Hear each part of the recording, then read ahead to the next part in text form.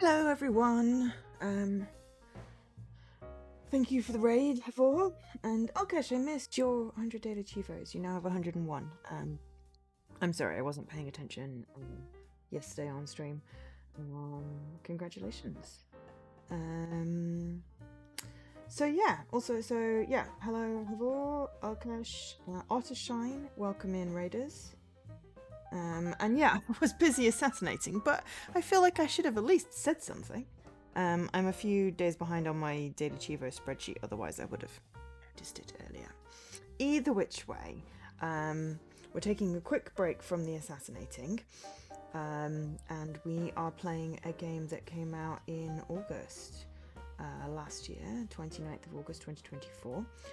It's a Chemco game called Raging Loop. It's an ID at Xbox game as well. Thank you very much to ID at Xbox for the code for this one. So this one's developed by Chemco. I think PCube may have had a hand in getting it onto some of the consoles. Possibly not Xbox, but either which way, it is out on all of the platforms, including Android and iOS, and PlayStation Vita. All of the consoles, and also, PC. It is a psychological horror visual novel taking place in a secluded Japanese village of Yadzumitsu, where a heavy fog surrounds the village, preventing everyone from leaving. Ancient gods have come back to hunt the villagers down one by one. The feast has begun. Can you escape the village alive? So this is one of Chemco's visual novel games, but it's also based on werewolf mafia, same as the game with the name of the aliens that we keep playing. It's the Loopy Loops. When my console loads my damn games, I will be able to go Gnosia! Same as Gnosia. But anyway, this one's called Raging Loop. Hello and welcome in. Vovan, welcome. Thank you. Gnosia, yeah. I was just waiting for the pins to load. My dashboard is so slow. But that's because I got a lot of pins. Nah, it's fine. It's a hard game to type anyway.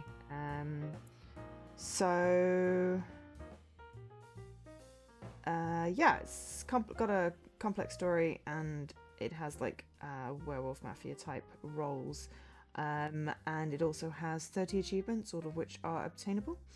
Price wise, you're looking on Xbox at $24.99 or $29.99, so it's a pricier thing, pricier game. So it's in the Loopy Loops. So hopefully I think there's some kind of flowchart type situation. But anyway, we like these kinds of games. So we are going to load it up, switch over, say hi. Pushing out the way and tell my watch to stop bizzing at me.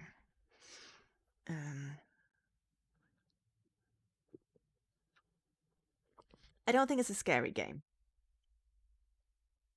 I say this as it says, this game contains violent, grotesque description of psychological horror.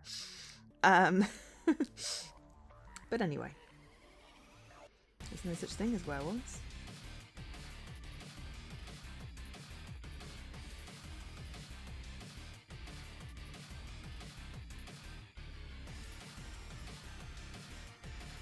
Raging Loop. I've seen it spelt loop as in L-O-U-P-E, as in wolf, as well, which is kind of cool. I don't know whether this is going to be something like Gnosia, where we want to do multiple loops, or whether it's a zero escape type situation where you need to experience it to get all the... Damn, now I want to play Zero Escape Nonary games again! That game is like thoroughly embedded in my head. Hopefully it's not disappointing like the Inescapable game that turned out to be a lot less like nonary than I was hoping.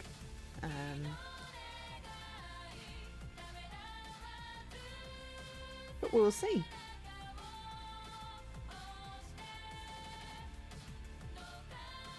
And also, it's Thursday?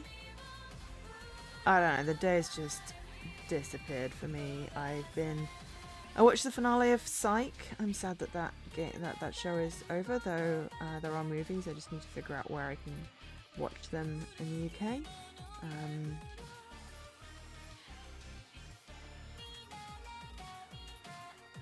I was obsessed with James Roday, who's the main character, which is always fun. I mean, I probably still will be for a little bit. I just read a couple of books because, you know, I've just got nothing better to do. All right, extra is currently blocked out. Let's see what we've got in options. Ooh, text speed, auto text, sound. Okay, background music. Ooh, wow, we only have like 4 options there. Okay. The voices apparently is Japanese voice acting, so we'll see how that works. I don't think there's going to be anything in the album. Ooh, multiple endings. Let's go, let's see.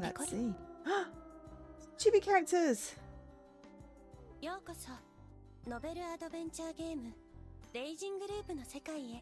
I bid you welcome to the world of this visual novel, Raging Loop. Okay.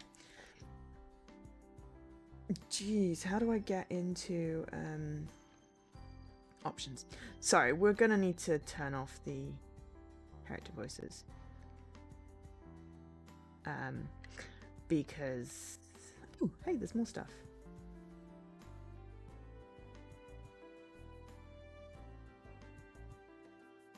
Force unlock. Okay, that'll probably be a good one for if you want to blitz the game. Okay, we don't want to RB anything, we don't want to skip anything. I am nobody special, honestly, simply consider me part of the interface. You may refer to me as Rikako. You are most likely playing this game for the first time, and I am here to explain a few things about it. This work is quite strange, you see. It's recommended that the uninitiated take the time to read everything here. Those uploading their gameplay should at least read the 4 videos and sharing section. If you read until the end, you'll find a sexy CG of me, which doesn't exist. We truly do live in a society, a harsh society. How sad. Now, where should I begin? Oh, okay. Let's just find out a little bit. I like that there's this cute little chibi character. Raging Loop is a visual novel. Much like with regular novels, the story is told through text, and the enjoyment comes from reading it. If you are familiar with the party games Werewolf and Mafia, this visual novel bears a close resemblance to those, but keep in mind it is just that, a resemblance. Sincerest apologies to those who are hoping to play an eternal game of Werewolf through 20 super AI Rikakos. I weep and bleed for you, truly, how sad. Of course, this is not merely a novel. As you carry on, you will sometimes come upon choices which affect the story. It's quite amazing. The characters have lively visual depictions as well as voices, making it easy to immerse yourself in this world.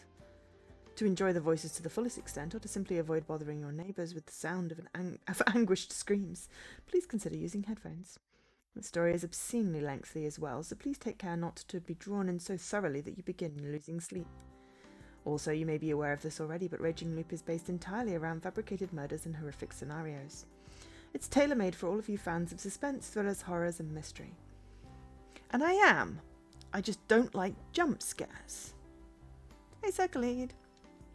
Of course, this is a work of fiction, so it has nothing to do with real people, groups, and incidents. It also includes fictional details about academic matters such as history, religion, mythology, science, and medicine. Relying upon it during exams would get you 0 points. How sad. Lastly, we do not endorse replicating the crimes and cruelty depicted in this work. There's nothing to worry about as long as you differentiate between reality and fiction. This is, after all, fiction. I'm sure you are intelligent enough not to conflate things that happen in the game world with things that happen in real life, so enjoy Raging Loop to your heart's content. Okay. Allow me to tell you about Raging Loop's special functions. Raging Loop's story branches out in ways so complicated it might be hard to follow. But there's no need to worry, for we have included a handy function called the scenario chart. There's a flow chart! You know how much Joe loves flow charts. You can access it any time by simply opening the menu, giving you an overview of the scenario. And that's not all. Using the chart allows you to move to any chapter you've already been to, anytime, anywhere.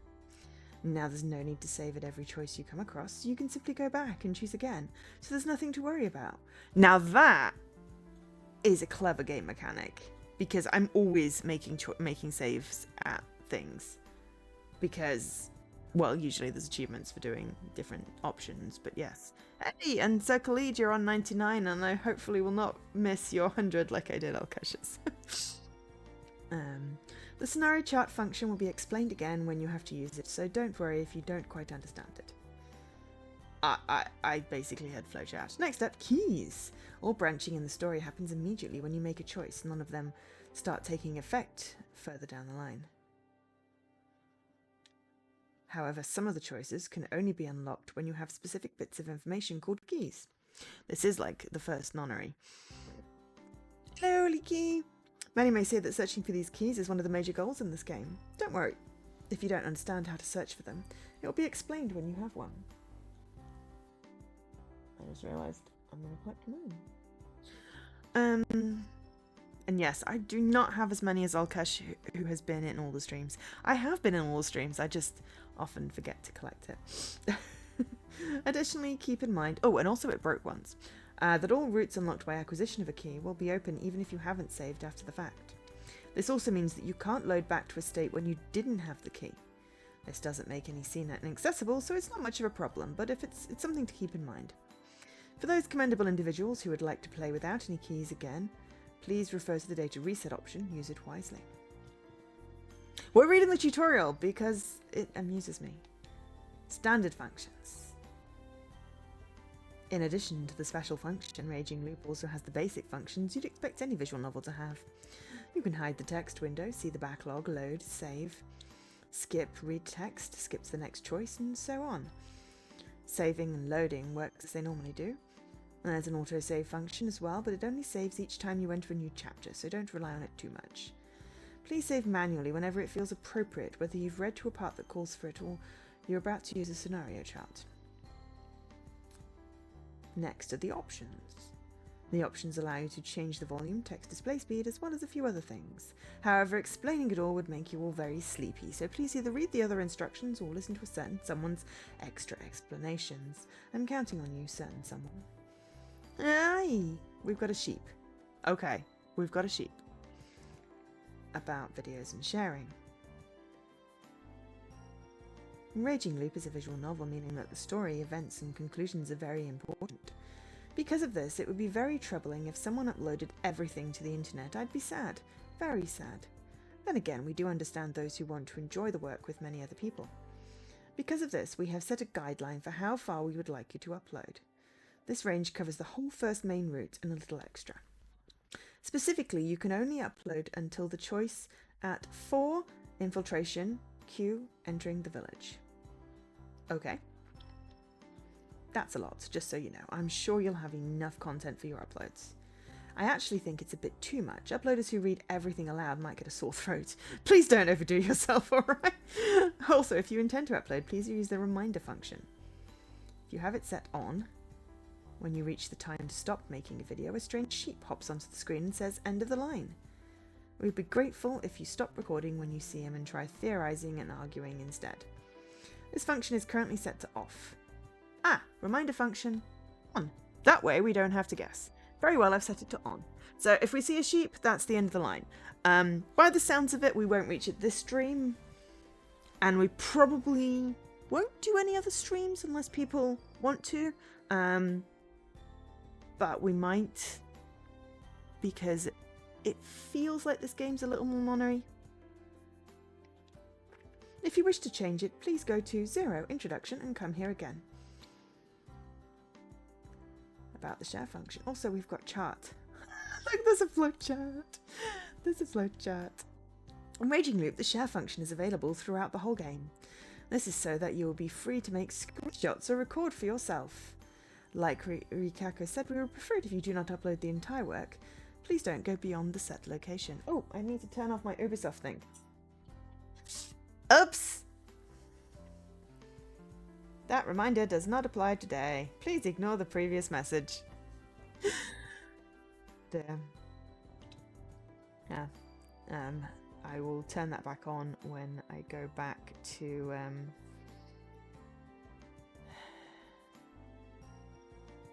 when I can delete that. Excellent. I mean, it went on the VOD, but who cares? Yes, it's not an Ubisoft game. This is an ID at Xbox game. Thank you to ID at Xbox for the code for this one. Okay. Otherwise, please feel free to use the function reasonably and responsibly. If there is a cat, we are taking a screenshot. Have to admit. All right, I'm good. I like this already. It's good City the Tony. Phew, that sure took a while. Thank you kindly for reading this far. Cute little chibi. Anyway, let's begin the story. Beyond the pockets of mist and hazes of blood at the end of the ever-repeating despair and grief, please come and witness the truth of the werewolf village with your own 2 eyes.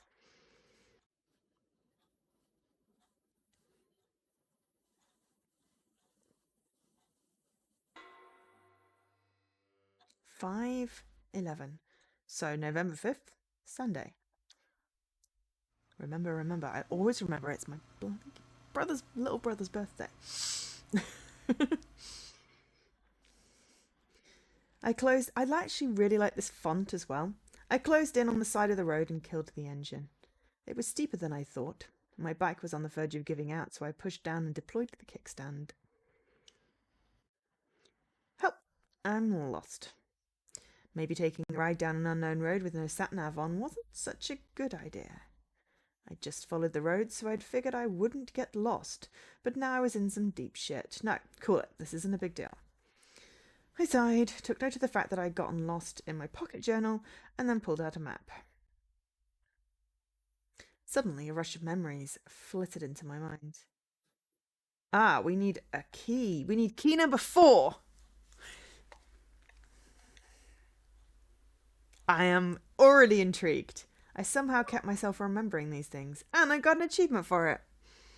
All of the achievements are story-based, but I don't know how many playthroughs they require, because there's a way to unlock everything, and you can complete this game in 30 minutes, less than if you don't want to actually play it. I want to actually play the game, so we are having story time today. Should I hashtag story time? Story time with Joe. I could still update the stream title. Bear with me a moment.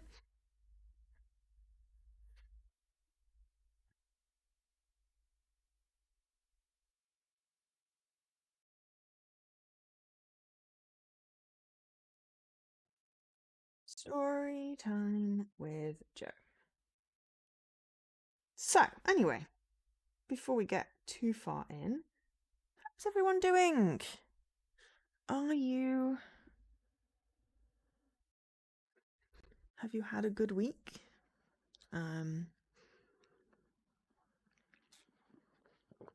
Playing anything good? Did you all remember to hydrate and eat whichever meal you're supposed to have eaten? Feel free to chat to me throughout the stream. After all, I'd gone on this trip to forget. Ugh. Enough of that. I gotta focus on what's happening right now. Life is simple, just like this road. It's dark and there aren't any guides, but that means all you gotta think about is whether you go forward or back. Going back wasn't an option in this case, so I just moved forward. Still, I wanted to know where I was at least, so I looked down at my map. It was all Greek to me. Last time I'd seen a sign, it was still light out, meaning that I'd gotten lost after the sun had set. Sure, it was my own fault for just guessing which intersections I'd been passing through, and that it had taken me 2 hours to conclude I was lost. Crazy to think that just 2 hours of aimless driving got me almost completely surrounded by mountains. They extended as far as the eye could see. If you flipped the scenery upside down and shook it, it's unlikely even a shred of civilization would tumble out. I like the imagery from the writing. Besides the asphalt below, my sweet ride and the lamppost above, the first one in a while, mind you, there was nothing man-made here. The pocket map I had wasn't detailed enough for me to figure out where I was. Guess I'll just keep driving. I'd go as far as I could. Worst comes to worst, I could just camp at the side of the road.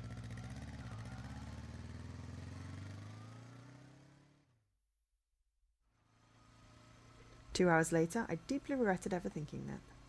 Basically, camping wasn't an option. This mountain road had no side to camp on. A dump truck I'd passed barely even fit on it. I'd also had my first close encounters with wild forest animals. I'd already seen 2 boars and 3 deer in these 2 hours alone. One of the deer had run parallel to my bike while intently staring at me, and I'd no idea what to think of that. I felt like it could smell my fear, and did that just to make it worse. How dare the thing do that to a human? We're the kings of this planet, damn it! I'd have to remember to eat some venison once I came back to civilization. Anyway, camping out here was a bad idea. I'd end up as either roadkill or animal food. And yet, I didn't back out. Why? Because I'm a pretty warped sort of guy and I won't pretend otherwise. That was actually the reason why my once comfortable relationship had gone awry and why I'd gone on this stupid trip. Still, despite acknowledging that, I chose to keep moving forward. It wasn't like I'd find a place to stay if I went back. I was actually starting to think that this experience might make a good conversation piece sometime down the road. It was really getting late at this point. Where would those roads take me anyway? It'd probably be disappointing. Soon enough the road became flat. It was out of the mountain pass. The forest remained abundant though, so I didn't see much. Even so, the streetlights and signs were enough to make me feel I was again nearing civilization. Was streetlights the right expression for lights in a forest? I'd have to look that up. As the road grew less rugged, I realised just how exhausted I was. All this bike handling had left my hands really sore too. I really had to rest. Suddenly I saw something unexpected. Powerful, colourful, artificial lights. Convenience store? Yep, that's exactly what it was. It was next to an intersection between the road I was on and another, even thinner road that could probably support only a single car. The sea of trees ended, giving room for the majestic child of our consumerist society. Yep, that was an exaggeration. Apparently even a damn store was a big deal for someone who'd just stepped out of the wild. It was called Freshmark. I'd seen several of them a few times during the day. It was probably a local franchise. The building didn't look all that old. At least the parking lot looked a lot smoother compared to the roads. This was a pretty weird place to build something like that, though. Was I close to a settlement, or did they actually make a profit off lost travellers? I'd just ask that or something. A local shopkeeper was bound to know what was around these parts, not to mention I was thirsty. I was welcomed by a weird chime sound. It looked like a normal convenience store. There were goods on the shelves, a counter on the left, and... Whoa. The worker at the counter was so mean-looking it was scary. She was so imposing I wouldn't have doubted if someone told me she was in charge of some ladies' army corps. Hey! Was that supposed to be a greeting? It was so damn cold it actually gave me chills. Was the store shadier than it appeared? Was I about to be stupidly overcharged? Was this how this place made a profit? By taking advantage of lost people and basically beating them out of their money? Shit, that was scary. Clearly, the Wonderland had only just begun. Ooh, I was sure excited for the beating. I grew more nervous and less enthusiastic by the second. I braced myself, but she just looked down at a magazine in her hands. Oh, so she was just a slacker. Slightly disappointed, I wandered around the store. It was about what you'd expect. There was a small shelf with energy drinks, followed by some stationaries, travel goods, sanitary stuff, etc. There were sweets that came with toys, a shelf of cup ramen and dried food, a fridge, a freezer. It all looked normal. It was late, so the dairy dish and packed lunch section was completely empty. Daily dish, not dairy dish. The only special thing about this place was a section full of unpacked vegetables you'd expect to see at a greengrocer's. Maybe all rural convenience stores were like this. I was slightly surprised by that, but there weren't any local fine foods or anything, so all in all it was an unremarkable store. If you ignored the clerk, anyway. I took a drink and brought it to the register. Huh. Yep, she really was the highlight of this place. Clerk smokes while dealing with a customer.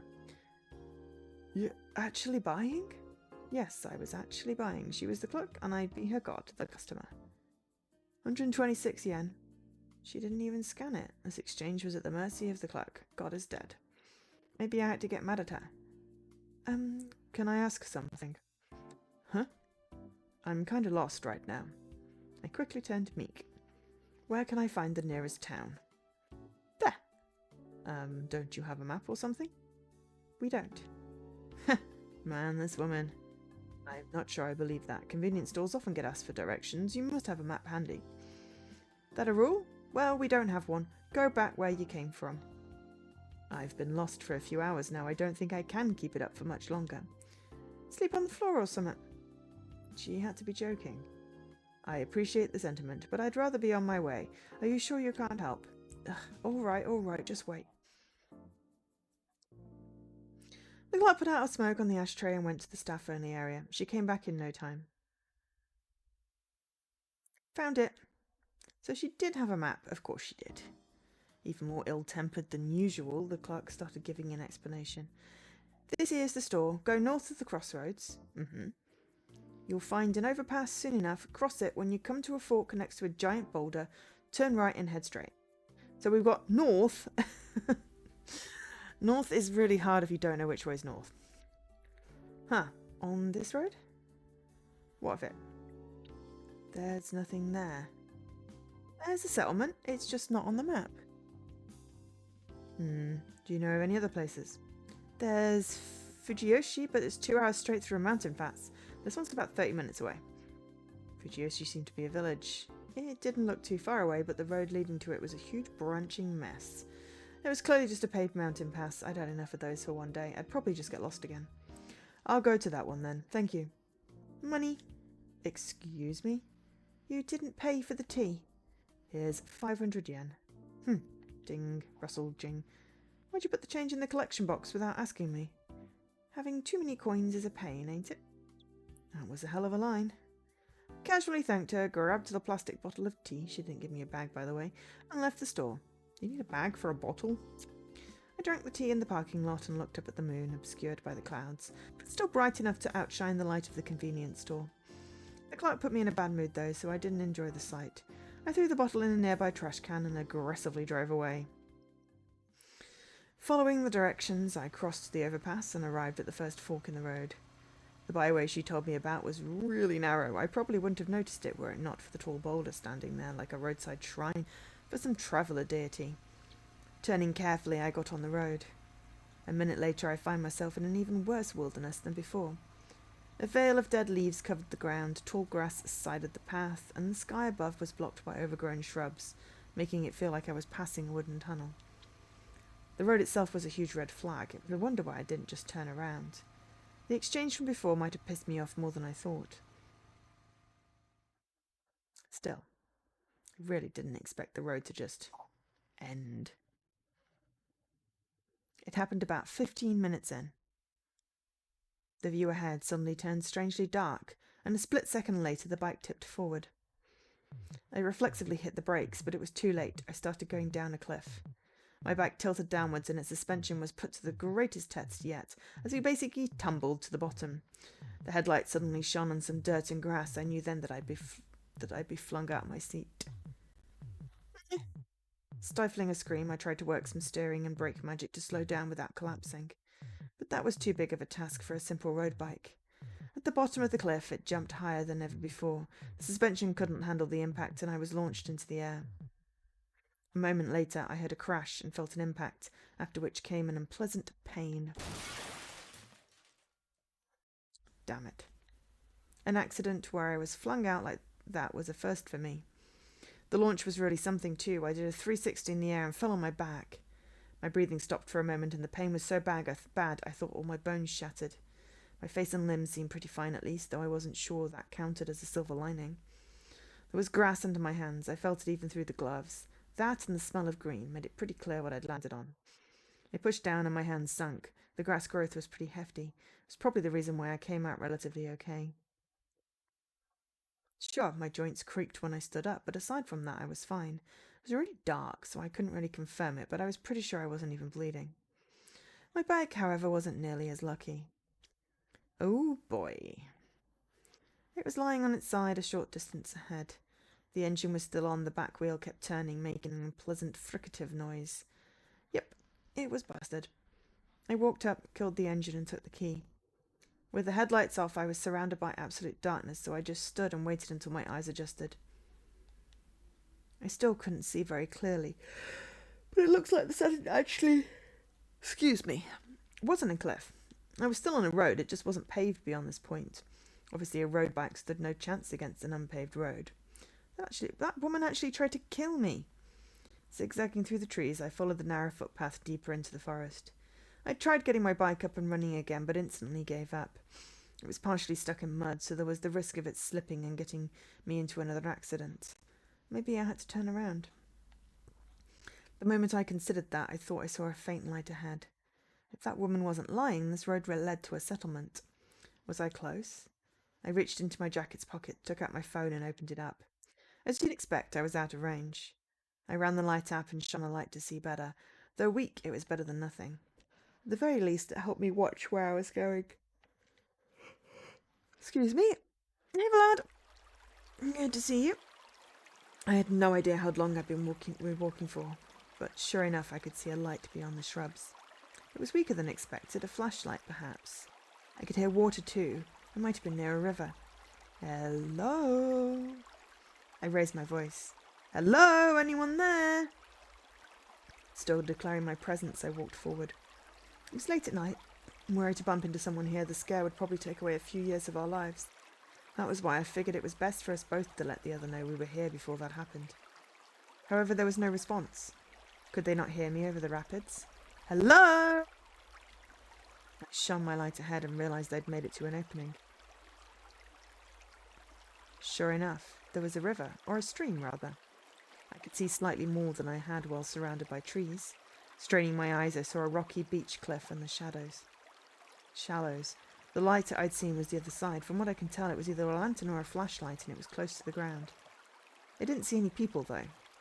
No one responded to my shouting, either. I was excited about it, but I decided to step into the water. Excuse me. Not the game's fault, just tired. The cold water quickly soaked my socks and shoes, and I could have taken them off, but I figured that crossing a river barefoot at midnight was a bad idea. But man, was it cold. I put my phone back into my jacket. I needed both my hands free in case I fell. Not stopping or backing down, I walked towards the light. It suddenly became deeper. The water reached my knees now. That was too close for comfort. Feeling the bottom with my toes and balancing myself, I somewhere avoided losing my footing. The flow was fiercer than I'd expected. If I slipped and fell, I'd probably be washed away. It suddenly hit me. I was doing something really weird, but it was too late to back down. Putting my hands on the boulders and carefully checking what I was stepping on, I gradually made it to the other side. Then, with an unpleasant wet sound in my every step, I walked up to the light. I could already see it clearly. Yep, it was a flashlight lying on the ground for some reason. There wasn't much space here. It was a narrow riverbed with a cliff right beside it. As you'd expect, I didn't see or sense anyone nearby. What the hell? Though old, the flashlight was working fine. The strength of the light told me the battery was pretty full. That meant that someone was actually using this tonight, or rather until just a few moments ago. That was the most logical conclusion. It obviously wasn't left here yesterday afternoon or evening. And yet the user was nowhere in sight, and I was near a river. Did something bad happen? Did the flashlight's owner step into the stream and get swept away? That was the most likely and worst possible scenario. However, the flashlight was left there practically buried in the pebbles. It didn't seem like someone placed it there to lighten things up. It was the dead of night. There was no way you wouldn't notice dropping your flashlight when it was so dark. Right, the fact that a light source was left in place like this was strange by itself. With that considered, what was going on here? What if someone heard my stupid shouting and decided to lure me in with a light so they could ambush me? Where would they attack from? Above? Hello? I heard a voice the moment I looked up. The rock cliff was actually made up of several boulders. There was a face peeking from behind one of them. Hello? Wow, a person! You surprised me. That was my line. Sorry, could you pick that up for me? The voice was feminine. I finally realized what was going on. So you dropped this? I picked up the flashlight and pointed it at the source of voice. Ah! High-pitched voice, slender hands, shielding the light. Sure enough, it was a young woman. It's so bright! Oh, sorry, this is me, by the way. That's creepy. Don't shine out from below like that. I'm actually a bit lost. I think a bit is something of an understatement then. Yeah, thought as much. Is this a settlement? That's a difficult question. Can you help me out at least? Help? I just need a place to hide from the rain and wild animals, that's all. Standing on a boulder, the young woman made a pensive face. Want to come to my place? And that was the conclusion she'd arrived at? Her face told me she was 100% serious. Place, my place. By that she surely meant a house, a settlement. Can I? I know I asked for help and all that, but I'm actually desperate enough to not hold myself back. As a man? Yes, I mean no. As a living being, I spent the last few hours aimlessly driving around only to fall off my bike. I'm dead tired and at my wit's end here. Oh dear, then what kind of living being would I be if I just abandoned you? And so I was saved. Oh, the beauty of living beings looking out for each other. Anyway, your hand, please. You can't climb up on your own, yeah? True. Honestly, I didn't even realise I'd have to. Meeting another person filled me with relief, which was followed by a sudden wave of fatigue. It wasn't crippling, though. She extended her left hand, so I grabbed it with my own left. Her slender fingers were stronger than expected. The girl's name was Chimi Saruzawa. I asked her if she was related to the Shinsegumi guy, but she said that her family just adopted the name at some point in the Meiji period. She was a 21-year-old who went to a college far away from here. This was her hometown, and she was spending her post-exams vacation here. We chatted about stuff like that once she'd led me out of the rocky ravine. It was actually a proper path, so the rock climbing was pretty pointless, but I was too focused on my footing to comment. She told me about herself as soon as we reached solid ground. And what about you? I'm Haruaki Fusaishi. Excuse my butchering of all the Japanese names. One of these days I will learn them properly. A graduate student in Tokyo College. Ah, so you're a bit older. I'm 24, so 3 years. I'd say we're in the same age range. Yeah, so don't you dare be formal with me. All right, but then you can be casual with me too. Can I really? I like it when girls are friendly with me. Well, I know what you mean. I don't like stiff socializing either. Sure, I'll treat you like a friend. Wouldn't have it any other way. That aside, are we there yet? Not quite. We're like 5 minutes away. Hang in there, Chief. What a lively girl. You could tell she was used to people. Also, watch your step and focus on just the light. Any reason? There are loads of pebbles here. It's dangerous. The moment she said that, I stumbled on a rock too big to be called a pebble. And it's pretty dark tonight. I couldn't even see the moon anymore. Nodding in agreement, I focused on following the light in her hand. I gotta change. Wait here a sec. And so I did, just that. Given this was a mountain settlement, I'd expected some old wooden house, but she actually lived in an apartment block. It was too dark to get a good look at it. All I could see were the cheap-looking walls like you'd expect from some old boarding house for students. Also, she lived on the second floor, in room 202. I'd heard some raindrops as we were climbing the rusty stairs, but now it was really pouring. Between that, the darkness, and the large tree right next to the building, it was nearly impossible to see what was going on outside. It felt like I was all alone in a world of nothing but the walls, the door, and the fluorescent light above my head. It made me feel somewhat helpless. I distracted myself from that by imagining her changing. Eventually the door opened up. Sorry about the wait, come in. All smiles, she showed herself, now wearing sports clothes. This was kind of exciting. Look at this place. It's completely empty, huh? Yep. But get a load of what's in the fridge. Magnificent. Let's drink. Hell yeah. Okay. Yep, her place really was empty. It was just a small room with a low table in the middle, a fridge near the door, and a large duffel bag deeper in. There were 2 old-looking bookshelves too, but they were completely empty. I wasn't bothered one bit, though. Any girl's room was a wonderland to me. Anyway, you went through some big trouble, so I'll drink to you. And I'll drink to you for helping me out. You're a real saint. We opened our cans, knocked them together, and downed them. Hey, it was actually good. The pleasant bitterness and the refreshing carbonation made for a good combo. Psst, so good. I live for this. Come on, you're too young to say that. You're right. I'm not despairing for my future or love life yet. You hear that? That's the sound of job hunting. It's a coming here fast. Don't say that, you'll ruin my beer. She laughed and took a huge sip. It was pretty clear she could hold her drink. Lots of assumptions being made here. That aside, something really bothered me. This might be a bit late for this, but can I ask you something? Go ahead. Her cheeks were already red. Maybe she didn't handle her liquor as well as I thought. She had a well-featured face, and I didn't think it was wrong to consider her beautiful. Sure, her clothes weren't the least bit sexy, but I could tell she had some makeup on. To you, I'm just a stranger who says he's lost, right? Yep. And you yourself are a young woman who invited that stranger into an enclosed space, started getting drunk. Oh. Don't you think this is dangerous? She kept gulping the drink even as she formulated a response. The very fact that I could just watch her do that made this a pretty risky situation, and yet I wouldn't say so. But time for a Shirazawa quiz. Yay! Here's the question. My virginity is threatened, yet I don't feel like I'm in danger. Why? What a fun girl. This only made me like her more, increasing the danger even further. Dude! Am I allowed to ask questions? Can I just assume that it's not because I look like a good guy? Well, I don't think you look like a bad guy, but no, I doubt you're good either. You look experienced with women, for one. That unintentional compliment showed that she actually did see me as a potential danger. There are two types of answers to this question. Either you expect nothing bad to happen, but wouldn't be bothered if it did, or you actually want something to happen. I can think of several situations for the former. For example, you're actually on the edge and don't care about what happens. Or maybe you're just confident you can defend yourself. Maybe you know martial arts and can easily kick my ass. Whoa, so logical. Let me guess, you're a scientist. Well, I guess you could say that. Now, for the latter, if you intend for something to happen, then I'm a thirsty perv or something.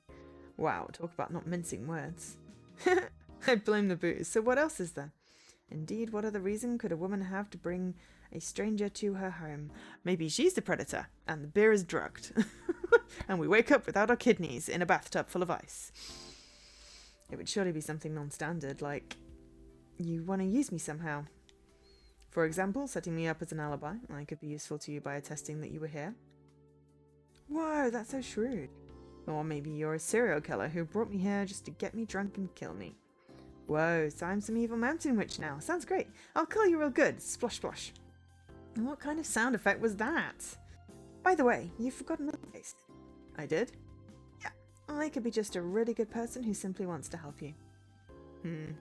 Was it time for me to be ashamed of my filthy mind? But wait, is that really important enough to risk being assaulted? Oh, so you're thinking of assaulting me? I'm just talking in general, you know, the cliche scenario. She stopped talking and turned red. It was so cute. Or she's actually a werewolf. And she's gonna eat him up, and not in a good way. It was so cute. I thought she was actually doing it on purpose. Man, was she drunk. And we were just on our second cans. Then how about this? If I don't let you stay here, something even worse would happen and I'd feel real bad. Care to elaborate? There's some scary wild animals around here. You might have gotten torn up and eaten. That'd have left a bad taste in my mouth, so I figured I'd just let you stay instead. I see, so you're balancing risk and goodwill. Didn't expect that. Really now, you got any idea how much of a bad guy you seem now? I do? I mean, you assumed I was a thirsty perv, a serial killer, or needed an alibi before considering I was just a nice person.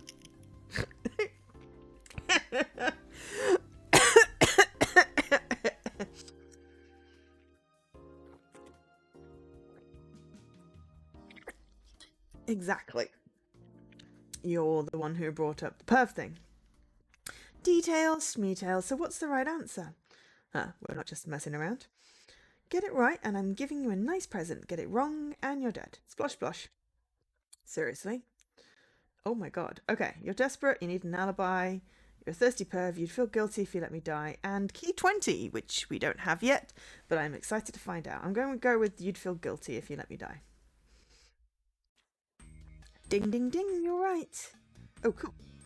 Well, I wasn't joking when I said this area's dangerous. There's deer, boars, wild dogs, and bears. I actually saw deer and boars on myself, but bears? Moon bears, though, they aren't big, but they do attack. It's pretty dangerous out there. That's just wild. But there's something even worse. What worse than bears? Snakes, monkeys, crows, spiders? Huh? Were they venomous or something? I really doubted that. Those really didn't seem worse than bears. Also wolves.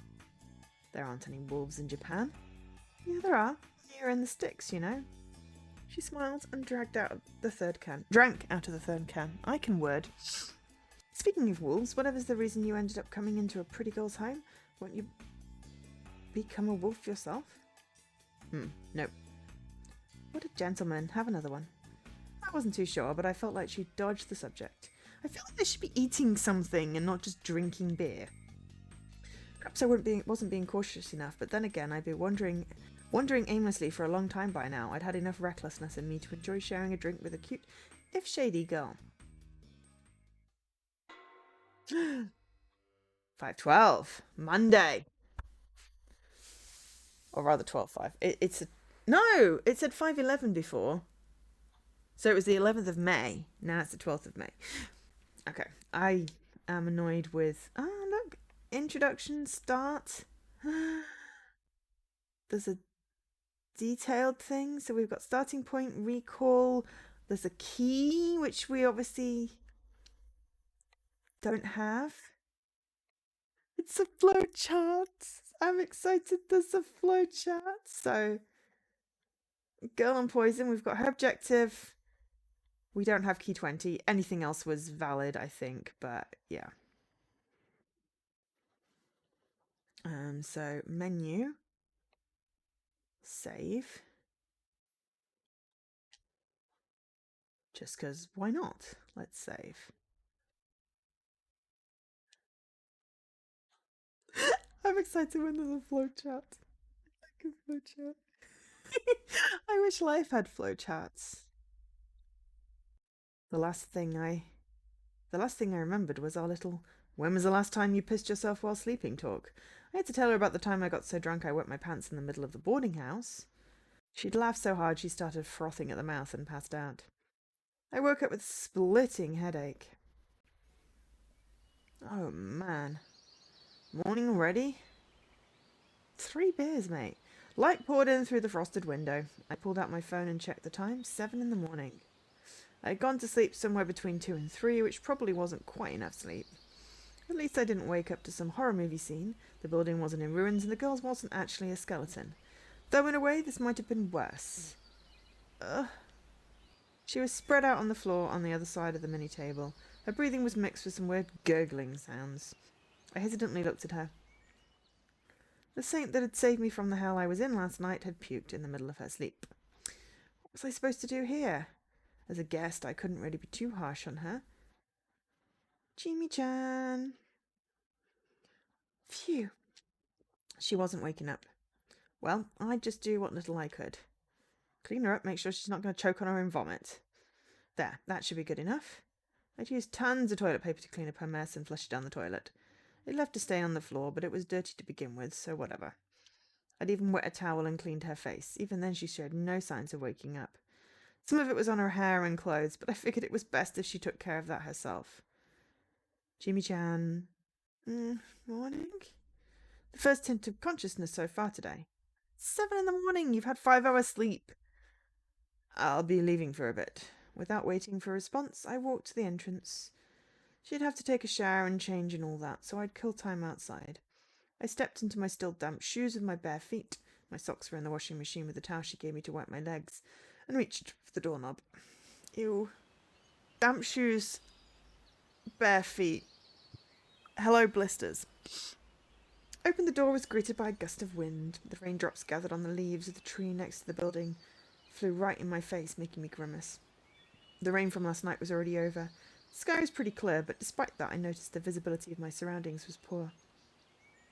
The building was surrounded by leaves. The old structure was basically buried in a forest of trees about as tall as itself. There were branches poking into the exposed hallway. It almost felt like they'd reach out and grab me if I wasn't careful. I kind of felt like I was in an overgrown ruin. I turned around and saw the room and Jimmy just as I left them. Yep, it was all real. It closed the door. There were other rooms in this building, which made me wonder if they were occupied. Oh, I wondered the same thing about the area in general. I pushed the branches aside to see if there were other buildings nearby. Suddenly, something entered my vision. It didn't feel right. Something that shouldn't have been there. The leaves I moved revealed a woman clad in curious clothing. The moment I recognized her as such, she opened her closed eyes. Did our eyes meet? Under the strong wind, I shielded my face from the spray of raindrops. Flowcharts! That's my answer today. When I looked outside, the woman was nowhere in sight. Was that an illusion? If not, then what? What kind of place was this? It could have been a real Hicksville, a marginal village, a bunch of actual ruins, or an illegal settlement. I had some theories, but I set them aside for now. I mean, you've got an actual apartment building, unlikely to be illegal, unless people were squatting now. It seemed like a place worth exploring regardless. I went down the stairs and found no... It just randomly looks like someone's plonked a building and trees have just grown around it. I went downstairs and found no sign of the woman or anyone else for that matter. You want to skip cutscenes in IRL? I mean, sure. But doesn't that mean you're going to miss what people say? Don't you do that anywhere and your brain zones out? Mine does. It's like, oops, I missed that. I wasn't paying attention. Or I was looking like I was paying attention and I didn't hear you. Short distance away from the building, I turned around and sure enough, it was pretty much covered in trees. I went to the place where I saw the woman. There were footprints in the grass here. Maybe I'd find her if I followed them. But you can do whatever you like. That's the thing. That would be useful.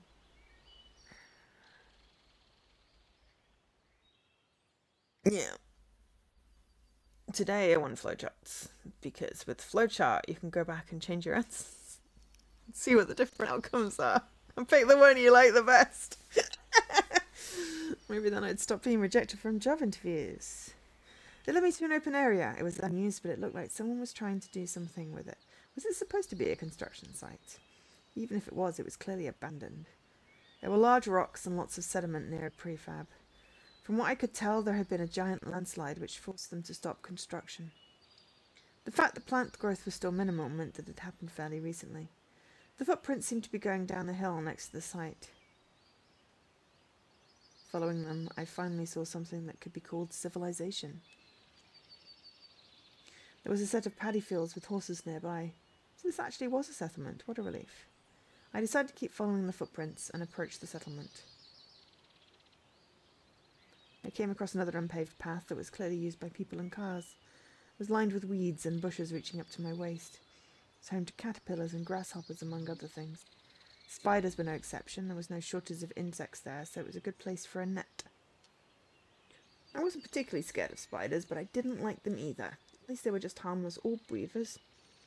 Regardless, I avoided these bushes just in case and followed the path like the good city boy I was. There was a large boulder surrounded by grass. It was strangely tall, making it look like it was put there by people. On its dewy surface there was a grey tree frog ready to go after the many insects gutted about. I walked a bit further and came across a house with a small field nearby.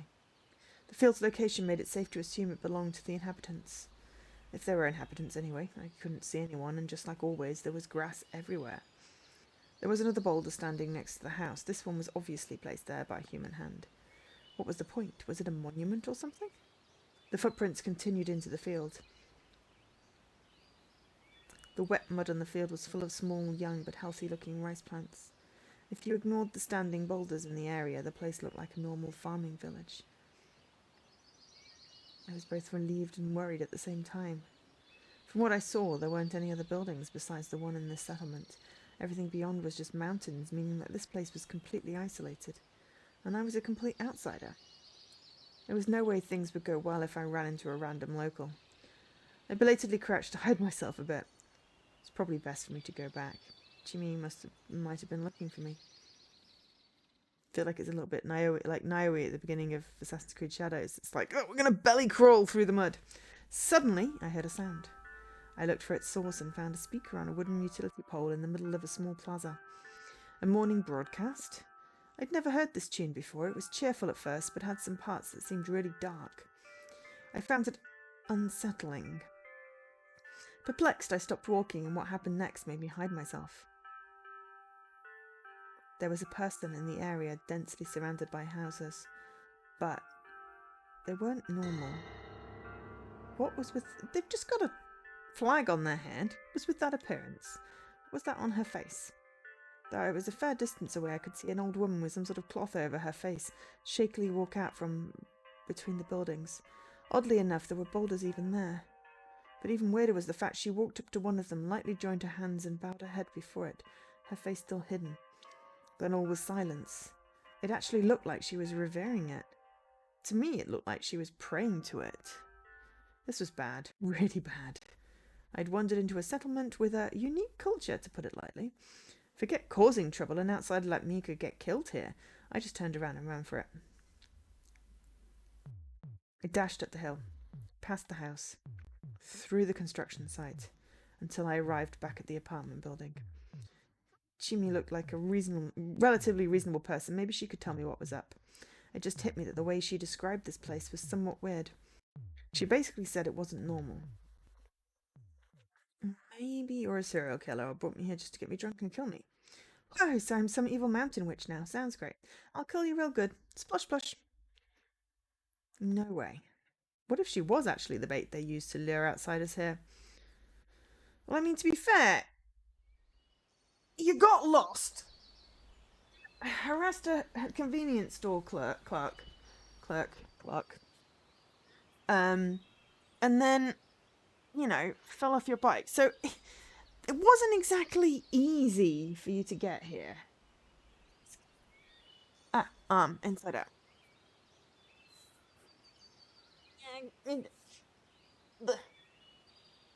Eventually, the broadcast stopped. Right, it's better. Jimmy still hadn't come out of her room. She didn't respond even when I knocked or called out to her. I didn't have to worry about this, right? That just made my inexplicable unease grow worse. What if this was a trap? Was I in a dangerous situation? I had to talk to her. If she was a normal person, anyway. I mean, if she's not, you're kind of screwed, anyway. Maybe my best option was to run away right now. Run away! I wouldn't know where to run. I couldn't remember the path we'd taken here, though I'm pretty sure we went uphill, so maybe I had to go down? If I avoided the settlement and went back to the mountain stream, I could escape by following the wild roads. That was my best option, even with the difficulties considered. Thankfully, I'd taken my bag with me. I took out a 5,000 yen note and put it in Chimi's newspaper box. It was payment for last night's beer. The moment I turned around to take my leave, the door to the room next to the staircase opened slightly with a creak. I saw an eye glaring at me through the gap. Ah! A high-pitched scream pierced my eardrums. I screamed too, scared shitless, and ran for it. Suddenly I stepped onto the wet hallway floor at a bad angle. I fell. Thud, thud, thud. Haru-chan, what's wrong? Whoa, who's this old guy? Who are you, and are you all right? The reasonable-sounding voice prompted me to shake off the pain and raise my head. Oh, there were two boys in formal-looking school uniforms. Are you all right? He repeated the question. Yeah, I was just startled. You friends with Chimi? Chimi? Oh, you mean Chimi-chan? Are you a friend of hers from college? She didn't tell us anyone was visiting. Oh, I just got into some trouble and she helped me out. There's nothing shady about me, though. I know that's hard to believe. He really is, old man. Man, how do I handle this? Anyway, my name's Haruki, Fusashi. I'm Yasungana Oribe. This is Chikamochi Kamoshida. Anyone who speaks any Japanese is just, you know, laughing at my pronunciation right now. I do apologize.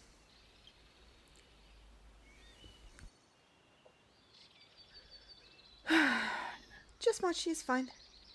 Good to know. If I called him that, maybe he'd stop calling me old man. 24? And this is... Chan, what are you doing? We don't know him. Apparently this Haru-chan was the person who looked at me through the gap in the door and screamed. He seems safe. Come out. A moment later, she slammed the door shut and after a few more moments of hesitation opened it again. Whoa. She looked like a student too, except her fashion sense was exceptionally flashy. Who are you? Name's Haruki God. Do I have to keep saying it? My name's Haruki. I crossed my motorcycle nearby, and Chimi Sarazawa-san helped me out. Wait, are you saying you spent the night in her room? Yeah, She cut my words short with her ear-piercing shriek. So that's why it was so noisy. What were you thinking? You're not supposed to enter an unmarried girl's room. It's indecent. Yes, I was hesitant too, but Jimmy-chan was kind enough to let me in. Why are you acting like you've known her your whole life? Wait, she's not getting out. Don't tell me you... There's a 5,000 yen note in the door. Ear-shattering scream. Don't tell me you... No. She just gave me lots of booze. I'm paying back for that. His body is worth way more than that. How dissolute. The hell were these kids saying? Hey, can you help me out? You drank with the girl you just met and she's not coming out. Crap, I had no allies here. Oh, what's going on? And so the subject of the conversation joined in. Oh, Jimmy-chan, can you tell them what happened last night? Something was off about her aura. What happened to the lively girl she'd been yesterday? Jeannie, did you... Man, this is embarrassing. Whoa. Wait, hold on, stop. I can't be a bride anymore. Oh god, what the hell have we walked in on? My dude on the left there is like, yeah, what? You used me. You used me. Man, what a mess. Though Jimmy's face was all pale, she was actually grinning. She obviously had a bad hangover, but that didn't stop her from messing around. After calming everyone down, Jimmy explained what actually happened. How we met in the middle of the night, how she let me stay out. Hey Tom, how you doing? Now how we drank ourselves silly and how nothing happened between us. Man, it's been so long since I drank that much. Guess I wasn't prepared for it and puked it out. Sorry I had to see that, Haruki-san. Hey, I don't mind it. That Haru-chan girl still looked at me funny. Absurd. But yes, we are doing a visual novel, which is a sort of werewolf mafia style one developed by Kemco. So far, all we've managed to do is get completely lost, fall off our bike, wade through a stream, and get screamed at a lot by people. We've ended up in some weird out-of-the-way village in Japan. How's your day going? Anyway, I was so tired yesterday that I couldn't refuse her kindness. Well, this is Jeannie we're talking about. She does whatever she wants. He's got good reasons for being here, so maybe the elders will understand. Where did you find him, anyway? Well, next to the river, further down. My words made everyone change their expressions. That's a big deal. 2 people over just 2 days? Did I say something bad? He was going to get out sooner or later. We made quite a scene, so I wouldn't be surprised if everyone in Yazumizu already knows. Hey, what did you mean by 2 people over just 2 days? Don't touch me, you're filthy! I wasn't trying to touch her and I wasn't filthy. Sure, I hadn't had a bath in over a day, but still! Hey you, why is it a big deal? Toba's gonna go... Well, that sure sounded bad. Can you tell me more? It's a bit complicated. For now, just keep in mind that this is the countryside. Things are a bit different here than in the city. This guy here was Oribi-kun. Ignored Chimi and he was the easiest person to talk to. What should I do? Just leave it to me, alright? And it's time for students to eat, isn't it? Oh, but I want to see where this mess goes. No, you don't. Just go already, we'll catch up. Well, I guess it's best to go back separately. There's probably going to be some disagreements. Yeah, I knew you'd understand. Yes, you can. Take care of them for me, alright? Sure. Stop treating me like a child. Yeah, I'll swear I'll poop on you. Let's just get going, you two.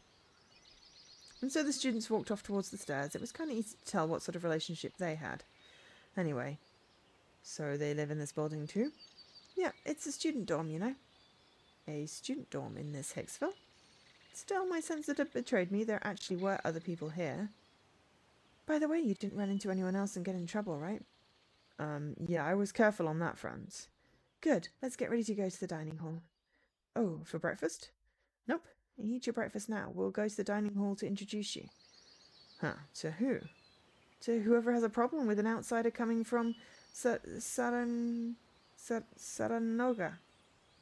Oh, so like that Taiba person, huh? I'm in your hands then. It's fine if you're that grateful. Keep what happened this morning a secret. Sure thing. What's Saranaga anyway? That river? Yep, the river's called Saranaga Rapids, but the... rapids, not rabbits. But the area around it's called Saranaga. Saranaga. The place has some cultural significance. It does? Yeah, they say it's a corrupt place where the dead return from the other side. Oh. So that's why they'd reacted like that. Any other rules or customs I should be aware of? Oh, there's lots, so just leave everything to me, alright? Gladly, on all fronts. If I may ask, am I in danger? Nope, but you should try to escape before something unpleasant happens to you. And you're going to lay the groundwork for that, huh? Yep. The settlement I'd strayed to was a weird place, but at least the guide was reliable. And she wanted me to leave ASAP, huh? That was depressing. Ginny gave me some cup ramen for breakfast. She boiled the water in a small electric kettle. The girl herself was too hungover to eat anything. I did take the opportunity to pay her back for last night's drinks in person, though. Then we made our way to the dining hall. What are these boulders? They're like charms, I guess. They've been here forever. I've never seen anything like them anywhere else. Oh yeah, I guess they're kind of unique to this area. She led me along a narrower path than I'd followed earlier. It didn't seem like any cars used this one. It was very farmy, I guess. This area was also littered with those boulders. Some were cracked, broken, or half buried in the fields. They were clearly religious symbols, but it didn't look like they were that important these days. Or were they? Now that I knew I was safe, I once again became curious about this place. Excuse me, sorry. Oh, there's a person. He was working on the field. That's Takumi-chan. Shimi waved her hand. The man responded, but then froze mid-wave. Let's go. Are you sure we should? The guy looked pretty surprised to see me. Don't worry, he'll be at the dining hall soon. We'll explain things then. Hey, Bilius. Well, if she said so. As an outsider, I had no choice but to rely on her. This was part of the village I saw this morning, where the buildings were more densely packed. I didn't notice it back then, but it was actually kind of weird. Basically, it felt desolate. The wooden bungalows in particular were more or less overgrown, buried in tall grass and other greenery. If this was all I saw of the village and someone told me it was abandoned, I'd have easily believed them. However, two of the buildings stood out. Pretty. There was a hall right beyond the hill. It wasn't that big, but it looked grand and well maintained. The other building was obviously the dining hall. It looked a bit dirty, but I could tell there were people inside. From what I could tell, it was the most lively place in this poor excuse for a community. Judgy much? Suddenly the three students walked out chatting about something. Ah, Jeannie and Fuzai-san. Fuzai-san. Words. Morning again, aren't you a bit late? We took forever because Mochi doesn't stop saying nonsense. Yes, I am evil, give me miso soup. Oh, you'll make it if you hurry. Behave in class, you guys. Half dashing, the three ran up the path we came from. They're all in high school, huh? Yep. There's a branch school all the way up the mountain. I was going there myself 3 years ago. Sounds like a hassle. It's not all bad. At least we get to live in that dorm. She was entirely straight-faced. There wasn't even a hint of a smile. All right, let's get psyched. Yeah. I'm not convinced. We laughed a little and passed the curtain. Welcome. Oh. The inside was as aged as the outside, but it looked well maintained. Is he a visitor, Chimi-chan? The hostess-looking lady asked. Though somewhat aged and fatigued, I don't need to say that twice. She was definitely beautiful. There were 2 others beside her. One was a lady in her 70s or 80s. She was probably the one I saw this morning. The silhouette matched. The other was a man who seemed a bit younger than her, probably in his late 60s. Though they were just sitting there was a menacing aura about them. I'll introduce him. This is Haruaki Fusashi. I found him at Saranoga last night and took him into my care. Their reactions were powerful. The lady gasped while the two elders rose to their feet with alarm. The tension that was already there at the moment I walked in reached its peak. I know you're concerned, but this is just a coincidence. Unlike that little girl, he knows exactly where he came from. He went on an old path with his bike and crashed. It's actually really sad. That's why I think we should help him leave. What do you think? I mean, he was on his bike and crashed, and then he walked out of a river where the dead return from. Anyone else thinking supernatural? Possibly we're dead, this is the afterlife, though the afterlife is weird and has beer. I do not care for beer. Beer is weird.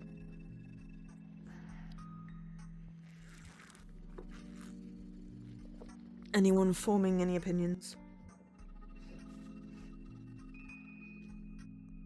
I felt like doing that.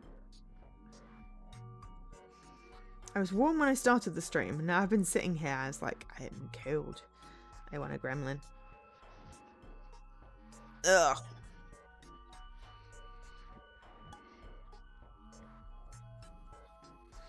I also want chocolate. Possibly cheese.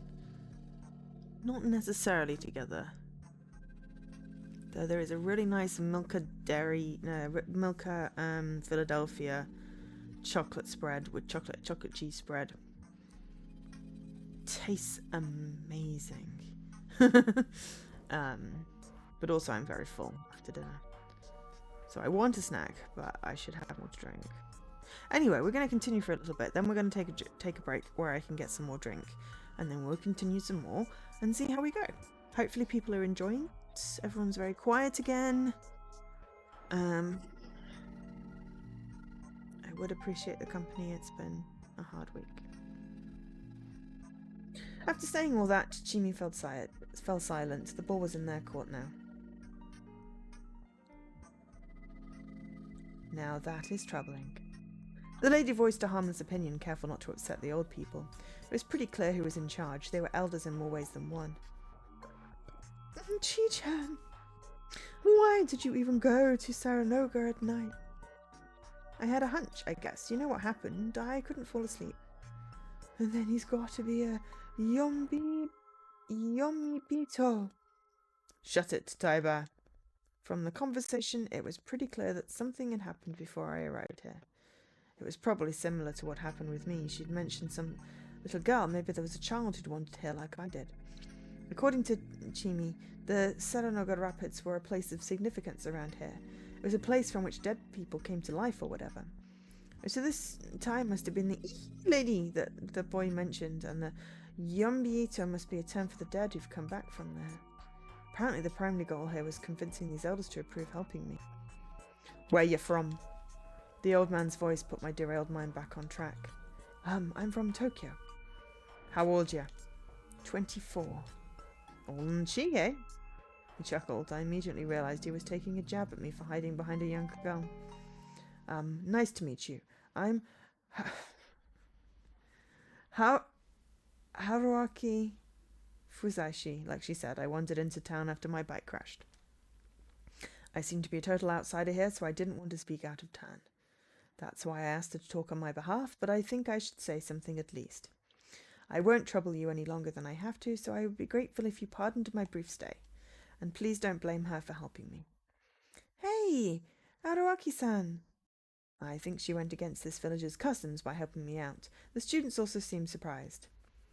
I'm an adult. I'm willing to take responsibility for any trouble I caused as best I can. So please put up with me. I bowed my head. He seems all right to me, Taiba. Don't know about that. Look at his hair, all coloured brown. Shit, I forgot I didn't look very presentable to more traditionalist people. Outsiders are all like that. Just help him get out of here, he says. Do what you want. I guess I got their half-hearted approval. Haruki. Haru, eh? Like my granddaughter. What a mess. Oh, so that means you're... He's Haru-chan's grandpa, Kanzo Makishima. Ah, pleasure. I didn't know what else to say. Haru-chan and I weren't on the best of terms so far. Anyway, it seemed like we were past the difficult part. Drove into Saranoga, eh? No, actually, I asked for directions at a convenience store, went down a side road and ended up losing control on an unpaved section. And then you went in Saranoga. Why didn't you turn round? Wasn't impressed by my choice of actions. It just hit me that I had no idea how much time passed between the crash and my meeting with Jimmy. Takuma and I'll go see it. Takuma's working in the field. It's to get him to leave. Let the boy help.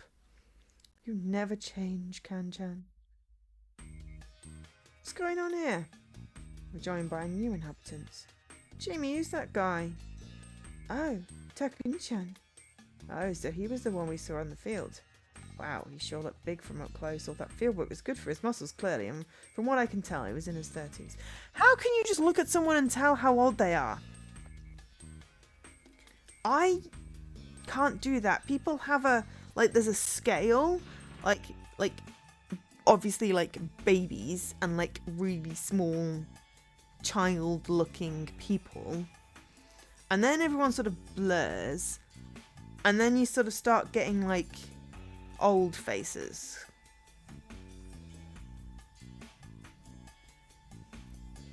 But yeah, I can never tell how old someone is. People can never necessarily tell how old I am, but yeah. I am really tired. Haven't been sleeping great.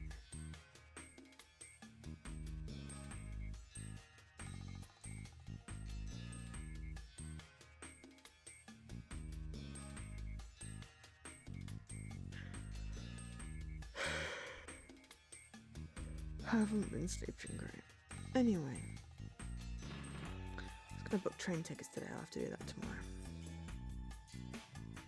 Maybe I'll go for a walk.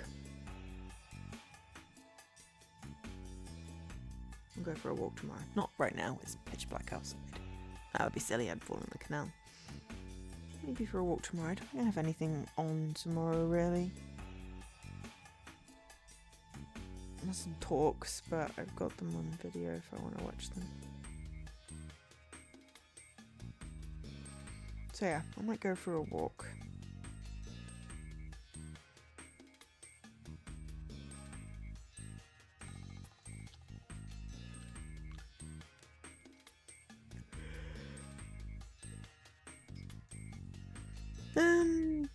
As Jimmy introduced me and told him of my situation, I found out his name. Takumi Muro. Man, that must have been hard. So, old man Kanzo? We'll pick it up. Thought so. Iba-chan. Wait a bit while I help the guy. I already spread the stuff on the field, so I'll mow the grass at noon. It's a good boy. It ain't a big deal. I'll be so quick you'll think nothing happened. Good to hear. Nothing, eh? Boy. Huh? Me? What is it? You're in Yasumizu. It ain't a good place. Huh? It was the place that wasn't good, not my presence here? We don't like outsiders here, and outsiders should let sleeping dogs lie. So you should hurry on and leave. That's the plan. So it's settled. Yep, thanks, Takumi-chan. I was beginning to understand how things worked here. Although Kanzo Makishima's voice was the most powerful here, it was also important to get Tai-san's approval. Kanzo-san was probably in charge of tackling the settlement's practical problems, while Tai-san provided spiritual and moral direction. Sorry, San, not Chan. Oh my god. San is the honorific, respectful. And I'm saying it wrong, and I'm not being to be disrespectful. I'm just not used to saying it, and got the wrong honorific. My bad. I don't know what Ni-chan is, though. I've not seen that one before. And when it was time to be civilized, Takumi-san came and convinced Tai-san, acting as an intermediary. It looked like Takumi-san himself. Oh my god, I can't word anymore. Maybe I should have a break now. Understood such subtleties, and Chimi seemed to rely on this side of him. Here you go. The lady brought some tea to the old folk. Perfect timing. Oh. Kayori-san, looking forward to getting some food. So that was her name. Sure, I'll make a lot. It'll be a reward for waking up early and working hard. Hey, I'm doing it for Yasumizu, Ba-chan, and you. It's nothing really. Oh my. These two sure seemed to get along. They looked about the same age too. Would you like something to eat too? No thank you. I already ate. Then here's some tea. I can also get you a light snack if you'd like. What would you say to some onigiri? Ooh. Can we see the onigiri? Because I loves me some food pics in a game. Oh, that would be... Sorry, can we borrow the phone? We need it real quick. Oh. Sure, but why not have some tea first? Thanks, but it's urgent. Let's go, Haruki-san. Sure. It didn't look like I could say no. Maybe we're not supposed to drink the tea? Is it like drinking the Kool-Aid? We went up the nearby stairs to what seemed like a living space. At the end of the creaky hallway, there was a blank rotary phone. A rarity in this day and age.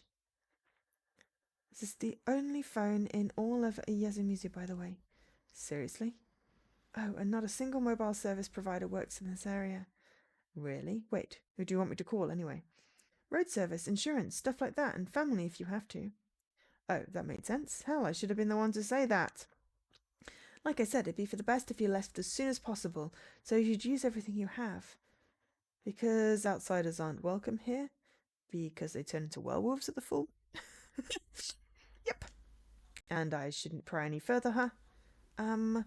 Haruki-san, I see you catch on quickly. That's good. But you also seem really curious. It shows, huh? Oh, of course it does. Honestly, though, you should avoid sticking your nose into things. Because we'll part ways soon anyway? Exactly. That's kind of sad. Oh, you want my contact info? If you're willing to give.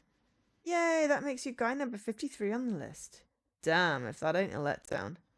We still went on to exchange our info. I could only hope that being a number 53 wasn't as big a problem as it sounded.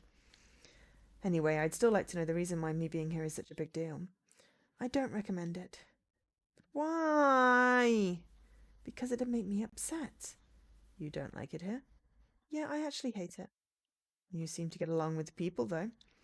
That's just how it looks. I was a huge problem child, so I feel kind of awkward around the older folk here. And there's tons of things you can't see right away. Oh, but I can't say I actually hate the people.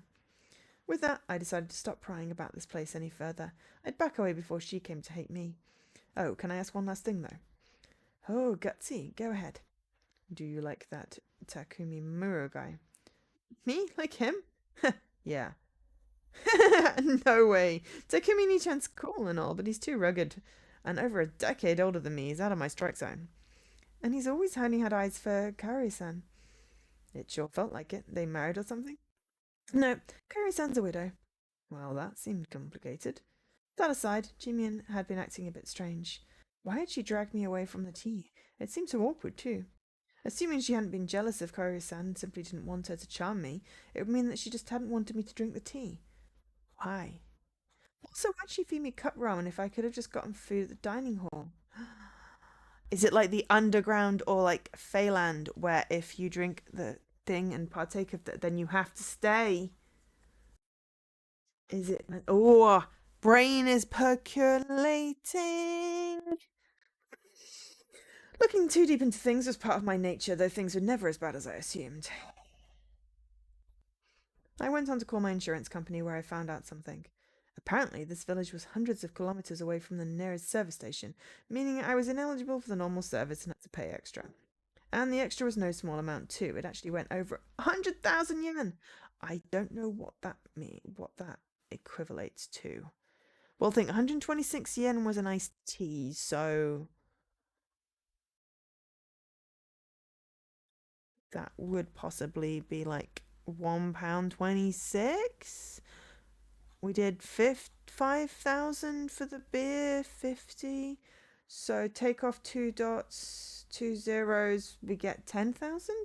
That's still a lot of money. Wait, no. 1,000. That's still £1,000, potentially. Dollars, pounds. Yen is like lira. Because I always liked going cinquecento mille lira. And stuff like that, which means 500,000 lira.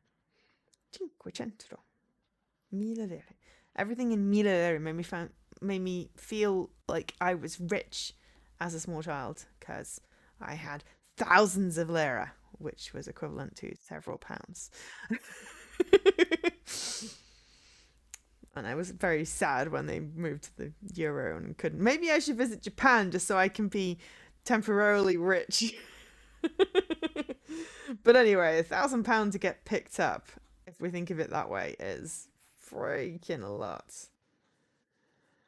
Also, I could have avoided this if I'd taken a more expensive plan. This was all my own fault for not taking the bike salesman advice. Shit.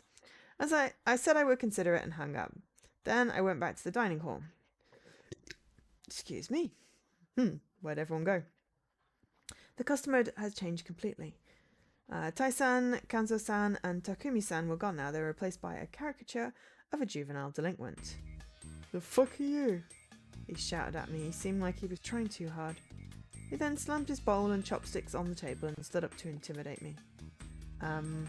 I'm insert name here, because I'm not stumbling over it again.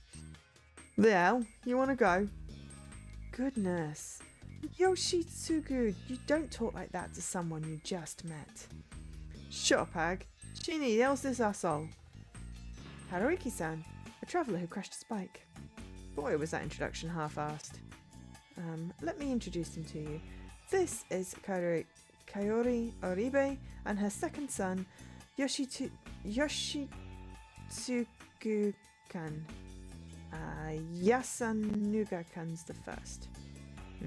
Yasunuga-kan? The guy you introduced me to this morning? They may not look like it at first, but they're alike, don't you think? The Oribes, what an unpredictable family. Stop talking about bro, you ugly bitch. Call me that all you want, I'm confident in my popularity. And from what I'd seen, that confidence was well justified. Fuck off back to the city, you idiot, stupid dumbass. Oh no, Haruki-san, I don't think I can argue with that. What, you an idiot? Alrighty then, stupid. You're stupid. Oh, how mean.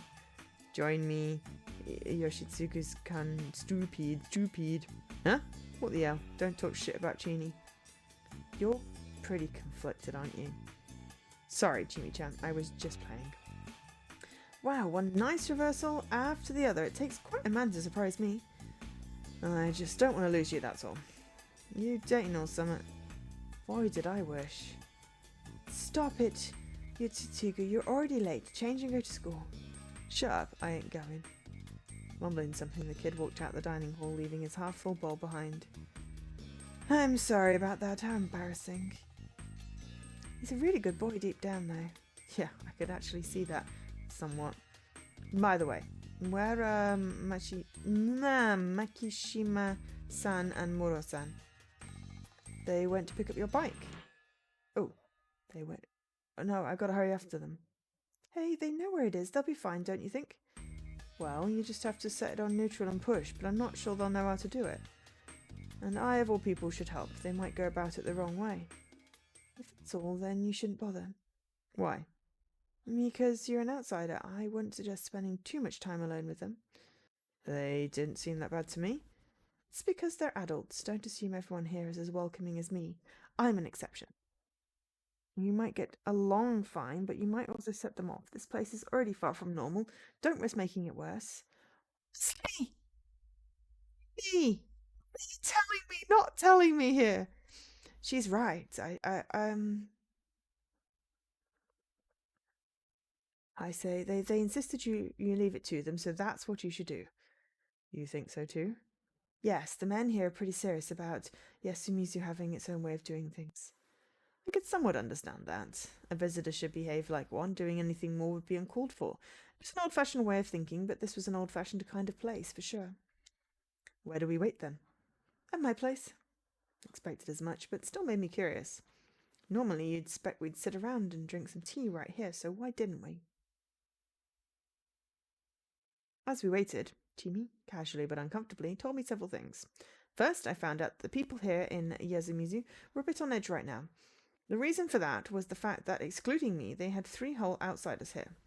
I'd assumed this myself from what I knew so far, but apparently yesterday morning a little girl was found straying around the Saranoga River Rapids. They couldn't find out her name, let alone who her parents were, so they didn't know how to handle her.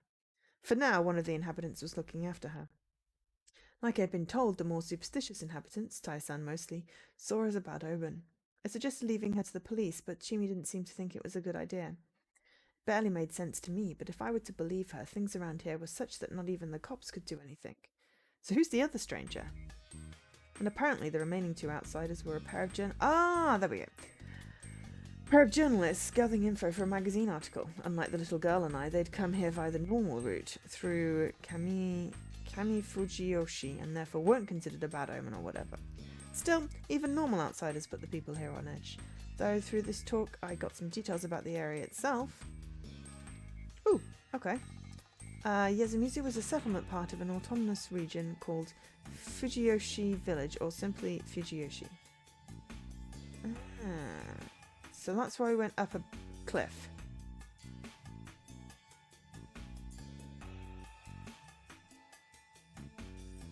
Interesting. It had also been on the map I'd been shown at the store. Yes, because this is something about a couple of hours. Fujiyoshi was split into 2 areas, Kazimizu and Kami Fujiyoshi. They were separated by a mountain. Going to Kami Fujiyoshi took about an hour by foot or 20 minutes by car on the winding paved road. Side note, the school the students went to was in Kami Fujiyoshi. These 2 settlements had ties so strong they shared customs and culture. Jimmy said the local seasonal events were quite unconventional. I asked her to elaborate, but all she would say was that Yasumizu had special meaning to Fujiyoshi. She was making me more suspicious than I wanted to be. This conversation wasn't nearly as exciting as the one we had last night. Well, at least I found out she didn't have a boyfriend right now. Very intriguing. On that delightful note, we are going to drop a save, just so that we've got a save. Oops. We are still in Dense Mist 2. Oh, we needed key 12 for that, and we're just carrying on in here. So, we're just going to have a quick break, get some more tea, possibly a small snack. I don't know. So, take the chance to do that yourself, and I'll be back in a few minutes.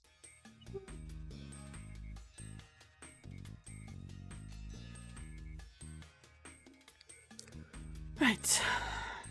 Of course, I've got a snack, and I'm reading this, so this is going to be interesting.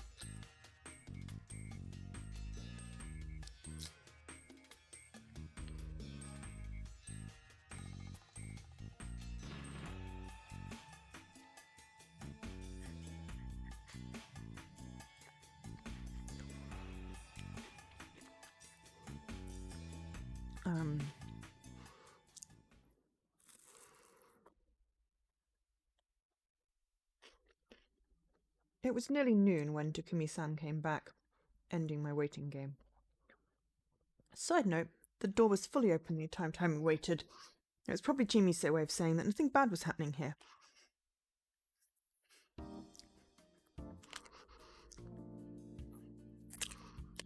Oh.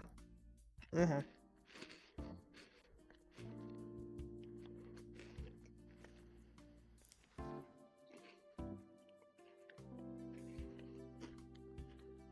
Tried to take a small dainty bite and it broke off.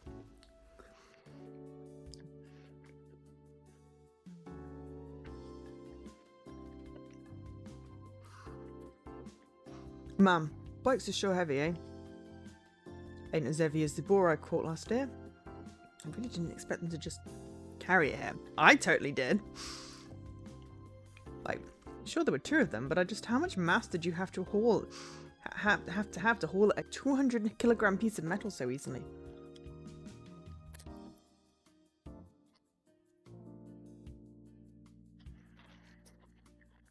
The unpaved road and the river made my sweet ride damn muddy.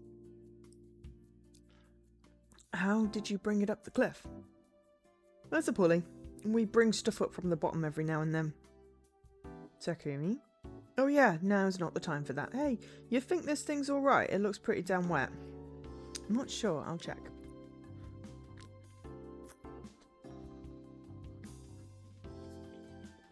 I'll leave the rest up to you then. Oh man, this took longer than I thought it would. It fine if I do the sharpening tomorrow? Nah. I saw them off with a loud thank you.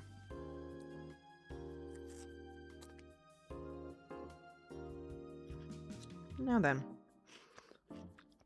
Need help? I'll see what I can do by myself first.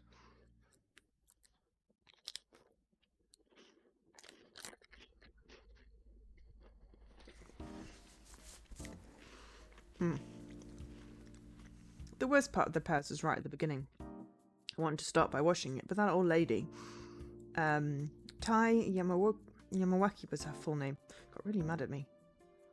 She didn't want any Saranaga mud on the ground here because it was corrupt or something. But this plaza was the only place with easy access to a water supply tap, so I did my best and convinced her to let me wash it as close to the edge as possible. Once it was clean, I could start checking what was wrong with it. It actually looked pretty good, bent in places sure, but the wash got rid of the bad sound the wheels make.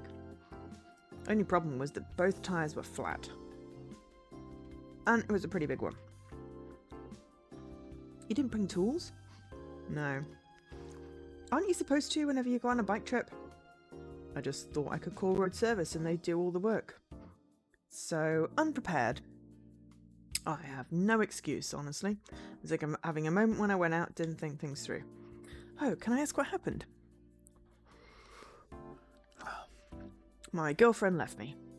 Oh. That seems like a lie. Wasn't. In any case, somewhere to get tools to fix a flat tyre. There might be some in the Nosato mansion. Nosato mansion? Yeah, it's the biggest place in Yasumizu. If you can't find anything there, you won't find it anywhere else in the village. I see, then let's give it a shot. I don't really recommend meeting the guy, but I can't think of any other ideas. Someone important again? Yep, and he's kind of messed up to boot. And so we walked up the hill and arrived at the so-called Nosato mansion. From what I could tell, it was located at the highest point in the settlement. And like Jimmy said, it was definitely a hell of a building. It had an elegant western design which would probably look even better if the place were better maintained. The yard was overgrown and the building itself was pretty much buried in ivy and small trees. Like the whole village. If someone told me it was cursed, I'd instantly believe them. Did people actually live here? I wonder if the intercom works. She pressed a button next to the aged iron gate. Yasumizu was a quiet place, so I could easily hear the bell ring inside. Should we try again? Let's not. We'll piss him off. Moody guy, huh? Moody? Yeah, that's pretty accurate. I wasn't sure what she meant, but I opted to just wait rather than ask more questions. Soon enough, the person in question walked out the mansion. What is it? Who are you? He wasn't young, but he didn't look middle-aged either. He certainly looked high-strung, that much was sure. Hello, Nosato-san. It's Serizawa. No, you, Jimmy Serizawa. I'm asking the young man with you. Harueki-san, this is Kiyonozuki Nosato-san. Kiyonozuke-san, this is Haruaki Fusashi. He got into an accident. That introduction was the briefest one yet. What? I explained the situation again. He furrowed his brow when I mentioned the Saranaga, in addition to the reason we were here. So, I need repair tools so I can get out of here as fast as possible. Are the tyres tubeless?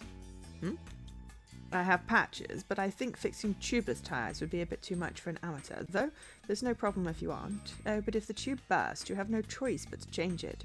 I don't have any spares here, obviously, and I wouldn't give them if I did. Sorry, but I'm not too knowledgeable about that. What a waste of time. I recommend spending however many thousands you need to have repairmen come pick you up. 6. Ugh. No, it looks like 6 hours. So I think it's... Ugh. Ugh. I had no retort to that. Oh, but Nosatu-san, I don't think we can have any more outsiders come here right now. Haven't you been to a proper city? Don't tell me you still believe that nonsense. I'd be fine with it, but I doubt the elders would be. We've had too many visitors these past few days.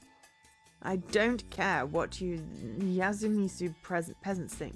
What do you expect me to do anyway? Fix the tires myself and get oil all over me? Oh, I'd never suggest that. I was just think that the Fujiyoshi village head should help a troubled visitor. How about instead of relying on me only when it's convenient, you just give him a traditional Yasumizu welcome, you know, throw him off the cliff. Whoa, what the hell? Come on, you can't say that. Jimmy's tone was slightly off. I could feel a bit of irritation behind her words. I know it might be a bother, but can you at least lend me the tools? I'll just borrow them. You won't hear or see me work. I can even pay. Well, I don't mind that much, but I'll want compensation for anything you break. Student or not, I'll have you act proper. Then he pointed me to the garage and walked back to the mansion. Man, I thought we were screwed there. What the hell's a burst tube? I mean, I imagine motorcycle tires are a little bit more like car tires rather than bicycle tires. Bicycle tires have a whole inner tube thing. But that's about the extent of my knowledge.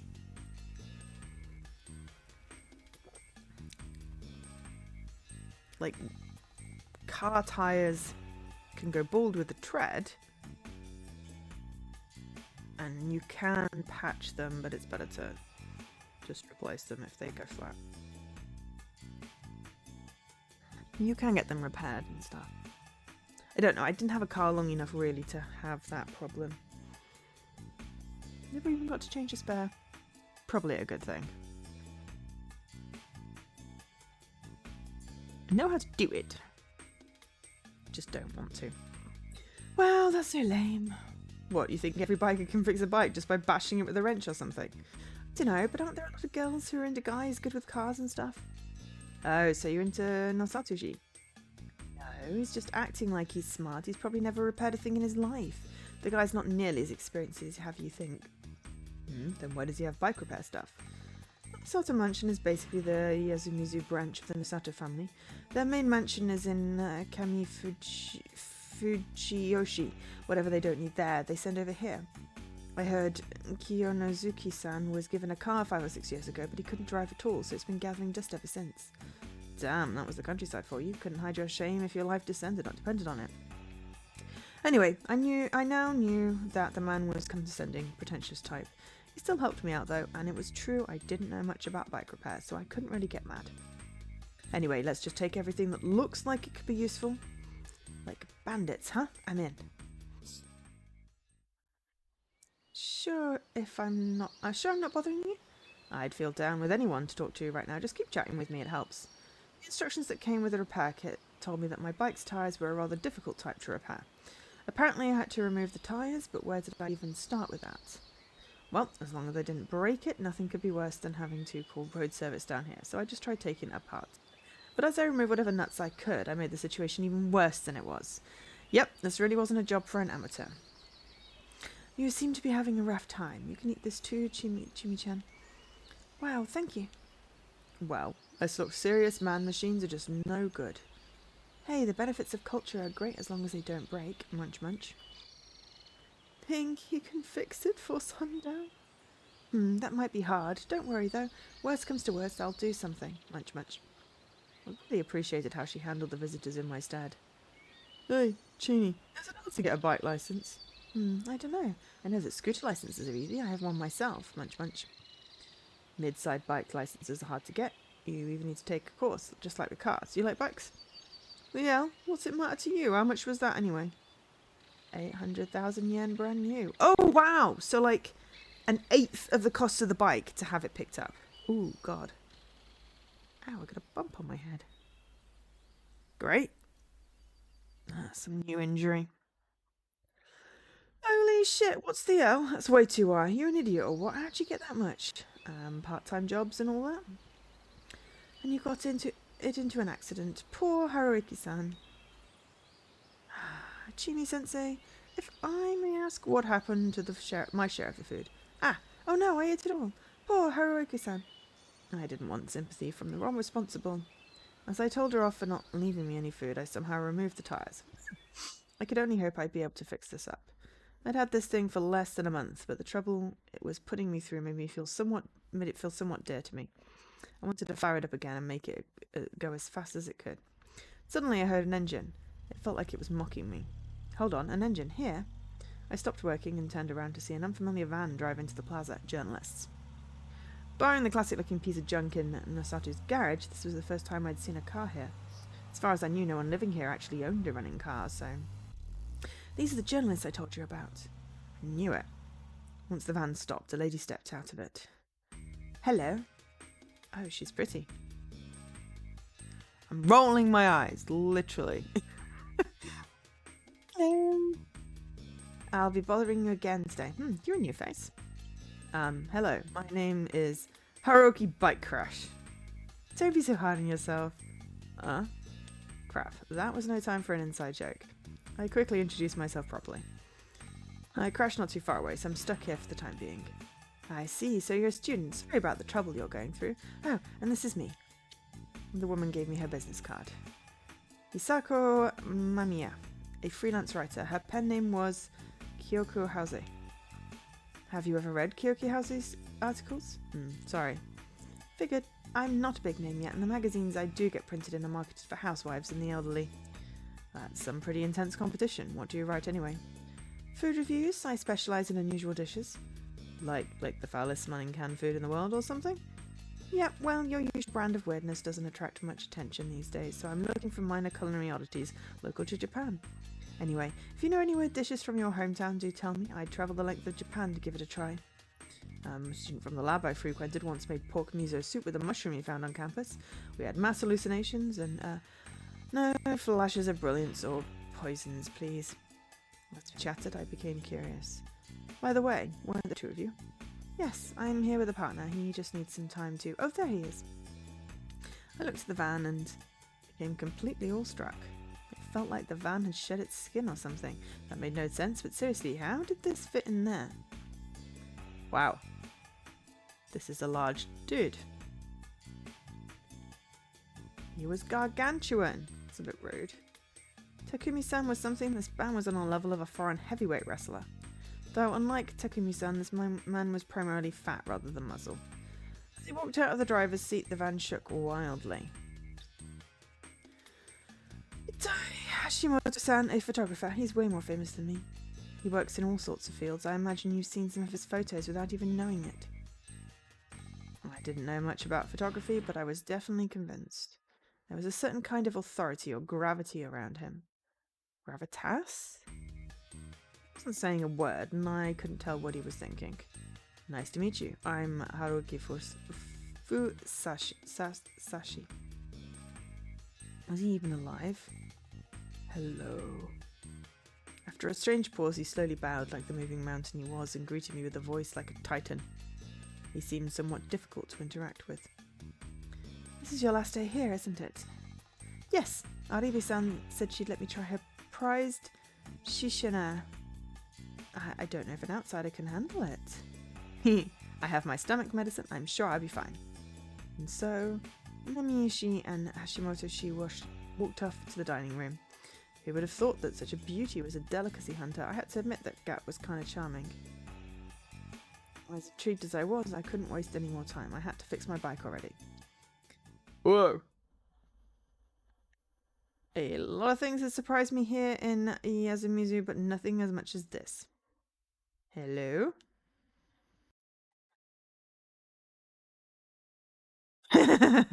Indeed. I mean, arthritis, liver spots, old age. I mean,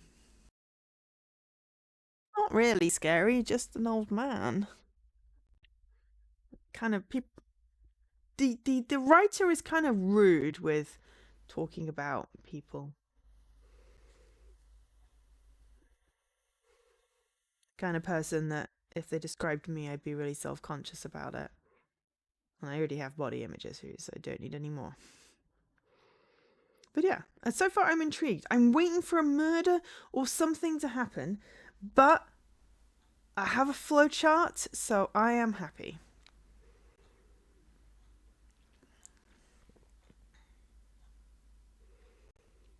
Always happy with a flowchart, though we seem to be in chapter 2.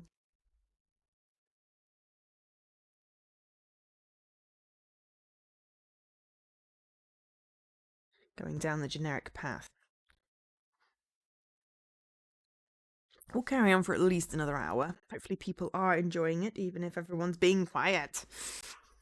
And we'll see how it goes. And then I'll decide whether I do more or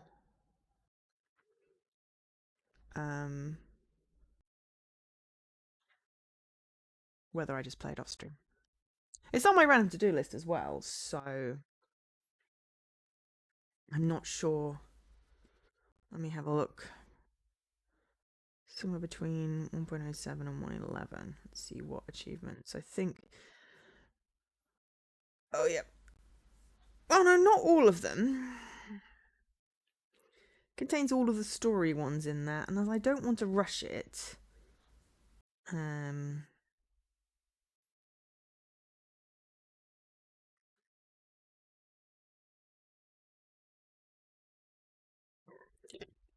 excuse me. And there's ones for getting the keys.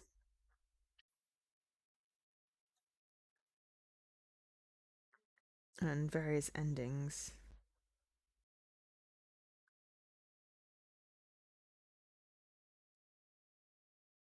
So definitely intrigued.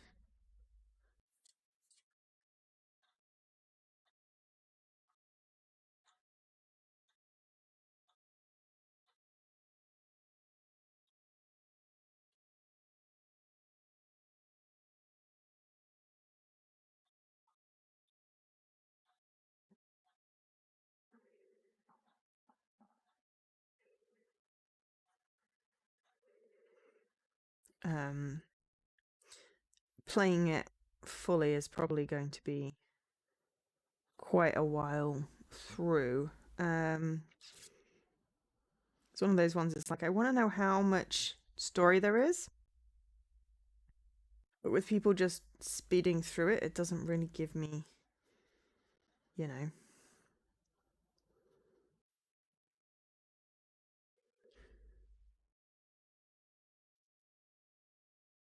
But we'll see how much we can get through today. And if we can get to at least something that is like intrigue. I want basically enough on stream that makes people go, "Ooh, I need to find out what happens," and thus they buy the game, and thus my purpose is obtained.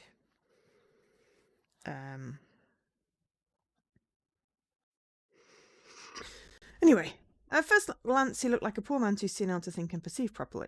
Psh, you need something from me? I made sure to speak as clearly as possible. It didn't look like he understood.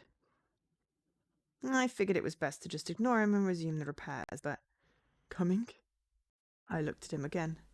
He was still just standing there, like his soul and brain had left his body. A vacant stare, yellowed eyes, half-open mouth, covered in saliva. So, liver disease to go with the liver. Failure. Coming? He spoke again. What's coming? What? His voice was too hoarse to make out. Come again? I placed my hand against my ear. Ooh. He finally understood what I wanted and prepared to whisper something. I brought my ear closer and... The wolf is coming! Okay, eyes should not go up and down like that. The sudden shout caught me completely off guard and made me fall to the ground. He looked down at me, laughing. He clapped and opened his half-toothless mouth into a wide smile. The wolf is coming, the wolf is coming! He bent his body in a weird way, laughed like he was convulsing, turned around, and just left. How rude you sound. Oh, I'm too late. Jimmy had joined the journalist and only just come back. Late for what? Gramps over there loves messing around with strangers like that. Come on, we already figured that werewolf was literal. I always assume werewolf. Or wolf. The very least.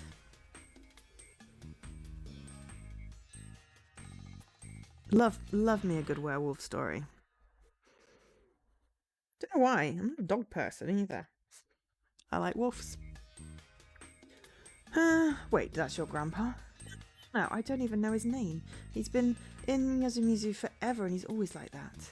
It felt less like he was just messing around and more like he's a bit touched. Yep, everyone calls him the old man who cried wolf. Named after the boy who cried wolf, I assume? Doesn't work as well though. Wolves, eh? As far as I knew, there were no wild wolves in Japan. There used to be, but after the last sighting in either the Meiji or Showa area, they've been considered extinct here. Modern Japan's image of wolves came from Western fairy tales and the like. It wasn't linked to anything in our culture or life. Even the boy who cried wolf was a Western tale. Did his brand of insanity make him repeat the tale or something? A bit weirded out by the circumstances, I went back to repairing my bike. After a bit more time, I somehow took off the rubber from the tyres and removed the tubes. Both tyres were pierced by some really rusty nails. This kind of stuff only happens at the worst of times. I applied the patches and filled them with an air, using a manual pump. I wet the tubes, there were no bubbles, meaning no air was leaving them. Things were looking good. Now you gotta put it all back together. After the high schoolers came back from school and passed by, no one else stopped to talk. Jimmy was looking a bit bored now. I think I got it. Seriously? But it all seems so hopeless. Well, sorry, though I still need to rebuild this. That's going to be a lot of work. And you'll be able to leave then? Yeah, believe me, I know I shouldn't stay here long. I can take a hint. That's great. She didn't seem to care that much. Guess I had no chance with her, huh? You've been at this for hours. How are you holding up? Need a break? Well, it'd be better if a certain someone didn't take away my lunch break. I gave you some crackers, didn't I? That was enough to say to a guy in his mid-20s. Still, I'm pretty fine. I'll push forward a bit more. You can go if you want. I've been introduced to just about everyone here. There's 2 people you haven't met yet. Really? Well, there was no real need to, right? I'll stay around a bit longer. I came back here because I was bored, and it's not like I'm busy. Couldn't you play around a bit with your 52 guy friends? Take it back. I came back because I wanted to be bored. Living in the city is so annoying and tiring, especially with 52 guys texting you all the time. Oh. Sorry, I lied about the 52 guys. Why? Because I wanted to keep you in check, I guess. Why would she pull a tactic like that only to reveal her hand? Hey, did you really get dumped by your girlfriend? And now she asked me that. I did, honest. I see. Well, after that relentless assault, it wouldn't be fair unless I played my own card. Wanna come with me? Huh? It's a 2-seater? Yeah, there's even an extra helmet. It's not dry yet, though. I'm obviously leaving soon, so unless you have something planned, you can join me. We can even go on a bike tour if we have enough time. I can take you anywhere. Flexible, open to fine-tuning, wild and charming. This was a good date invitation if I said so myself. That sounds great, and I have no plans. Oh. I'll go get my stuff then. Shimi smiled and turned around to head to her place. She then looked back at me and... You should hurry before I change my mind. Yeah, sure. Well, that made me motivated. This was one tiring trip, but at least I met someone good along the way. I just forget everything I didn't want to remember while on the road with her. I could only hope that that clever girl and I would eventually grow closer. With that ulterior motive in mind, I resumed rebuilding the bike. After several failed attempts, I was finally making some good progress, putting the bike back together. Afternoon had passed, and it was almost evening. At the rate I was going, I'd definitely be working while it was dark. Would that even be possible? It might be way past midnight by the time I was done. Jimmy might dump me for that. Man, life sure was hard. The plaza I'd worked in was now totally empty. There was no one around me. All I could hear was the wind, the frogs, and the tools in my hands. It was desolate, to say the least. I suddenly felt really weak. It made me keenly aware of being in a place I didn't belong and that I was preparing to escape. It was an oppressive atmosphere, like the bars of a cage were slowly swinging shut. What's this, Haruki? Think you're going to get attacked or something? I tried to laugh it off, but it didn't work. As I became more conscious of my surroundings, I began to hear things I hadn't noticed before. I heard a voice. Someone was singing. It was an inarticulate little girl's voice. I stopped my work. Before I knew it, I put my tools down and gone looking for the source. Was I that starved for human presence? Or did the Malays make me feel like I was in danger? I walked down the hill to where the song came from. Passing the tall grass, I arrived. The guardians are. It was a strange sight. The field was covered in tall grass. There were countless rocks peeking out of it. Unlike the boulders all over Yazumuzu, these were only up to my waist. They looked like gravestones. 6. The bad jar hums along great within an array of bricks. The field extended into the dusky western sky before ending at a cliff. This was the lowest spot in Yazumuzu, the border to Saruanaga. There was a large pine right at the edge. 8. The donut-bound bologna rice snows on the mountain. The evening sun, the stones, and the pine's shadow gave the field a strange aura. A little girl was running through it. Her steps were awkward. At this moment, this space was alien. I felt like I was looking at a Giorgio de Chirico painting. The place felt like it didn't belong in this world. Suddenly, I came to understand that this place was special. It was a sacred, mystical ground where no outsiders were welcome. The girl fell. Are you okay? I run to, with no hesitation, the little girl. Interesting demarcation there. Bah! Help up, half-crying little girl, muddy clothes, new graze on band-aid covered kneecap. I console little girl, push away, run. Someone appears. Girl, saw once, me. Prepare for the feast when the evening mists arrive. Girl, weave, incomprehensible phrase. Hide behind. Little girl, fear and hostility. Eyes. Little girl hides behind the other girl. Little girl has fear and hostility in the eyes. Run.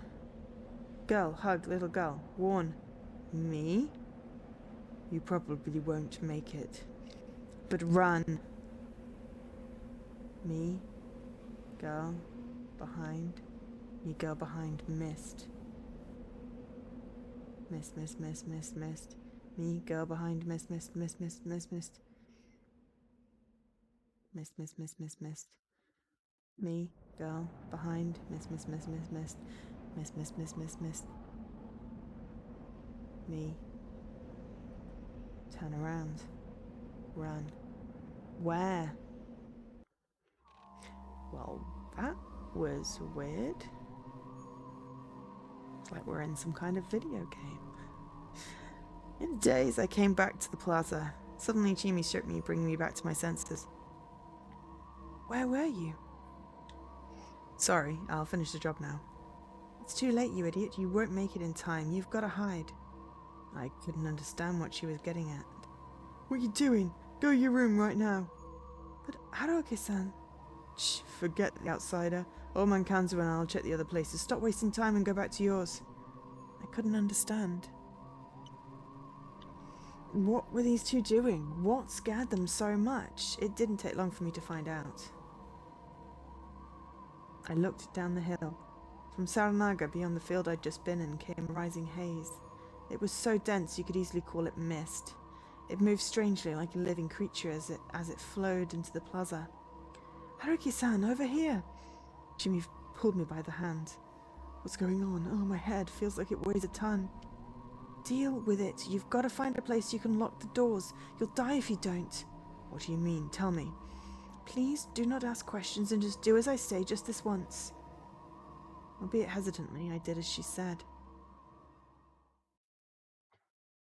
We ran up the hill and crossed the rice field path until we made it to a simple outhouse.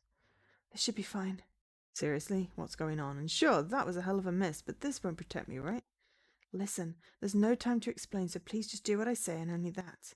Get in there, lock yourself in, stay inside the whole night, and don't make a sound. My mind was pretty clear by this point, so much so that I began to wonder why it was clouded until now. Because of that, I could easily understand exactly what Chimi just said, despite how weird it was. I could also see she was really desperate.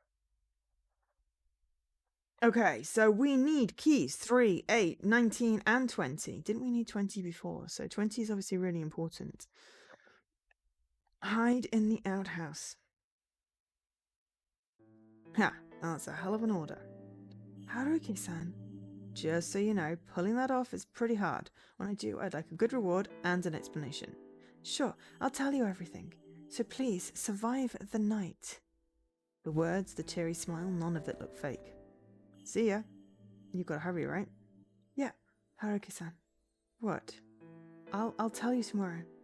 Leaving me one hell of a homework assignment, Chimi ran off. The plaza was covered in the mist by now. I could see it rising to take over the fields too. Anyway, promise was a promise.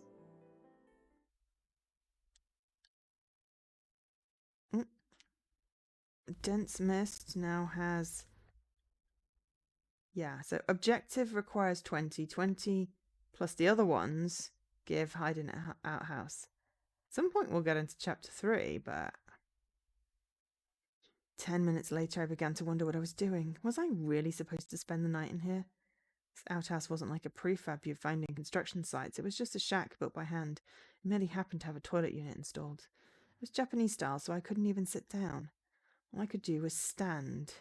Another problem, it was a type of toilet that periodically had to be pumped empty, so the smell was really bad.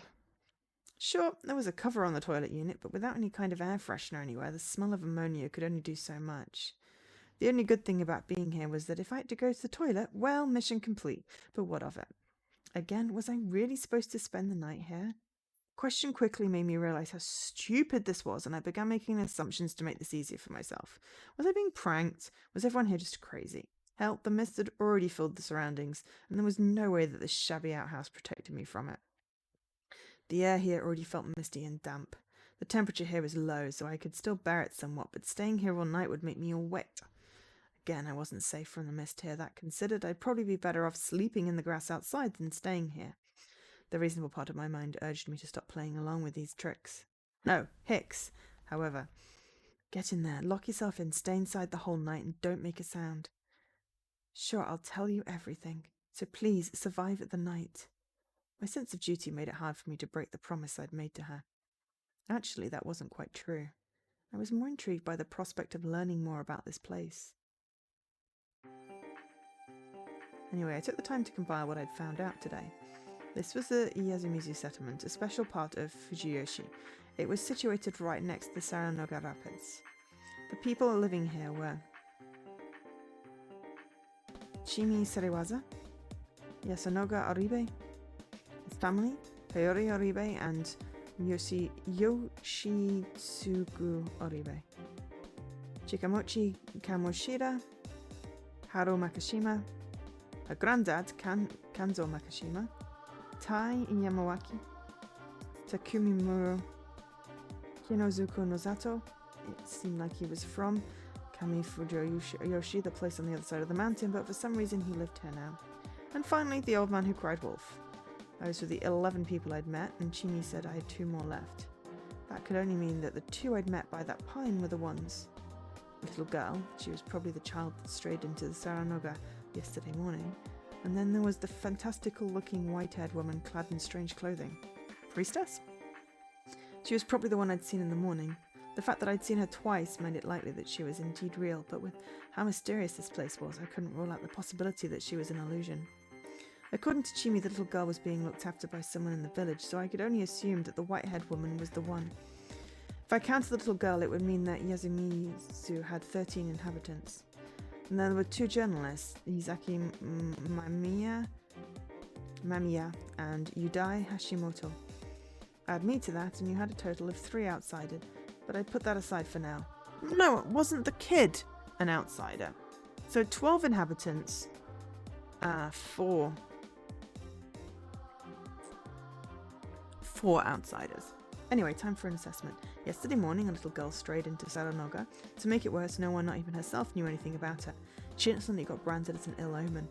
The next day, Chimi, who was in Saranoga for some reason, found me there. They recognized me as a proper lost person, but since I came through Saranoga, I was also branded as an ill omen. From what Kiyonosuke no Satoshi said, it was safe to assume that it used to be customary to throw people like us into Saranoga. And then there was the mist. The girl said something mysterious, prepare for the feast when the evening mists arise. I could only assume it was related to the same superstitions. After all, the mist came from the Saranoga itself. It and the river seemed to be central to the local customs and ideas. But there was no mist on the night we were found. With that in mind, how was it dangerous? What was going to happen? What's going to happen now? Yomibito, as in people from Yomi, the ancient Japanese land of the dead. Dead people came back through Saranoga and they were corrupted, like zombies. Well, that gave room for some wild ideas. Was there some sort of pathogen in Saranoga that rose up with the mists? Did it turn people into zombies? Was I about to be a part of a Japanese Resident Evil? Wait, that was already Japanese.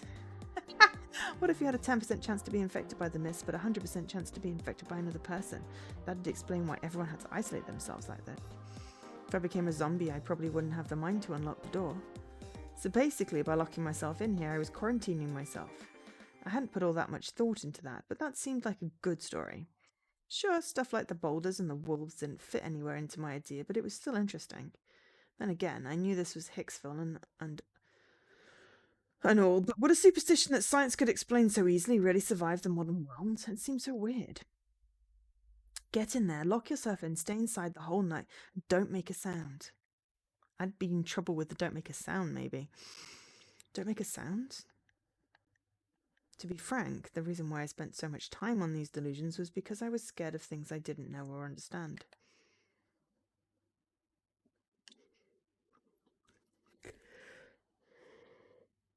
In the past, people used to attribute stuff like natural phenomena and diseases to gods, devil, yokai, and then do nothing but fear them. They were scared of these manifestations of monsters and whatnot, but on the other hand, it was better than not seeing or not knowing what they really were.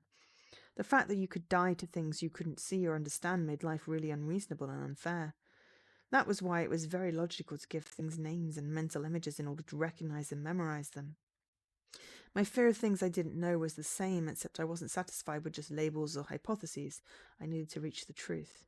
That aside, what I was feeling right now wasn't a fear of the unknown. It was a realistic, practical fear of something that could endanger my life. Get in there, lock yourself in, stay inside the whole night, and don't make a sound.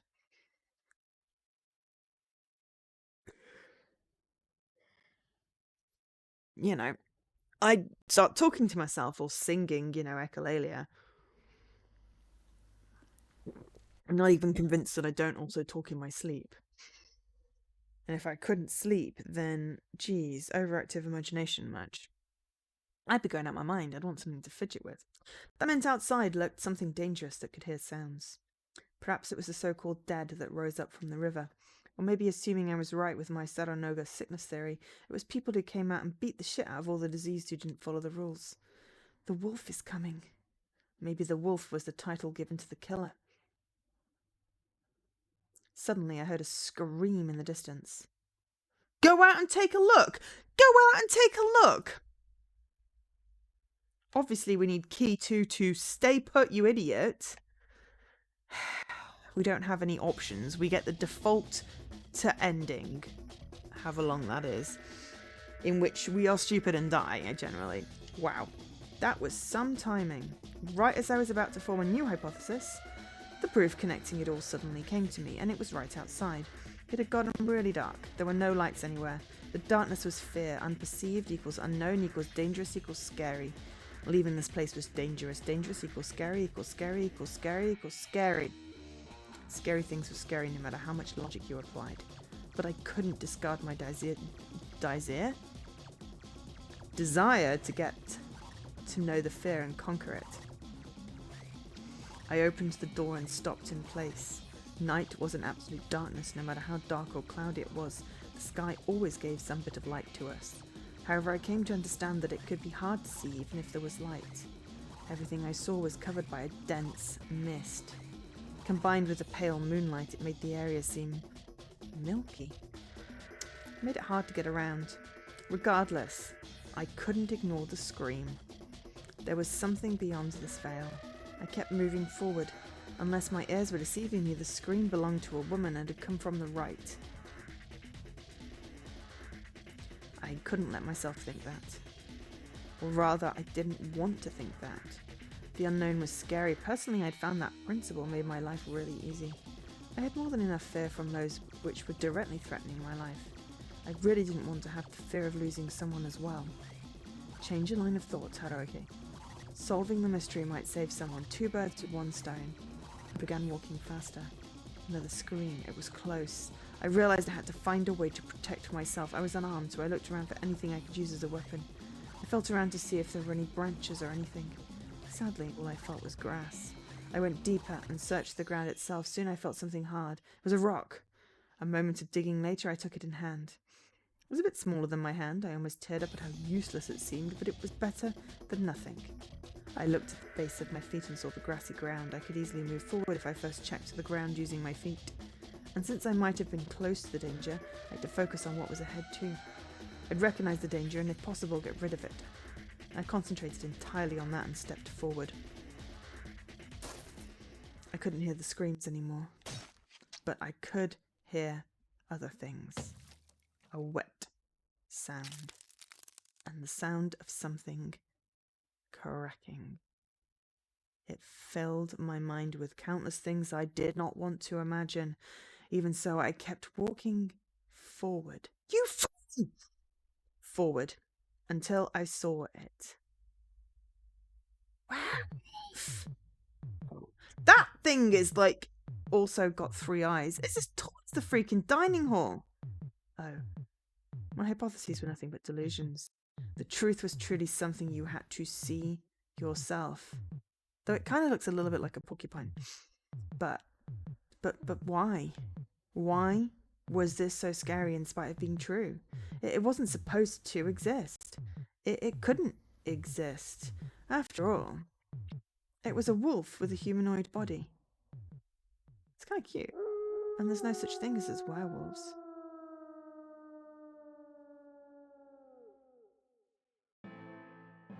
The next morning, in a paddy field in Fujiyoshi, Yasumizu, the 3rd block, someone discovered a thoroughly mangled corpse.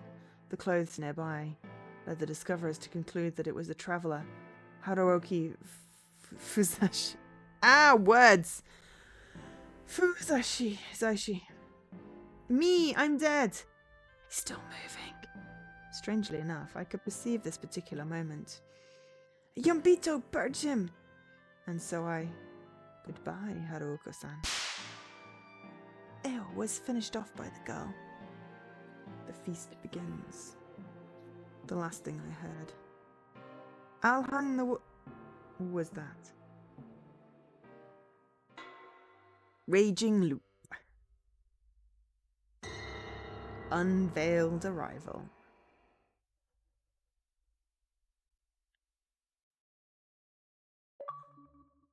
Foop. We got a key. Example. Obtained key Werewolf from Resurrection. Key 2.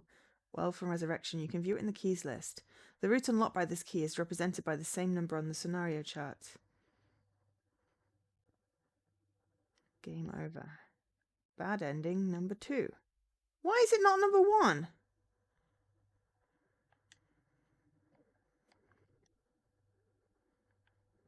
Is it because it's in chapter 2? We got key 2. Key 2 enables us to not follow the scream. Okay, so...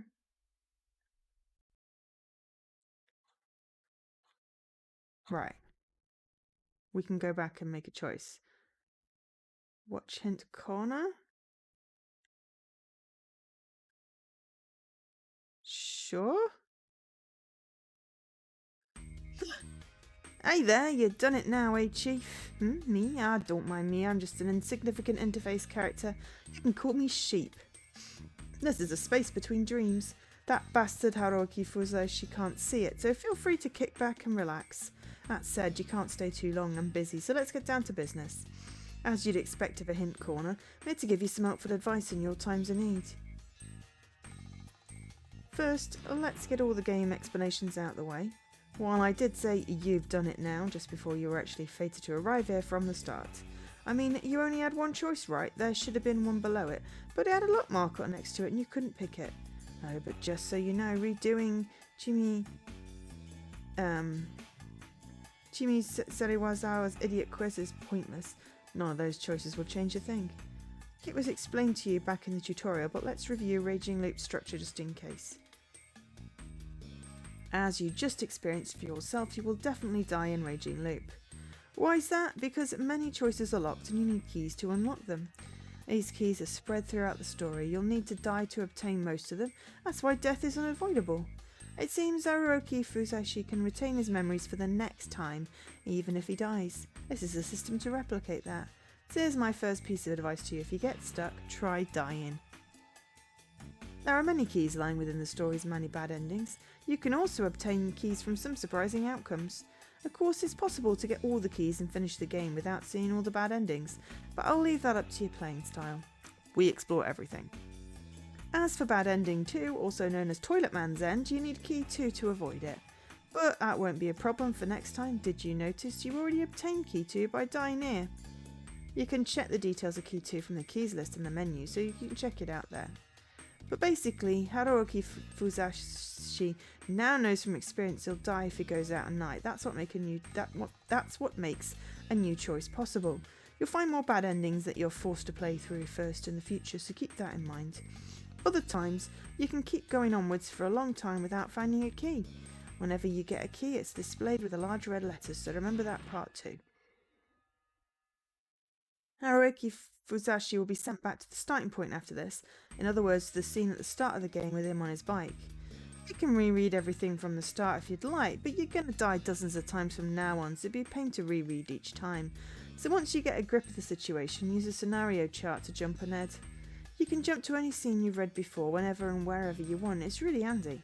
For example, you could open the menu, press the chart button and go to Q, follow the scream in Dense Mist even right now. Use the scenario chart to jump around. That's the key to completing Raging Loop. Incidentally, this marks the end of 2 Dense Mist. The so-called prologue is over. If you pick the choice that was unlocked this time, the game's first main route, 3 Yomi, will begin. Good luck. Next time you come across a locked choice, look to the right side. You should see the number of the key you need to unlock it. The number appears on the scenario chart too. It makes it clear what's locked and what key numbers you need. Handy system, huh? By the way, here's a little tip. You won't be getting key 1 for a long time. You didn't miss anything, so just relax and keep playing to your heart's content. Thank you for explaining that, Sheep. Yeah, that took a while and I'm busy. Well, that's enough for this time. Die another arty death next time. Guess it was just a dream, right? Do better next time. 1 sheep, 2 sheep.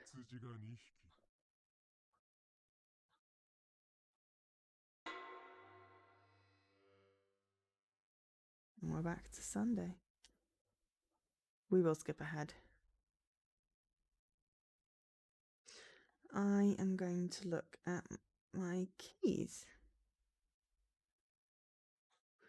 Mist appears in Yasumizu Fujiyoshi. The residents were oddly afraid of it, and after ignoring Chimi's warning, I was killed by a wolf-faced human lurking in the mist. But what's even stranger is I should be dead, yet I am here racking my brain over those mysteries.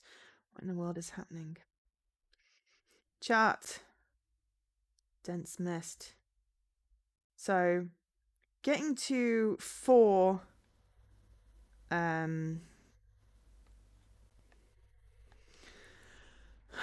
which is where we're not supposed to stream past. Seems like it's going to take a while. I'm just going to take another short break before we go any further.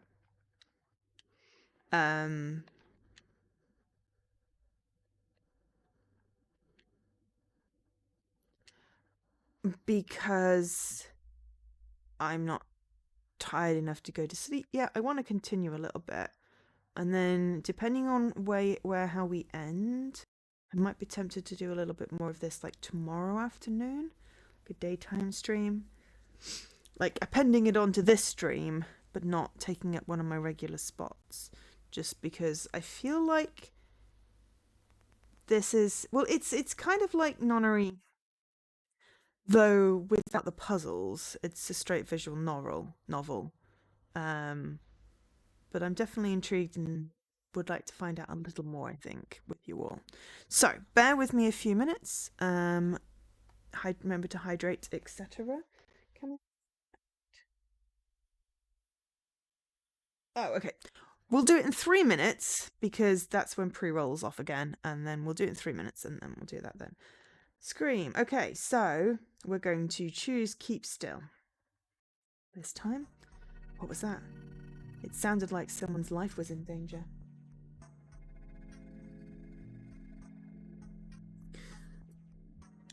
It meant something dangerous was nearby. Wait, I couldn't be rash. The world didn't have many things that logic couldn't explain, like the existence of murderers. But until I saw the source of the scream myself, it was nothing but a source of fear. Get in there, lock yourself in, stay inside the whole night and don't make a sound. I reached to open the door, but something stayed my hand. It was my promise to Chimi. But that scream just now was very real. It wasn't normal. I had to assume the situation was dangerous and maybe I could help if I went out. Unless the scream is the woman turning into the werewolf.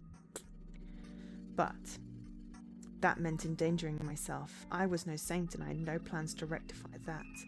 If there was something that could get me to walk out, it would be curiosity. My curiosity won over many dangers thus far. But right now it was weaker than my fear and risk of death. Why? Because I already knew. Shit, what the hell were these memories? It wasn't a premonition, a dream, or anything else that vague. My brain recognized it as something I'd experienced, but how? After all, I was still alive and all the time from these memories had yet to come. Was I a precog or something? By God, I'd swear I'd never experienced anything like this before coming here. And why did the memory come back to me at this particular moment? Regardless, that overwhelming fear and the pain and death that followed were exactly what waited for me if I opened the door. I couldn't feel more certain of that. The thoughts rendered me unable to move. Immobile, I stood still, completely certain that I'd lost my chance to leave. I wasn't childish enough to sneer at selfish decisions, but this didn't feel good. Not to mention I was upset at myself for not being able to act like me and just run out simply because I was curious. I didn't even feel saved. Until that moment, suddenly the door began to shake. This place had a handle on the outside and someone was pulling on it hard. There was a lock, sure, but there was only so much it could take before it broke. I prepared to pull on it from inside, but... Get in there, lock yourself in, stay in the whole night and don't make a sound. What would happen if I did? Whatever was outside would instantly know I was here. Even if I protected the door, the thing had lots of other ways of hurting me. What if it didn't know about me and was just weirded out by this randomly locked toilet? What if I didn't show a hint of fear to what it was doing? Would it just leave? I chose to just wait and see. Once again, someone pulled the door, shaking the structure as a whole. I gulped down a scream and focused on the lock. If it broke, it'd be over for me. Over, as in I'd be dead. That was what that memory told me. I was powerless back then and even more so now. Assuming I tried to fight back, what would work? Ooh.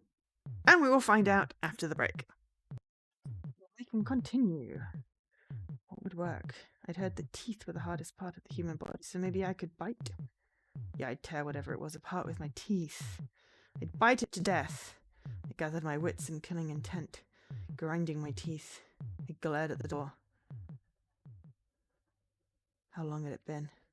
The sound suddenly stopped. For all I knew, it might have been a ploy to make me drop my guard. I'd slowly count to 500. If nothing happened in that time, I'd assume it went away. There were no screams or attacks after that. But the silence around me improved my perception, and I heard strange noises every now and then. Breathing, growling, claws on the ground. Basically, I felt a beastly presence. So that thing actually existed here. This is supposed to be the end. So maybe we need to survive the night. And then we get the next chapter. Was it what the mist brought here from Saranoga? The wolf is coming. They all know about this? Shit. I couldn't learn anything in a place like this, and not knowing things scared me. Trusting my presence or my prescience or deja vu or whatever it was, I chose to just stay quiet and wait. I'd find out everything tomorrow. I just had to make it through the night and then talk to Jimmy. And if it was something I couldn't solve, I'd just run away. Thankfully, my bike repairs were going well, but I'd be leaving even if it didn't work. I'd walk to Kamifujiyoshi if I had to. Unlike Iyazumizu, they might have had reliable means of transport. For now, I just had to stay awake and make it through the night. I didn't get the wheels back on its bike. Ooh, dawn. Reached Yomi. Excellent. It's now the 13th of May. So now we have Yomi. Excellent. So hide in the outhouse option looks like it goes all the way over to the right.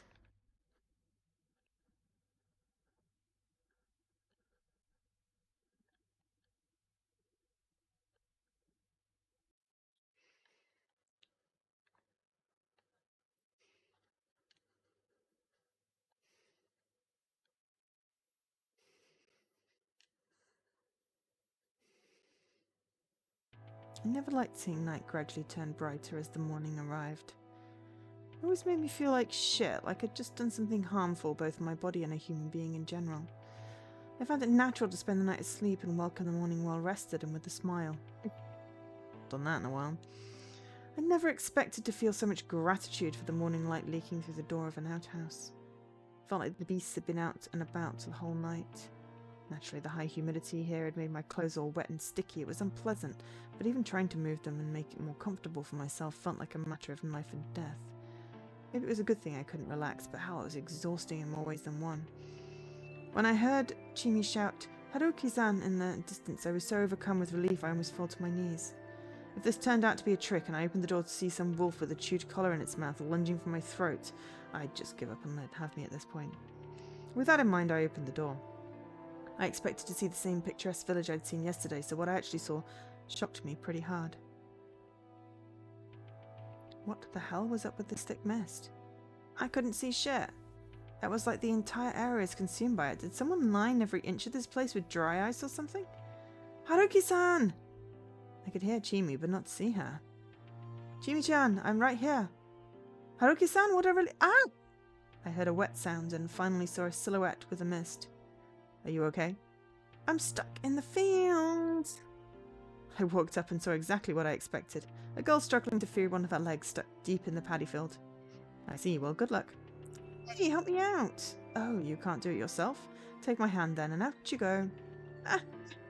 I tugged her hand and braced my legs. That was enough to help her, but she lost her balance and... Whoa, safe. Headlock! This is a wrestling move. You're actually pulling it off. Despite how close we were now, this wasn't the least bit romantic. Anyway, I'm glad you're okay.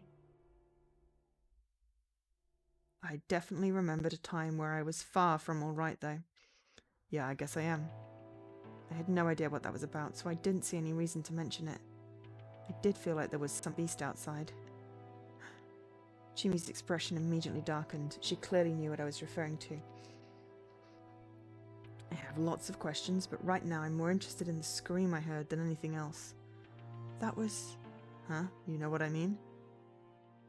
She fell silent, clearly uncomfortable. It was pretty ominous.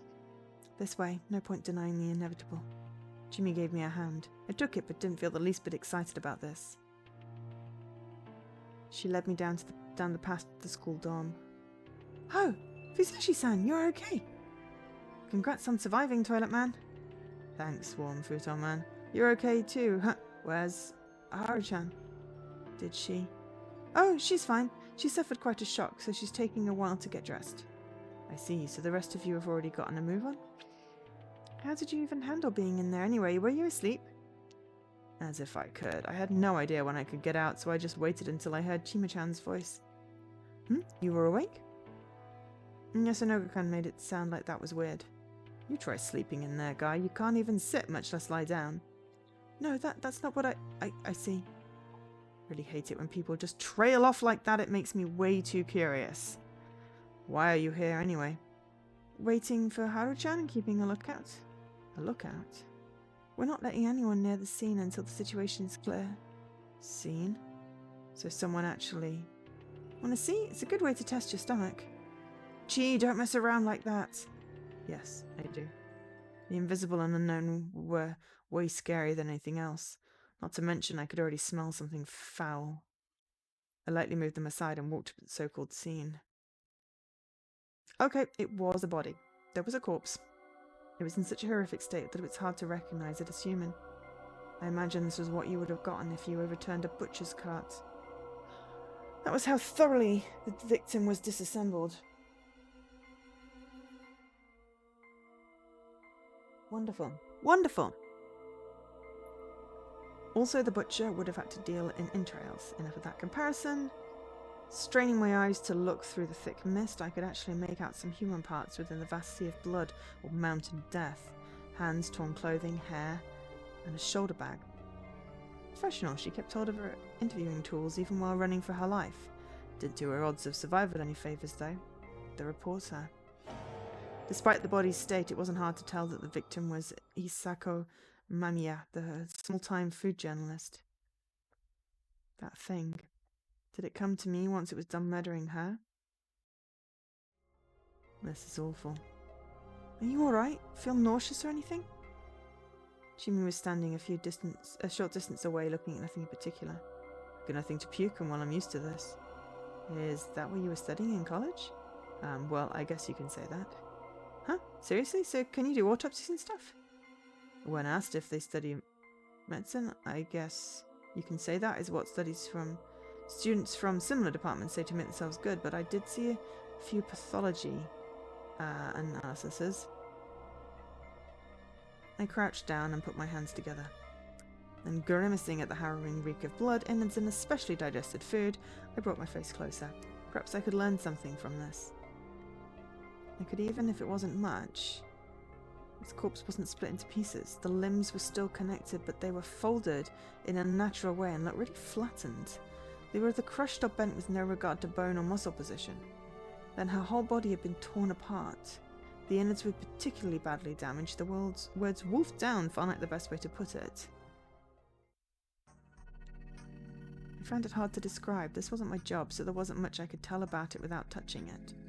This is way beyond anything I've ever seen before. I could barely tell what happened here. I had an urge to add that this seemed inhumane, but I kept myself from saying that. Anyway, we should call the police. Leave it to the pros. Yeah, they're not calling the police. He said something any good citizen would, but for some reason they didn't seem to agree. Haruki-san, the police won't come. Why wouldn't they? I mean, someone died. They won't. Then let's evacuate. That's not happening either. Why? We have my bike and their van. Anyway, with Fusashi-san, we now have all the survivors, so let's get to the dining hall. We'll wait for Haru-chan. Yeah, you do that. Let's go, Haruki-san. Can I get an explanation? Sorry, but I'm not in the mood for explanations. Figure it out for yourself. It was the first time she made out so harsh with me. I was pretty irritated myself, but it must have been worse for them. They actually had info on what was happening here. Sorry, that was insensitive of me. Jimmy said nothing more and just silently walked off. I followed after her. When we reached the plaza, I instantly understood what she'd said about evacuating. The bike and the van were both completely destroyed. Eek. The latter was in a particularly bad state. The front window was broken, all floor tires were flat, etc. My bike was on its side, its front fork was broken. Well, it was basically scrap metal now. There was a rock right next to it. I guess we had our weapon. And there were more remains inside the van. It looked like an enormous mountain of flesh and bone. If I didn't know about Nirai Hashimoto-shi, I'd assumed there were 2 or 3 corpses in here. Hashimoto-san? Jimmy slowly nodded. I now knew we'd lost not only 2 lives, but our only means of transportation as well. Look there. She pointed at a wooden electrical pole. The line was dangling, torn apart with no hope of repair. The other power lines are fine, but the dining halls was destroyed along with the telephone line. We can't contact the outside. But you could still go up to the other village, right? I took out my own phone. It worked, but the battery's almost dead, and like before, it was out of range. I would have turned that off, I have to admit. You know, if there's no signal, you turn it off to preserve battery life. Don't your battery when it's off. The situation had become even harsher than before. Look here, too. Jimmy walked a few steps away. I followed after. There was a large boulder. It was tall enough to reach an average roof, and there were drawings on it. Oh, crimson symbol of some sort. What did it represent? At first, it looked like an incoherent mess of lines. However, I soon realized there was a pattern. It felt like the calling card of some street gang. From what I could tell, the basis was a warped diamond shape with a spiral inside. And there were two of them. They seemed to be drawn in blood, but that wasn't nearly as disturbing as the bizarre shape. 2 wolves have snuck into the village. We have to fight. Jimmy made a quiet declaration. Are they going to think we're a wolf? No, we were locked in a toilet. Apparently the settlement had been invaded by something malicious, and it was intelligent enough to get rid of all means of escape or contacting help. I could understand that much, but it didn't make sense to me.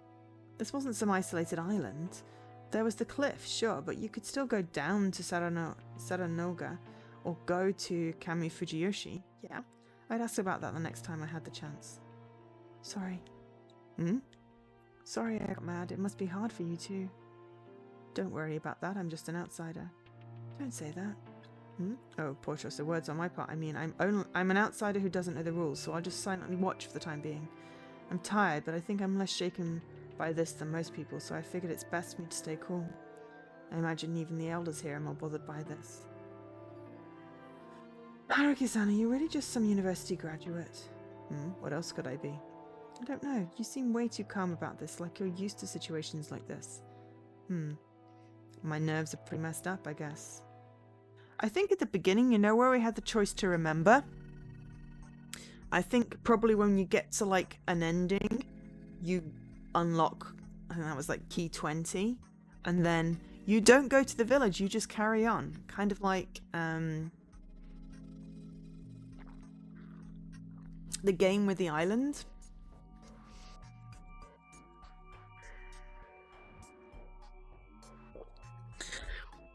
The game with the island that also had things where you could like send messages to other people playing the game.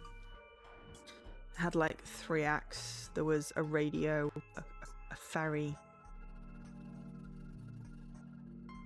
that sort of weird timey-wimey stuff. It's on the tip of my brain. It's like one word. It was a while ago. Played it on stream. I know the developers made another game, but I can't remember what that was called either. I can't remember the game. This had like a... I want to say cartoony, but no, like non-realistic art style.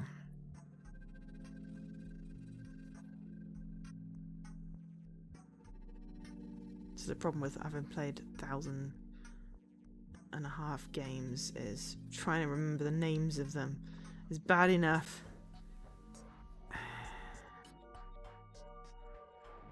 Oxenfree. I remembered a name.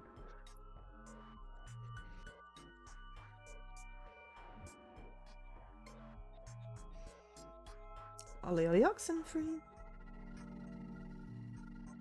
Because you can play the entire game without saying anything. Yeah. That's what it's kind of reminding me a little bit of. If we have that option. That was Night School Studio. That was back in 2016. After Party was the other one they did, which we played in 2019.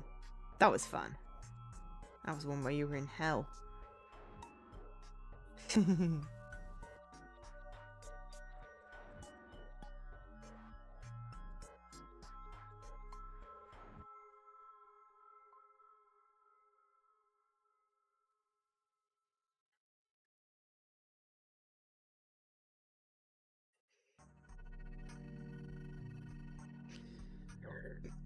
Excuse me.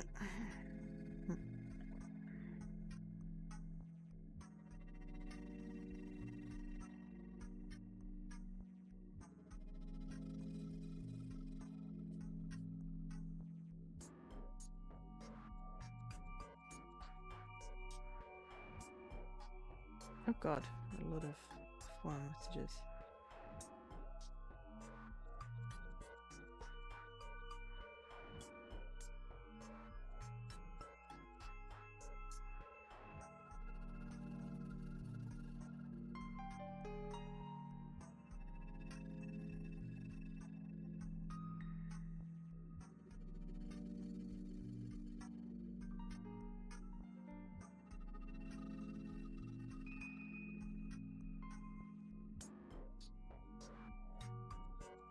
Oh, they patched that game. That's cool. Right. I'm not getting distracted. Well, I am getting distracted.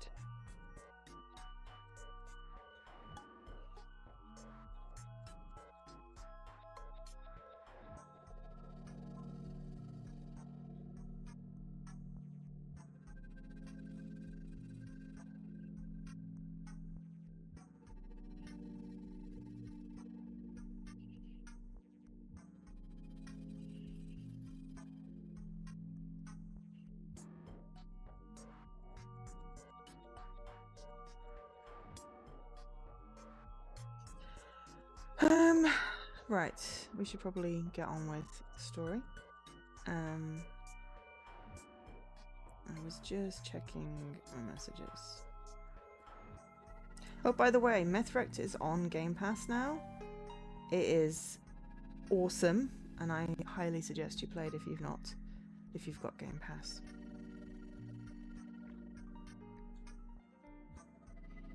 It is brilliant.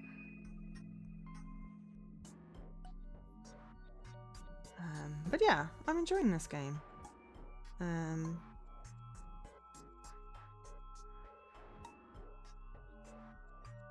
Obviously, it's really annoying that people just like put skip on and unlock everything, because it makes it really hard for me to tell how long the game actually is. But hey, we get an ending.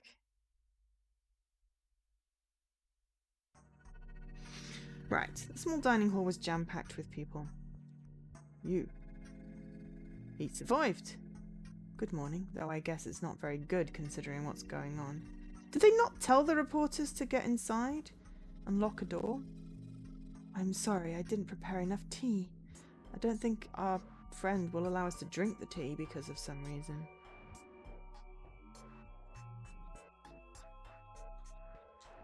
Oh, it's okay.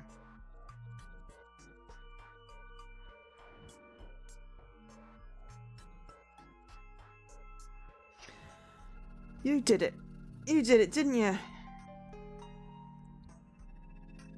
The younger Oribe boy menaced me.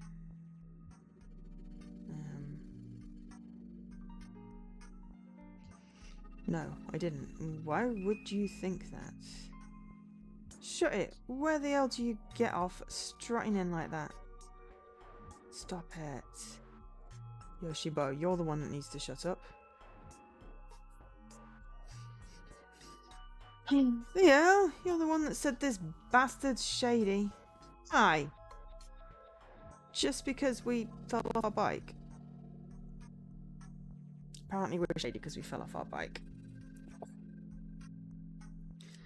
Man, I hadn't expected to be treated this badly. I'm saying this ain't a matter for a brat like you, and you're bothering Kaori-san, right?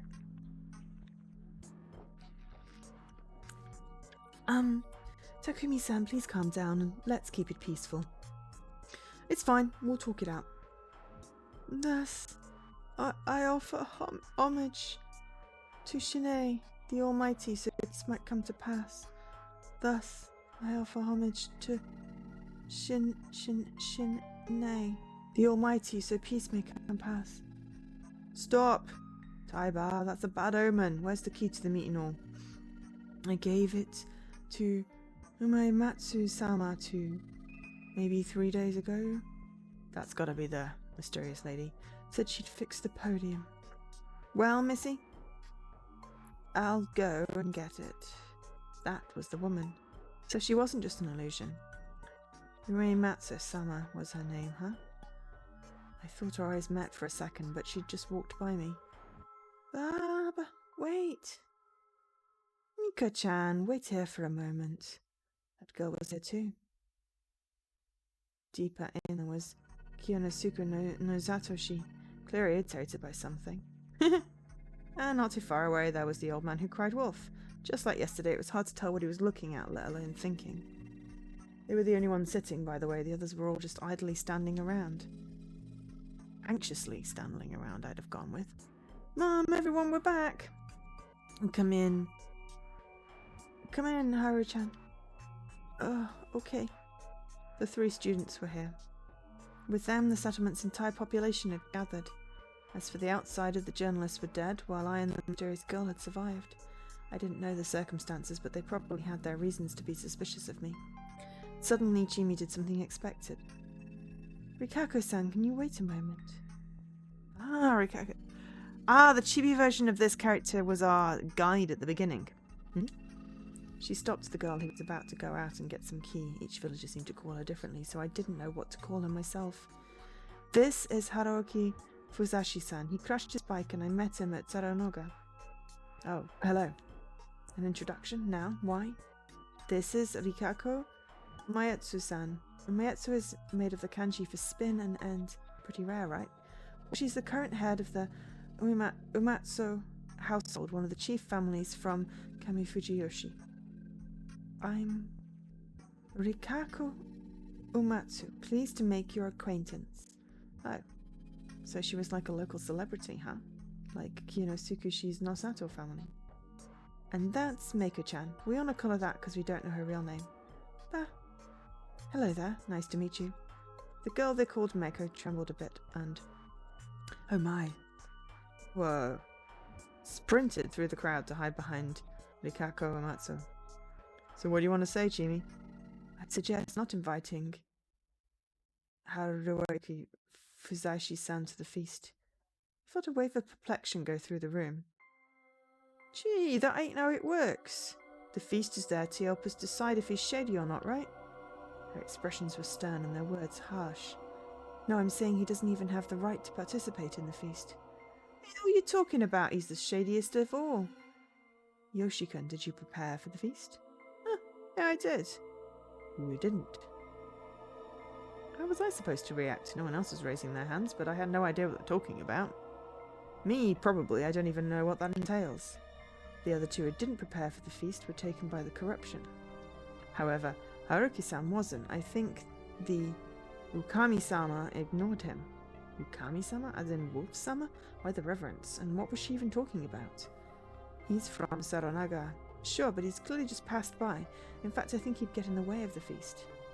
No, for all we know, forcing him into the feast would just make the Okami-sama mad. What do you think, Bachan? Did you really survive without preparation? What was I supposed to do? Purify, shelter, dream?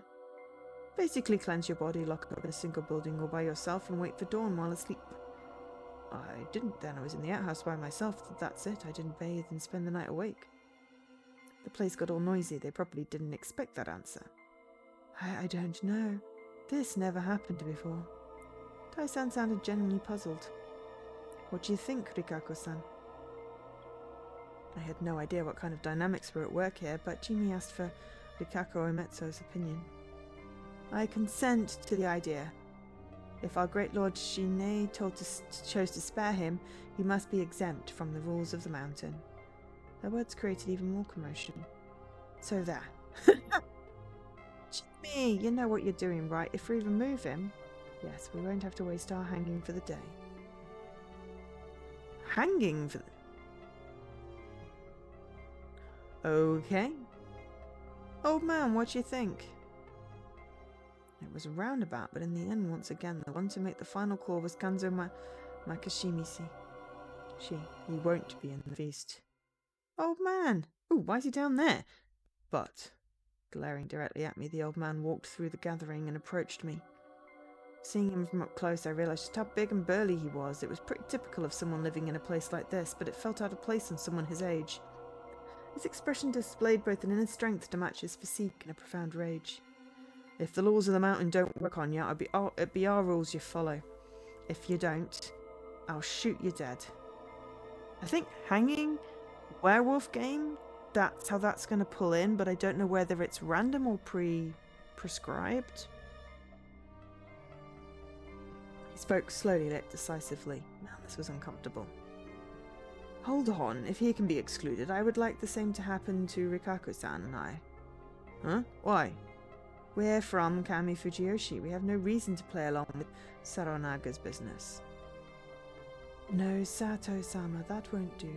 If you're here on the day of the feast, it doesn't matter if you're Nosato, Umatsu, Migurama, or Higuchi. Uncle, that'd mean Yasen and I could leave too.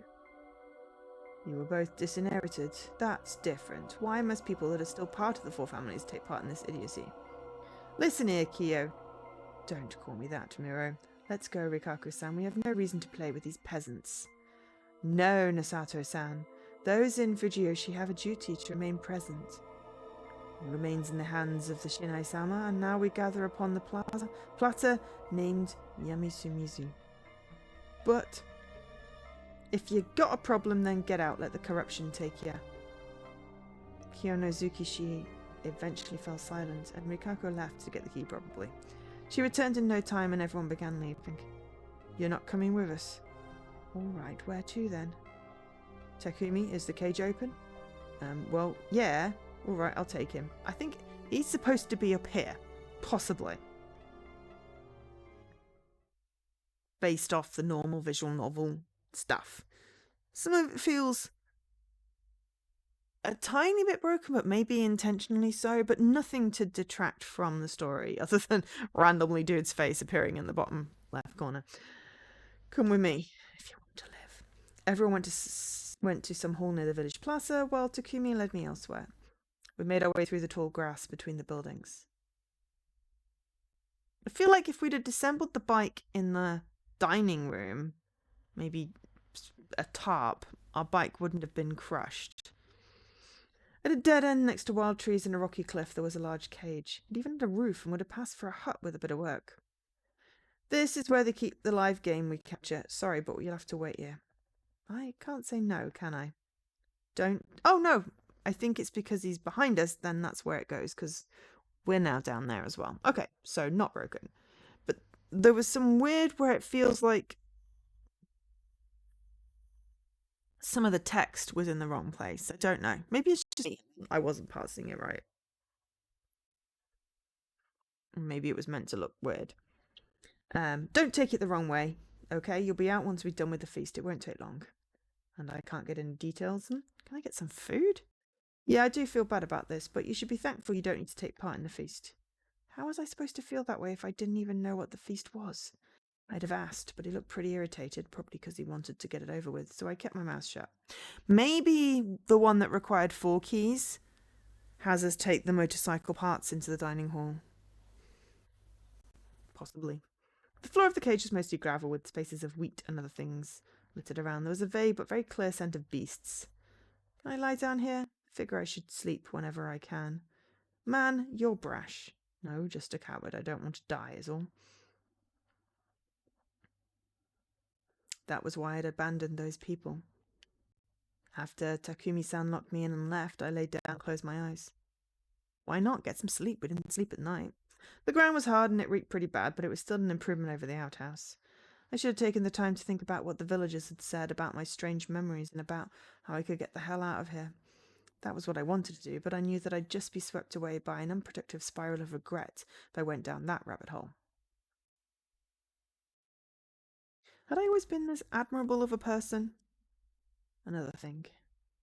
For some reason, I felt like I'd spent the entirety of this time just watching the battle, so I decided that I'd focus on resting in preparation for what was to come.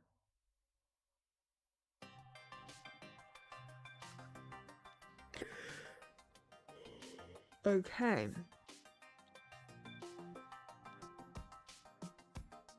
Where's the other kid? 2 old people. The mum.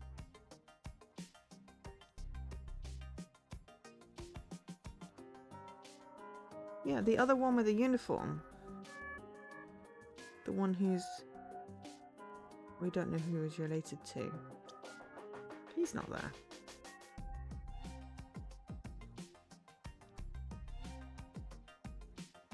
Oh, unless... In fact, it's not a he, it's the one that was called Churro or something. That's just me forgetting everyone's names. No, it wasn't Churro. But Mochi! Mochi. Maybe Mochi was actually a girl, and is the one with the bow, because that's the only one that's... There aren't two in that weird uniform.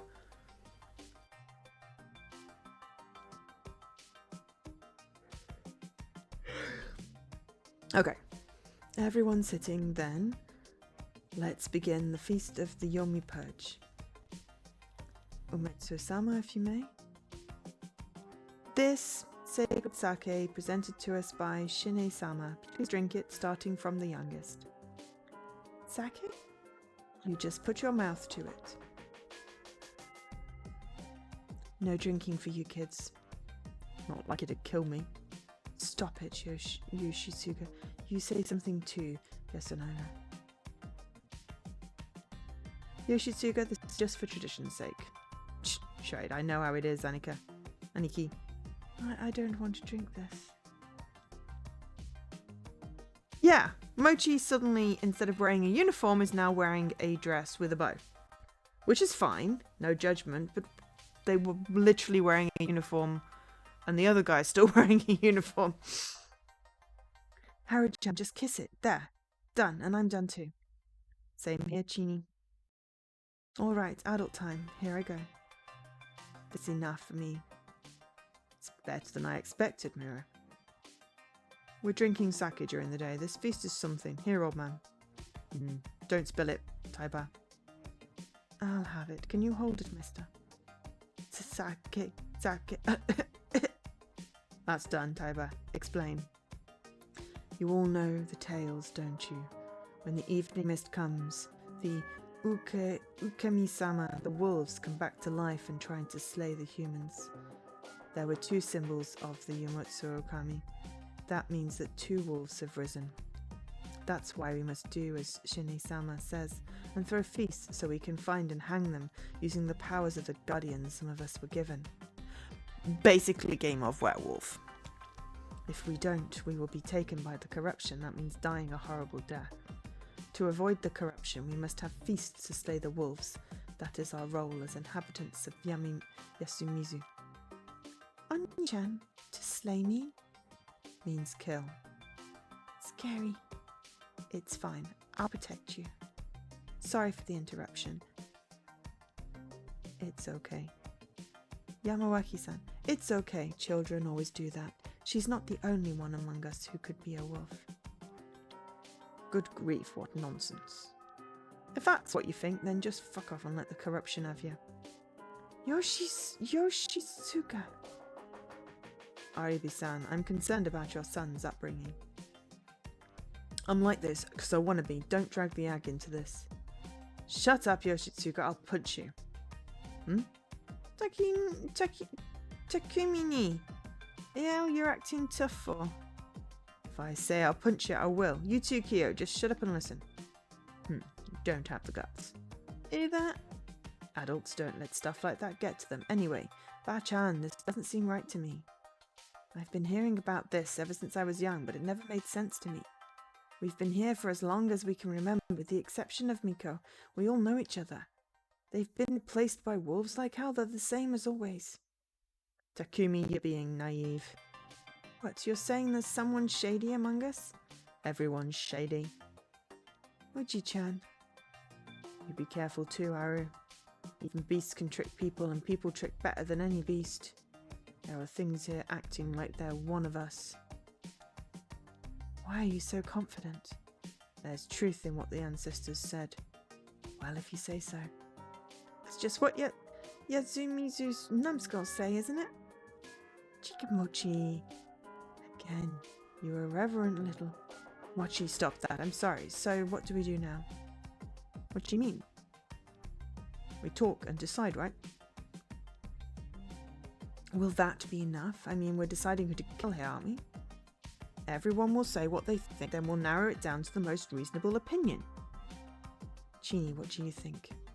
I think it's a mess. We already have people who think no one's shady and those who think everyone is. Yammering on about something that can't be reasonably decided is a waste of time. Besides, in the end, it's just going to be decided by whoever's most influential. What are you getting at? Don't worry too much, Jimmy. Most of us here are Yazumi brothers and sisters. It'll work out in the end. I appreciate that you're being so considerate, but we're talking about killing someone here. Plus, it gets worse if you don't want to pick someone close to you. You'll choose someone else. Someone you don't like or a stranger. Personally, I think you shouldn't let that kind of thing affect your decision. It'd be a grave mistake. Hey, I'm trying to say that killing and all that shit is insane and we should stop it. That won't do, Takumi. Ba-chan's saying the same thing. That's why we gotta talk it out, you know. I know what you're trying to say, but... can I? Ba-chan speaking. What's the likelihood of the guy Genie brought being the one who killed the journalists? If that was the case, that's only one werewolf. That means there's still one among you. Possibly the kid. See, what did I just say? I don't think he did it. It's just my gut, though. What about you guys? Takumi, you said he's shady. Yeah, I did, but like Jimmy said, we shouldn't make decisions based on that. Also, the guy's weird, but I don't think he'd do something like that. I'm with you on that. This is our problem, so we should solve it by ourselves. Isn't that basically choosing someone based on who you like? So how do you think we should choose Kiyonozuki-san? I believe majority rule is the most reliable method here. Yasunaga Arubikun. Hail democracy and all that. That's not very like you. I'm merely saying that there's no better way to get to the common opinion of this many people. Also, taking it out and making the decision then is basically taking the conclusion most people agree with, no? That's the same as majority rule. Otherwise, like you mentioned, everything would be decided by whoever had the most influence. Who would that be here in Yasumizu? Kanzo Maki Shimashi? Tai Yamawaki-san? And who would be killed? Me, of course, the non-local. Isn't that foolish, considering the people deciding might themselves be wolves? Nozatu-san. Just so you are aware, I have no intention of dying. At the very least, I want a method where I have a say in what happens. I'm against that. Majority rule, yeah, you'll get a conclusion, but there's no guarantee it'll be right. I still think talking it out and deciding then is the best. Speaking of which, what would we even talk about? Taiba-chan, you said something about the Guardians of the Mountain lending us their aid, right? Yes, the snake, the monkeys, the crow and the spider. So, Seer, Guardian Angel, Engineer, Bug, whatever, equivalent. Yes, the snake, the monkeys, the crow and the spider will lend us their aid. Do you know the details? The snake. Ah, old fart, you know about it. The snake can ask the mountain, who's the wolf? So the snake is a seer? There are two monkeys. They both know who the other monkey is. Ah, so those are the humans, or the... I forget what the role is in werewolf that... yeah. The crow can ask the mountain if the hanged one was a wolf. So that's the equivalent of the doctor. So if we take it in Genosha terms, the engineer or the seer is the first one, the snake. The we are definitely humans, we stayed on the ship, that's the monkeys. The doctor, can't remember what the role is in werewolf, is the crow.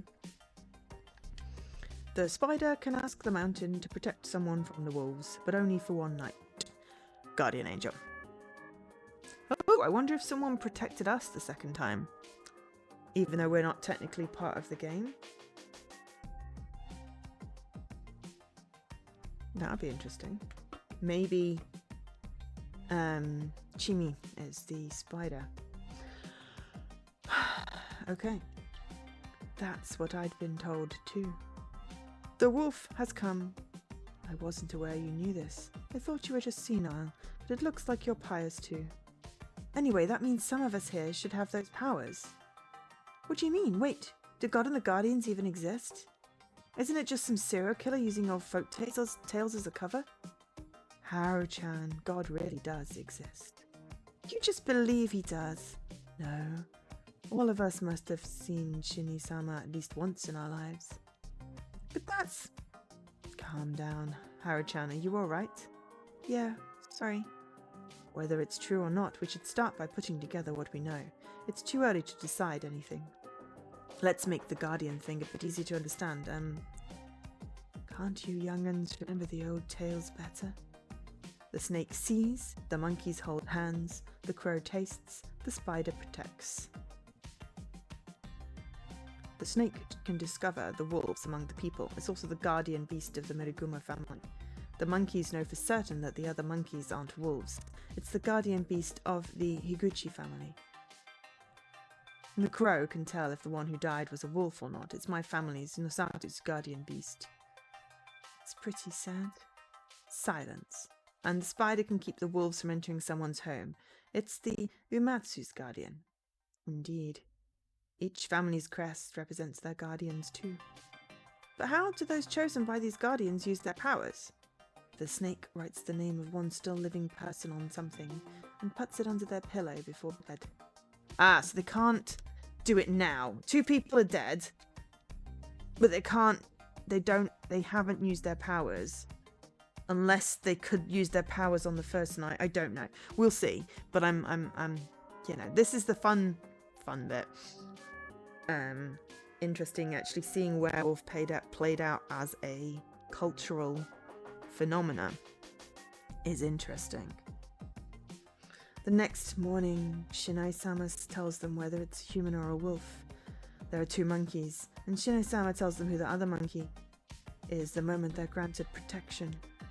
The crow is told whether the person who was hanged the day before is a human or not. The spider writes the name of one still living person and places it on their pillow. That person will be protected from the wolves, but only for 1 night. With these methods, we must use the powers of the guardians to pick someone to hang each day. And there's definitely 2 werewolves, so already we know someone's going to die unless the spider protects them. If we get all the wolves, we win. If the wolves get everyone else, we lose. Do you understand now? Yes, but where did you even learn this? I heard about it from my Oba-chan. Wait, that means that those who have village head family blood have their guardians, right? I'm not so sure about that. I mean, we don't have anyone with Migurama blood, disowned or not. I heard that the guardians are very fickle about who they lend their aid to. And who are they?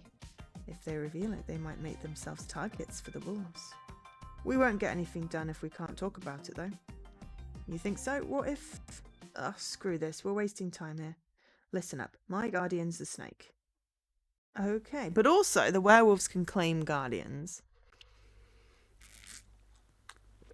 Snake sees. So did he know that he was the snake? And did he already write a name? Because that would be interesting.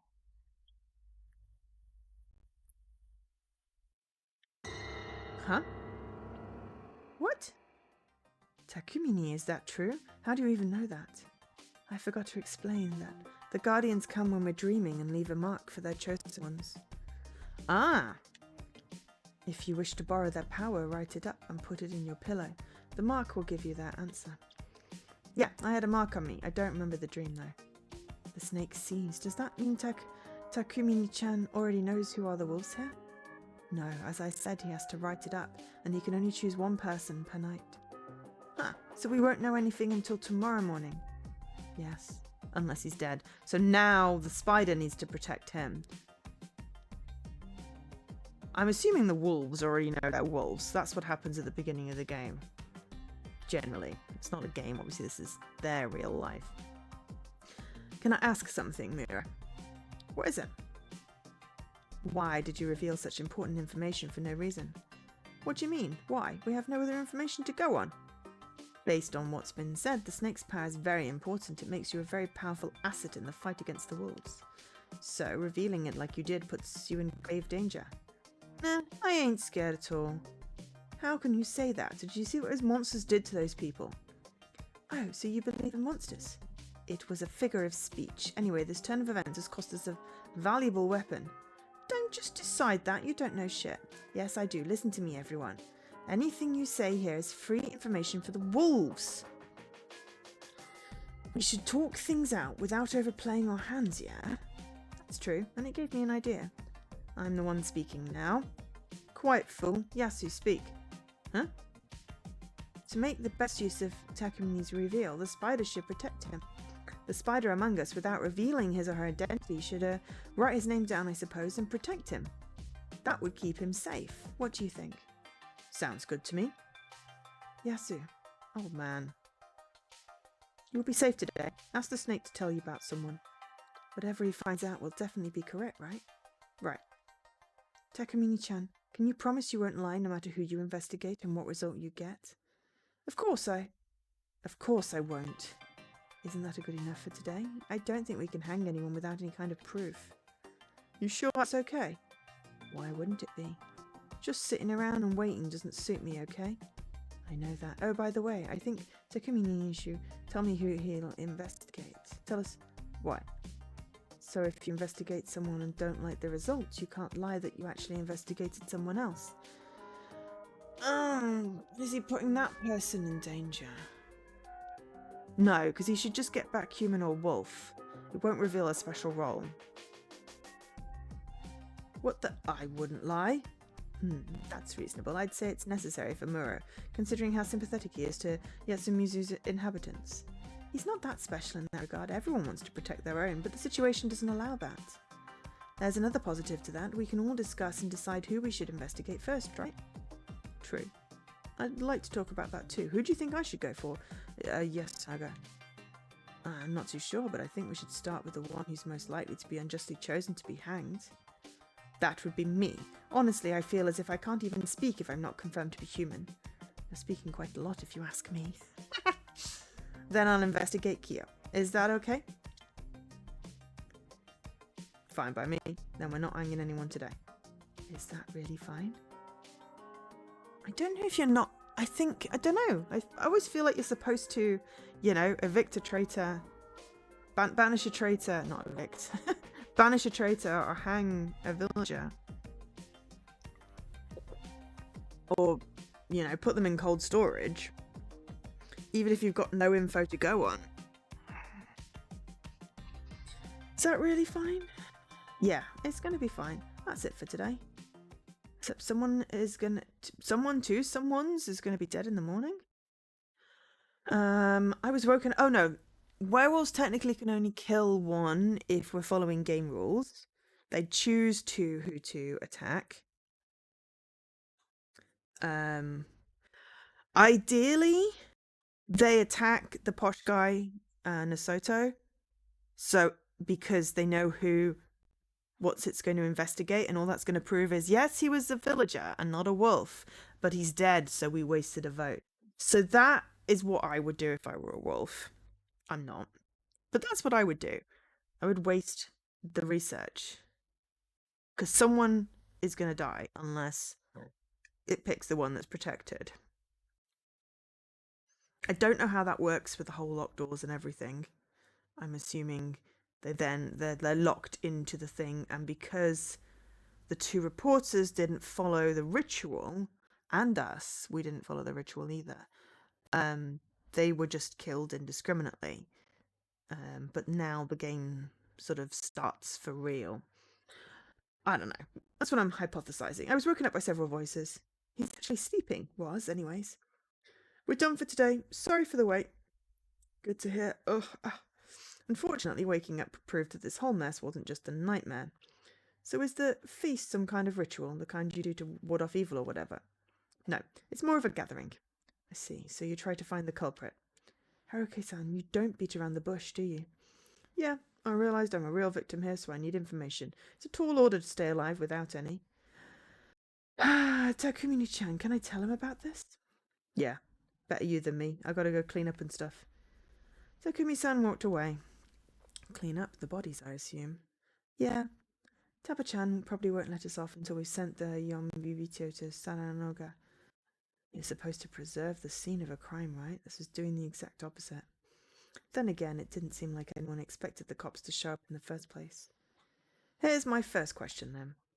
Let's take this somewhere more private. I'm assuming the keys are gonna be who the wolf is and that it's preset. This is... Kimi took me to the place... Jimmy took me to the place where I'd met Rikako, Imatsu, and Meiko. It was a grass field with stones littered all over it, bordered Saranoga. You could say that this is the heart of our religion, the graveyard of the hanging pine. Oh, that's a hell of a name. The place was filled with dense mist, but it was probably thinner than that in the rest of the settlement. The sunlight seemed brighter here. I could even see a bit further. The hanging pine had to be the old-looking tree at the end. Is this really a graveyard? Yes. I don't know about the others in the actual settlement, but these stones here are all graves. Remember how you tripped on one of them? Pretty bad move, huh? Better apologize. Huh? Seriously? You should have told me sooner. As Mizu's ancestors, I'm so sorry. Sorry, I thought that'd scare you. I know you didn't really have a choice, but I brought you to a half-ruined village with monsters in it. You believe in monsters? I asked, ignoring what I'd seen for myself. Yeah, I do. So, I'm thinking... So, start, as I said, if we recall the memories with key 4, I'm reckoning we get a happy ending where we don't go. This one, her objective, we don't have key 20 yet. That's probably going to give us something different. This one, I feel like some of these, including 20 here, is going to give us, I know who the wolves are, skipping people dying somehow. We haven't had any choices yet. That's the only thing I can think of based off this flowchart. I'm really enjoying this game, by the way. No one's watching, so I am just literally talking to myself, but I am enjoying the game, so hopefully if you're watching on VOD, hi, I appreciate you. Jimmy's voice resounded through the impossibly thick cloudy air. Didn't think you were the type. And you're the type who's weirded out by that. I wouldn't go that far. Bullshit, I can see it all over your face. Was it that obvious? It wasn't like I found it disgusting or anything, I just didn't think I could get along with people who believe stuff like that, despite a lack of actual proof. You didn't think the absolutely pulped bodies and the fact that you're having flashbacks of this wolf monster were proof enough. That was probably how it was. Especially that ginormous mountain of a man. Can I have a reason? What, I don't have one. Not sure I believe that. Well, if I do, well, I do. It's because I've seen God. That was, see? You're weirded out. Tell me more. It's subterfuge. Well, not bailing out after all this. For now, let's just focus on the immediate issue. She was hiding something. How are you doing? It was either that or hard to explain or a lot more important than she was acting. About this feast thing, huh? Alright then. Chimmy's explanation. Yeah, I've been waiting for this. A graveyard probably wasn't the place to joke around like this, but at least you could see past your nose and it didn't seem like we had to worry about anyone eavesdropping. I don't know what it is. It's fine. You want to drop a weird egg on legs? No, it's a desk chair. Honestly, I'm here for the chair. The chair's fine. I tried putting together everything Chimi had told me. First, Fujiyoshi village had a unique legend. There might have been similar ones somewhere outside, but I'd just treat it as Fujiyoshi exclusive for the time being. The people here worshipped a god called Great Lord Shine, the avatar of Shine, or just Shine-san. Also, the mountain this village was on was called Mount Shine, meaning this religion deified a mountain. Anyway, sometime in the past, not known when, Shine-san had helped the people living here by sending 5 beasts called guardians. However, just like nature could be really harsh, he had a scary side too, and if you didn't follow his laws of the mountain, he'd curse you without mercy. The Okami-san was the ultimate form of his cruelty. Though the Okami-san watched over the hunt, the Okami-san also oppressed, tortured, and punished humans. The other guardians, though, were largely benevolent ones. The snake predicted the weather and harvest yields, bolstering the humans' prosperity. The monkeys defied the walls, secretly teaching the people of fire, along with the other important bits of knowledge. The crow pecked at and ate the flesh of the Yombito, the enemies of the Shinei-san. The spider warded off the Yombito and ensured that the humans slept and dreamt soundly. The Yomibito did indeed mean people from Yomi, as in the land of the dead, but apparently it wasn't very clear what they actually were. But just as I suspected before, it was thought they had something to do with the corruption, death, and the land of Yomi. The most likely idea was that they were dead that had returned from Yomi to bring harm to the people still alive. At the start of the legend, Shinai-san, the animals and humans were facing the Yomibito. Apparently that was still how it was in Kami Fujiyoshi, the leading part of Fujiyoshi. It was the basis of the teachings of the great Lord Shinei's religion. So I'm very much pronouncing these with English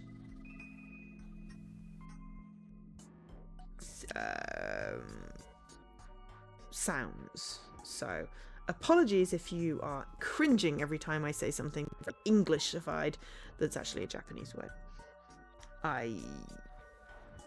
If I'd have known I needed to know how to pronounce these things, yeah, I don't know any Japanese, but I would have tried to make more of an effort. Thanks to that, the 5 beasts, including the Okami-sama and Shinei-san, were still worshipped there. In Yasumizu, however, things were a bit different. The legend here had a turning point when the human, snake, monkeys, crow and spider cooperated to kill the Okami-sama. With the destruction of their cruel rule, the human village experienced great growth. That had been when the 4 head families, who were said to have the blood of the 4 guardians in their veins, were formed. The snake was Migama, the monkeys were Higuchi, the crow was Nosatu, and the spider was Umatsu. However, it didn't end there. The Okami-san joined the Yombito's side and became a sinister creature that wanted to bring harm to humans. The Saranaga rabbits were Yombito territory, and the Okami-sama appeared from there whenever the evening mist came. The Okami-sama would then kill an inhabitant, take on their form, and act like them. But at night they would show their true self and brutalize the real inhabitants. That was why the people of Zumizu who lived next to the Saranaga rapids had to stop them. For that, Great Lord Shinei created an event called the Feast of the Yomi Purge. So can we, be put somewhere other than the toilet and actually get some proper sleep tonight? Do we have to do the purgy thing? Are we safe? Because, we could still get eaten by a wolf. And I feel like it's a little bit like Red Riding Hood swallowed the grandma type thing.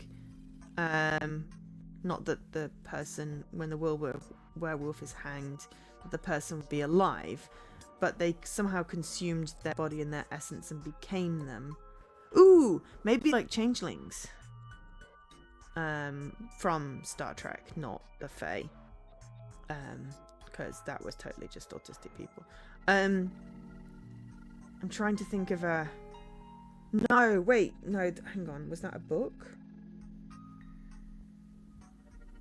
Maybe the bodies are somewhere like, what was it? No, Doctor Who.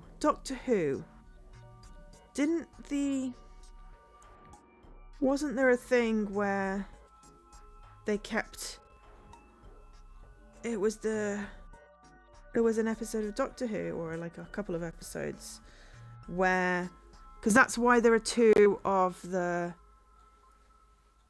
lady with the scarf, because one of them is a duplicate, but they kept the other body somewhere.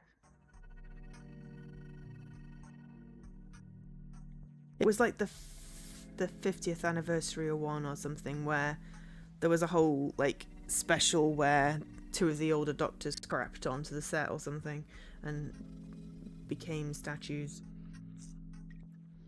Set in the gallery, Tom Baker was there. I think, possibly. No, it was set in Unit.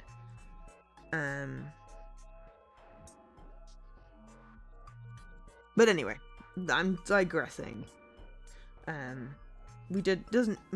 won't be bodies to be found.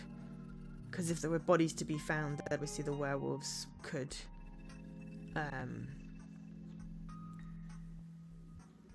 Or maybe it's just like infected and corrupted them like werewolves. So it's actually them, but their mind's been replaced a little bit, but the host memories still remain. I don't know. Despite the name, it was no banquet, but a ritual to kill the wolf. Yeah, we'd have totally been hanged. At the feast, the villagers were allowed to kill one person a day. You had to basically kill your own people, something that was taboo for ages. So the number of diamonds indicates the number of wolves. You've got the spider, the crow, the snake, and the monkeys. I feel like that's got to be monkeys. And I'm guessing that anyone chosen has a mark, tattoo, birthmark, something on them, so they know. But it was permitted here in order to rid the group of the wolf. Some humans were also given the powers of the guardian, snake, monkeys, crow, and a spider. It was like a banquet of betrayal. They all drank some sake and chose someone to kill. I was wondering if there was something in the sake. That more or less explains everything. I see. It was a lot to unpack, but I got the gist of it. Basically, the humans betrayed the Okami-sama, one of their guardian divinities, and were still paying the price. But what happens when all the village dies out? There were some points I didn't really get. I won't tell this to anyone else but you, but I'm pretty sure I saw the Okami-sama. No way, where? I just took a peek through a space in the outhouse door, so I didn't get a good look. Couldn't tell her that I'd had a realistic dream where I was killed. It had a human body and the head of a wolf, I think. No way! Can I take that as he seriously saw it? Yeah, a human body and a wolf head matches up with the depictions of the Okami-sama in Shinai-san's festivals and the deified images in the Kami Fuji Yoshi. Before I saw it, though, I heard a woman scream, so I figured that thing killed Mamiya-san. Was that the brutalization you told me about? I mean, if it killed and replaced her, you wouldn't have her body, right? Sorry, I forgot to tell you something. Shinai-san is very strict with his laws and gives various punishments to those who break them. You mentioned something like that. Basically, they broke the rule of preparing for the feast by bathing, locking up in a room all by yourself and sleeping. That's why it's believed they died to the corruption. I couldn't see how you could get such mutilated corpses from something called the corruption, but there was something more important. Basically, you didn't tell me about the laws and turned me into Toilet Man so I could die, huh? No. Listen, I honestly thought there was no way an outsider could survive. But I wanted to at least find a way that gave you a shot at making it through the night, because I didn't want to let you die. And look at that, I actually survived. Mr. Coolness! Yeah, sorry, but I really didn't expect this. Shame, I didn't get splushed there. Don't be like that. I'm actually really glad you didn't die. Wasn't sure how to feel about this, but hey, at least you tried, right? So that scream really was Mamiya-san's, huh? Or was it someone who got brutalized? No, I'm not really sure. From what you told me, it's possible that it was your scream and that the Okami-sama already replaced you. Well, it's possible, but I know full well I'm no wolf, and that's what I'm going to say. Just like everyone else, huh? Fair point. Now this was a predicament. Question 1. Ask away. Are those marks the only proof that there are 2 wolves? I recalled the strange symbols on the large rock, the 2 warped diamonds with spirals inside. Yeah, that mark represents the Okami-sama returning from Yomi, so since there are 2 marks, it stands to reason that there are 2 wolves. So it's speculation. Not much reason to question it, though. We have these annual mountain festivals, and there's always a guardian costume parade. The number of wolves in the parade is announced in a similar way. So it's normal for there to be multiple wolves, huh? Yeah, in Shinai-sama's shrine, for example, you have 3 wolf statues. For the festival, the Migurami divide the number of wolves or something and then record that number overnight. By leaving those marks on the stones, huh? No, Kami Fujiyoshi doesn't have Okiba, these stones I mean, so they apparently draw them on the shrine grounds. Apparently. People of Yasumizu are taught to wait for the guardians in Yasumizu, so I never saw the marks myself. So one of these marks in Kami Fujiyoshi means one wolf in the parade. Not exactly. The wolf sign in Kami Fujiyoshi isn't as warped for one. The mark with the spiral and the diamond is only the sign of the wolves that come back from Yomi. It's a Yasumizu thing, so they don't have it in word with these names, Kami Fujiyoshi. I see, but still the number of wolves and marks match up. Yeah, A 3-wolf festival is considered good luck there. Yumi herself didn't look the least bit happy to talk about it. Anyway, all I had to take from this was that there were at most 3 Okami-sama wolves. I had to fix my perception of the situation. Why 3? There are 2 marks. The wolves were a group of 3 werewolves. I wasn't too well versed in myths and folklore, but I certainly hadn't heard of any Japanese myths about werewolves or wolfmen. I did hear of Jinmenken and of possession by fox spirits, but werewolves did seem like a very European thing. On the other hand, the fact that there were 3 of them seemed pretty standard. I guessed it had something to do with presentation trinities and all that. Though the idea of 3 werewolves did seem a bit excessive in terms of content. Okay, what are we looking at? So, pre-roll is off at the moment. I'm still wanting to continue, so I'm going to drop a save and have 3rd break. I'm having so many breaks today. But I've been trying to hydrate, so that is a side effect. So bear with me.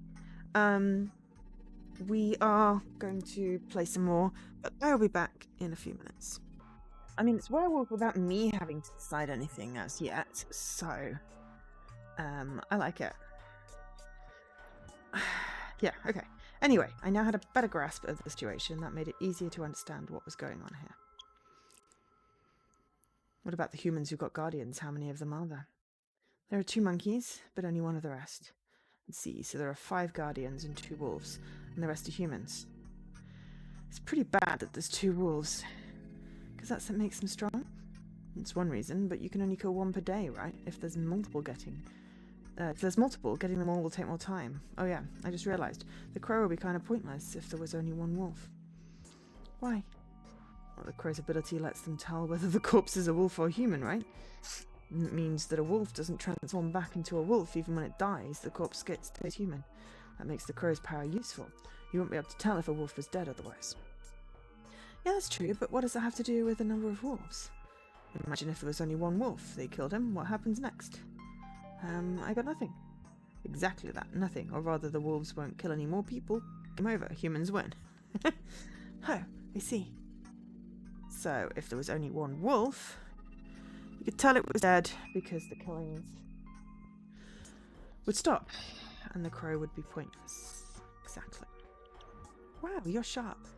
Well, it's not like this information is very useful. I'm still impressed by how you keep cool in this mess. You're not just some student, are you? What else could they be? A detective? I like that. I'm a famous detective who came to solve a difficult case in the countryside.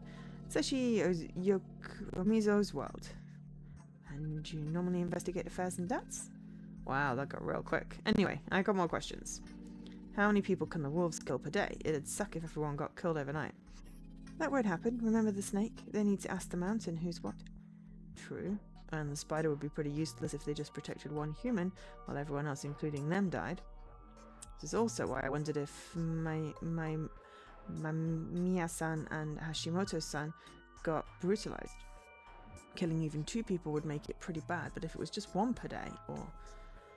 Well, that raises another question. Why do these supernatural monsters even need to follow rules like that? Isn't that weird? Of course it is. Imagine if there were 3. 1 corpse would barely serve as a snack. Oh, I don't think they're attacking people because they're hungry. Oh, so they're just out for revenge? Really sure, but it doesn't seem like they're doing this because they want to. I feel they have their own laws they have to obey. This is what bothered me so much. The Feast of the Yomi Purge had rules, and breaking them would mean being taken by the corruption. Some sort of supernatural punishment from the Shinei-san. If there really was just divine retribution, surely he'd want the Yombito done away with immediately. However, instead, the humans retained the aid of their guardians, and only 1 kill was permitted each day. Even the wolves couldn't break that rule. Okay. So if they kill one of the guardians, can they see that mark on the person? Can the person reveal the actual mark as proof, or is it just say so? And also, what about us? We are not protected. Can we be didded? Were the laws of the mountain equally binding to both man and wolf? In Christian theology, both humans and Satan were God's creation, equal before him and all acting based on his master plan. Was the god of the mountain similarly inclined? The legend of slain wolves and their revenge, was it really that simple, or was there something else going on? That's quite scary. I wanted to know all about it. I guess we should at least ask the elders how many people the wolves kill. True. But is someone really going to die again tonight? We already got 2 casualties, and for all we know, those the wolves replaced might be dead too. Hold on, they're cleaning up the bodies, right? We've got to check them properly to see if they aren't more than 2 bodies or anything. Kanzo Ji-chan checked it first thing in the morning. There were only 2 people's worth of bone and guts. Huh? Really? Does he have experience doing this kind of thing? He's a hunter, so he's used to butchering animals. Well, that made sense. That reminds me, this is probably the most important thing. Why aren't you trying to run away and call the police? I want a straight answer to this. I honestly can't think of a better move in this situation. I was aware that people here were superstitious, but those superstitions are getting people killed. So why was not a single person objecting? We can't escape this place. Can I ask why? It's complicated, but we all know it's true. Ooh, must be midnight. To put my light back on.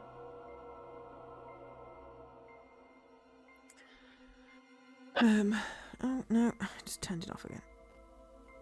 There we go.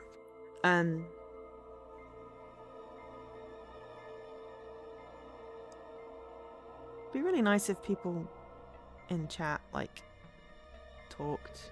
Because otherwise my viewer numbers are non-existent, and I think that there's nobody here. Of course, if there's nobody here, then this isn't going to work. But if you're watching, please tell me.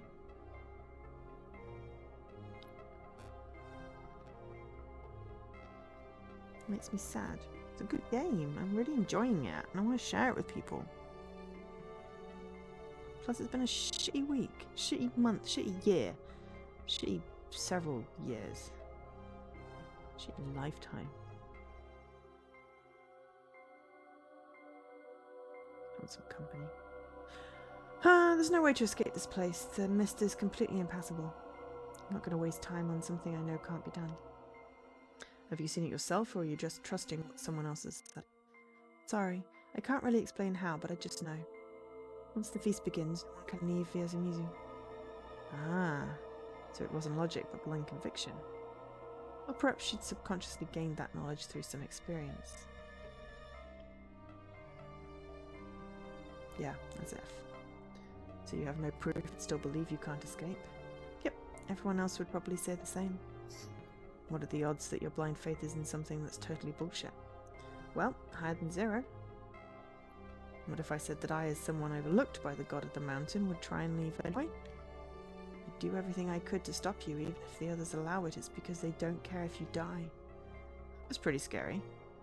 So you're worried about me? More than anyone else here. Thanks, I can just feel the love. Love? She was going all red on me now. That seems to be taking it pretty far for an act. No, I just have a conscience. The others here don't then? Well, you should know that they're way colder to outsiders than they appear. Kind of an outsider myself, so I can relate to your situation. You'd go on a road trip with someone just based on that? Hey, that might have been our final farewell in this life, so I wanted to make it nice.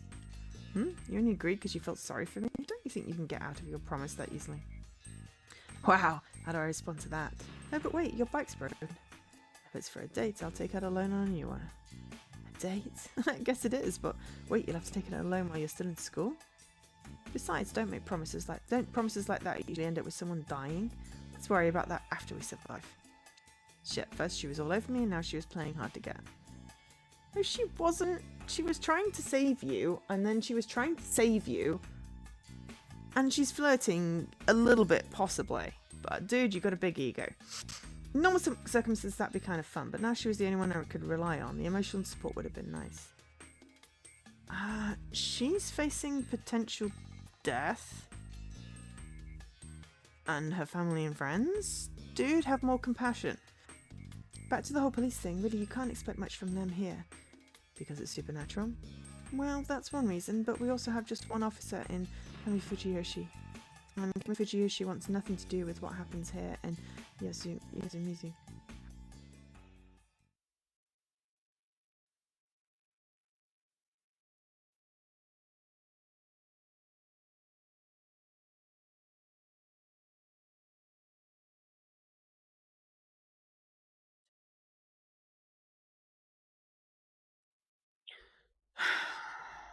You know, I've been thinking.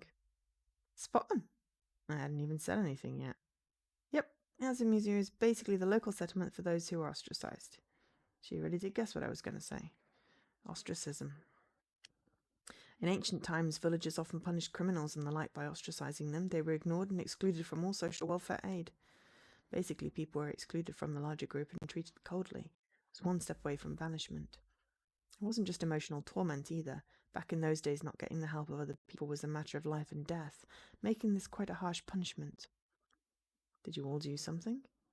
Most of us did nothing. The Makishima, Yamawaki, and Mura families have been here for generations. Can you keep a secret? Sure. Kaori Oribi-san was originally an outsider who married into the Higuchi family, but her husband messed up somewhere down the lane and died. I hear she was forced to move here with Yosuke-kun, who was still very little. Well, that wasn't a pleasant story. I had heard ostracism still survived even in this day and age. Some rural groups would brazenly cut off your gas or water supplies if you didn't fit in. Then again, neighbours in cities had their own communication problems. Basically, humans really hadn't changed much over the years. Still, ostracism because of family troubles in this day and age. It seems so weird, ugly, and behind the times. Then there's Mochi. He was the Nosato family's heir apparent. Guy's an actual blue blood. Really? Yeah, he and Kiyonosuke are uncle and nephew. They were nothing alike. Mochi's a bit weird though, so he's put it for adoption and sent to Yasumizu. I mean, Mochi was wearing a dress and a bow, and has he/him pronouns, so I'm thinking a bit weird. It translates as something outside the so-called gender norms. Oh yeah, Kiyonosuke, she had said something like that. Sheesh, what century did I think it was? What about you? I did an oopsie. Did you used to be a bit wild?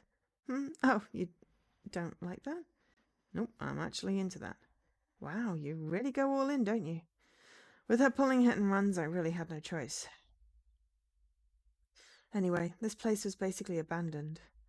I couldn't expect any outside help, and everyone here believed they couldn't escape this place due to supernatural reasons. What were my options here? Oh. Okay.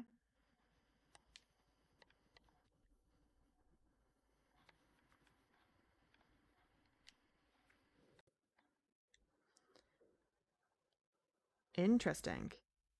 Okay. Now we have a thing. I mean, obviously we need to try leave. I feel like leave is the wrong answer. And see what happens. It's probably best to just leave before I got too deep into this and while it was still bright out. Being left out of the feast hardly guaranteed my safety. I couldn't expect anyone to leave me out, but dropping dead in the middle of nowhere seemed better than getting eaten alive out here. After making my decision, I wrapped up my conversation with Jimmy and we returned to her room.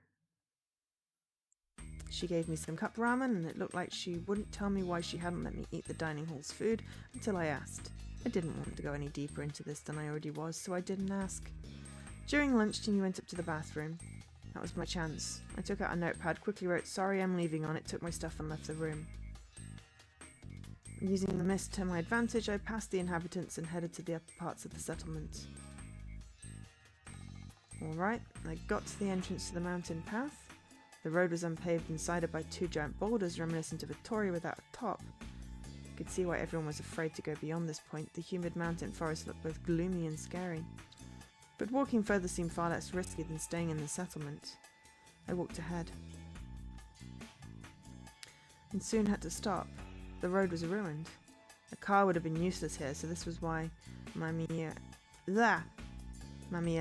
and Hashimoto-san couldn't leave yesterday and had to spend the night in the van. However, I wasn't exactly heavy, so getting past this was easy. I had no idea why obstacles like this were enough to hold back video game characters. You could easily walk around it. Holy shit. Though they could have it worse. There was that one game where there was both an obstacle and an impassable cliff-like mist. I like that, break the fourth wall. Anyway, I kept on walking. Most of the ground here was covered in dead leaves, fern and moss, making it really slippery. I supported myself by holding on to nearby saplings, but I ended up breaking a few branches. This mountain seemed completely untouched. Fujiyoshi's people clearly didn't do any forestry. That's a good thing. Came across a very steep slope. Climbing up was impossible. I'd come this far, avoiding slopes and following the road. But before I knew it, I'd lost sight of the road. It wasn't all that smart, but I decided to keep going up. Logic told me that I'd be closer to Kami Fujiyoshi the higher I got. Seriously, what was up with this mist? I couldn't see anything ahead of or behind me. I felt like I was swimming through rice water. I mean, the cliff it somehow like supernaturally looped him back round to the river. Or perhaps milk jelly. It seemed like it was heavier than air and too dense to breathe in. I felt like it would congeal around me the moment I stopped moving. What was I thinking? This was reality and this was just a mist. I walked up the desolate slope and kept walking. I had to constantly remind myself that this was just a mist and this was nothing but reality. I had no idea what happened in the end. Game over. Bad ending number 4. Watch hint corner. I mean, are we going to get the same thing again? So probably no. Guess it was just a dream, right? We didn't get a key. Or did we? No, we're back. Chart. Yomi. Disappearance. So no key.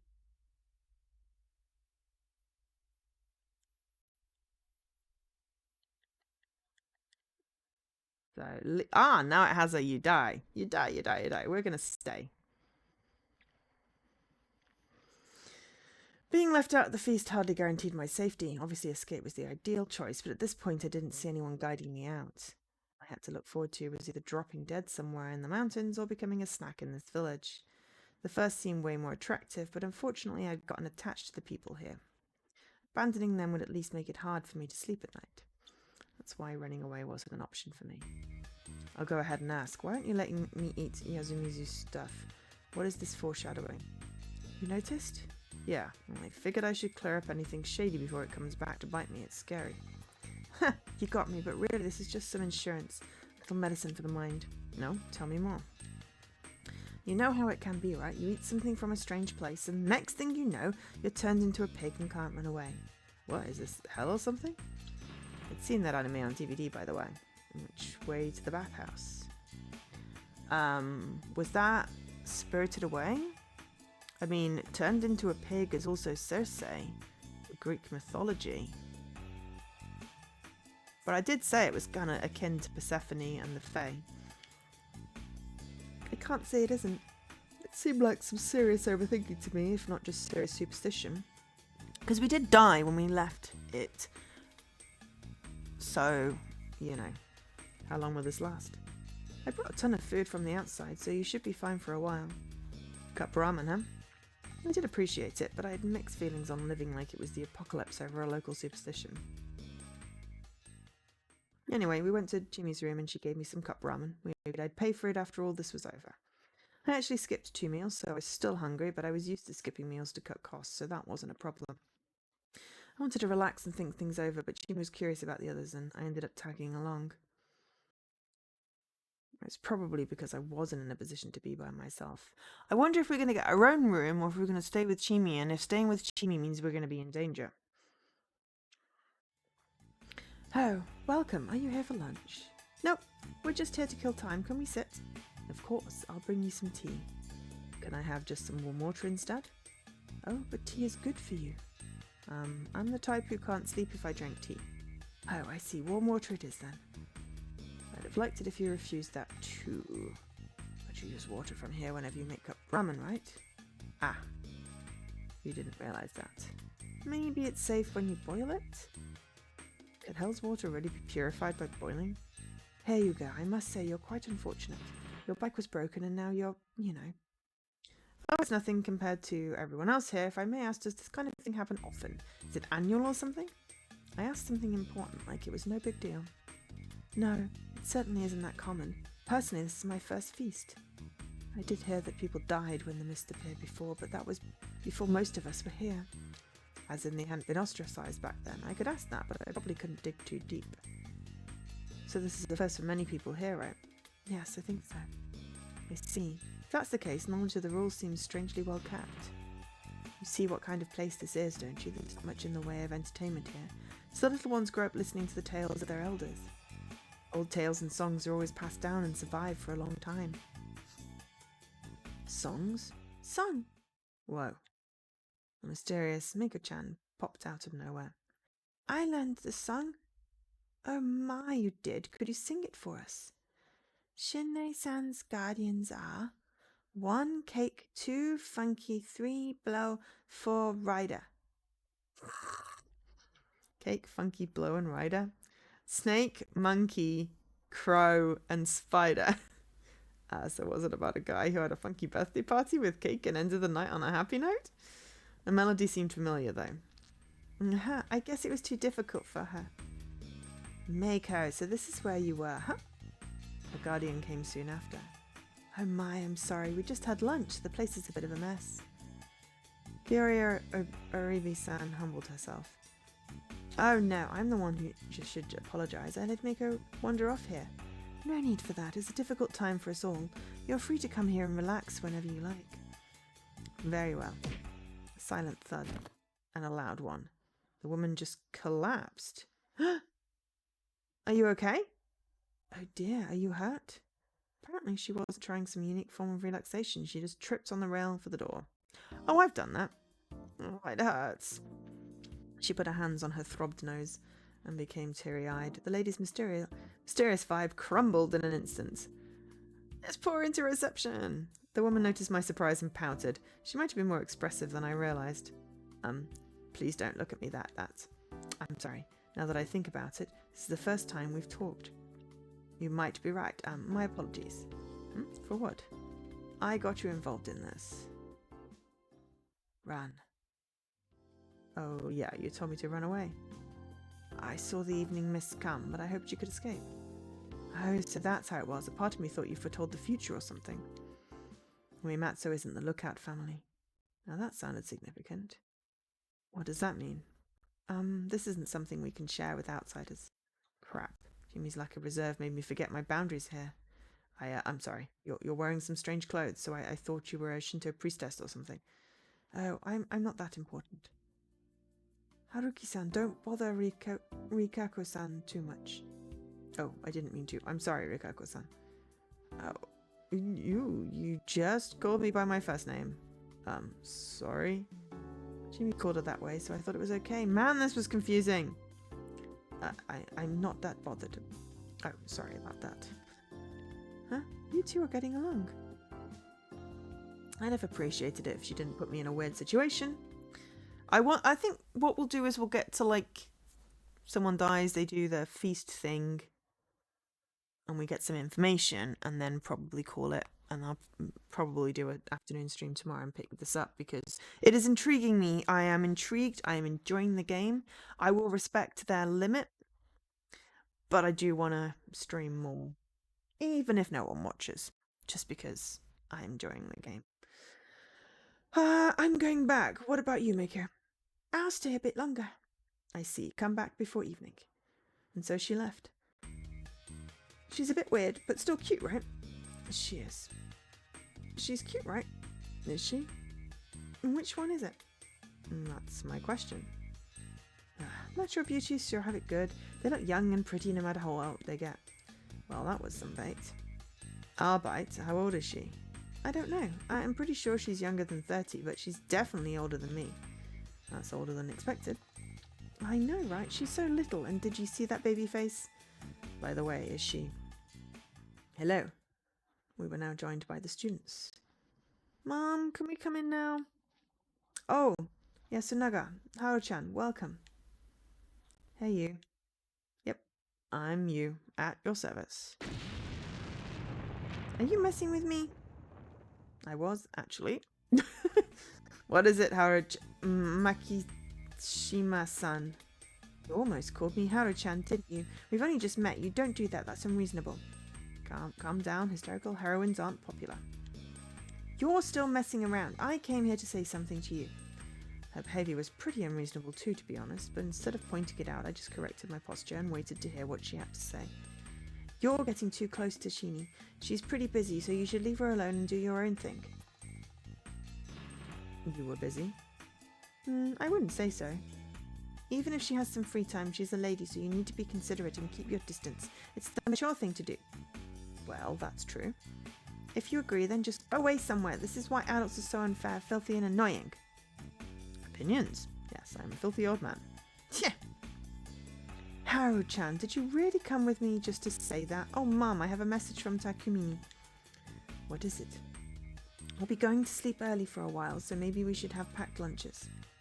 Oh, that's true. I should hurry and start making the rice. Also, Fuseshi-san, take this. Vroom, vroom, huh? Wait, me?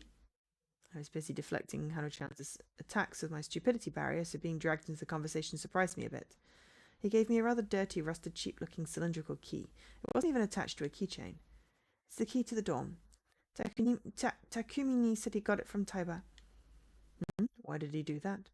He said he felt pretty bad about making me sleep outside last night. What a sincere and considerate person.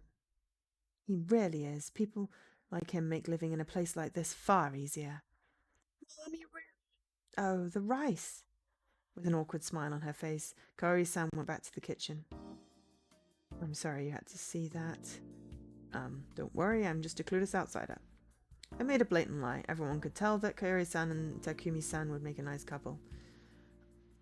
Oh, I'm talking about Haru-chan too. Hey, stop picking a fight with the outsider. Hey, he's bothering you too, isn't he? Not really. Anyway, if you don't have anything to do with the feast, then just get out. Stop it already. Why? Fusashi-san is a victim. Don't be so heartless. What the hell? You're such a dummy. Ugh, this is such a mess. Huh? They had to stop fighting about me. We had an innocent little girl here. Also, Chimi's infant was confirmed to be correct. Trying to escape seemed dangerous and recommending it was heartless. Basically, getting out of here was difficult. That made me all the more grateful for the room. I'd been so busy trying to understand what was going on with this place that I didn't even consider how to deal with myself. I'd have to thank Takumi-san. Calm down, you two. Haru-chan, want to play with Shini? Play what? Prayer to Shinai? Now? Seriously? Show Maiko-chan how it's supposed to be done. Ah! That's fine, but wow, you really care about stuff like this, huh? Yeah, kinda. Something was about to begin. Along at the center of attention, I began drinking the hot water Kaori-san placed before me. The teacup had a strange symbol enameled at the bottom. It looked like a family crest. Yasuga-kun, what does this mean? Oh, that's one of the Kami Fujiyoshi head family crests. She should just throw it away. His harsh tone made it pretty likely that it was the crest of the Yaguchi family, the ones that banished them here. Haru-chan moved a chair and sat down in front of Chimi. Can I play the man's role? Sure. Let's go. 1, 2. Okay, this is probably better when they're singing it in Japanese. Shinne-san's guardians are 1 snake, 2 monkey, 3 crow, 4 spider. They started playing an action rhythm, much like Ring a Ring the Rosies or London Bridge is Falling Down. Fully in sync, they clapped, slapped their knees, clapped again, joined hands, etc., all according to the rhythm. And there was no mistaking it. This was actually the song I'd heard yesterday morning. 5, prepare for the feast when the evening mists arrive. 6, the badger runs along late with Nair as a fix. Woo! They were doing it pretty quickly, so I couldn't see everything, but it was definitely complex. They even raised fingers and made fist bumps. Also, I was pretty sure I'd heard that part somewhere. Prepare for the feast when the evening mists arrive. What about the badger, though? Oh. 7, the corrupt Yambito rise to oppose the mountain. Suddenly the song changed in tone. The movement switched up too. Haru-chan hid her face while Chimi stood up a bit and grabbed her by the shoulders. 8, death of the damned Yambito is the mandate. Similar line, but the roles switched. 9, 1 soul per day, now to bind. 10, the mists rise away again. They returned to the same tone and movements as before, but then at a slightly awkward point, the song suddenly ended. Then they quickly stood up and... I feel like there should be more to it. Maybe that's the problem. Yay! It's been so long since I did that, I kind of panicked. Huh! Oh yeah, we're the next day now. Apparently they were done. See that, Mika-chan?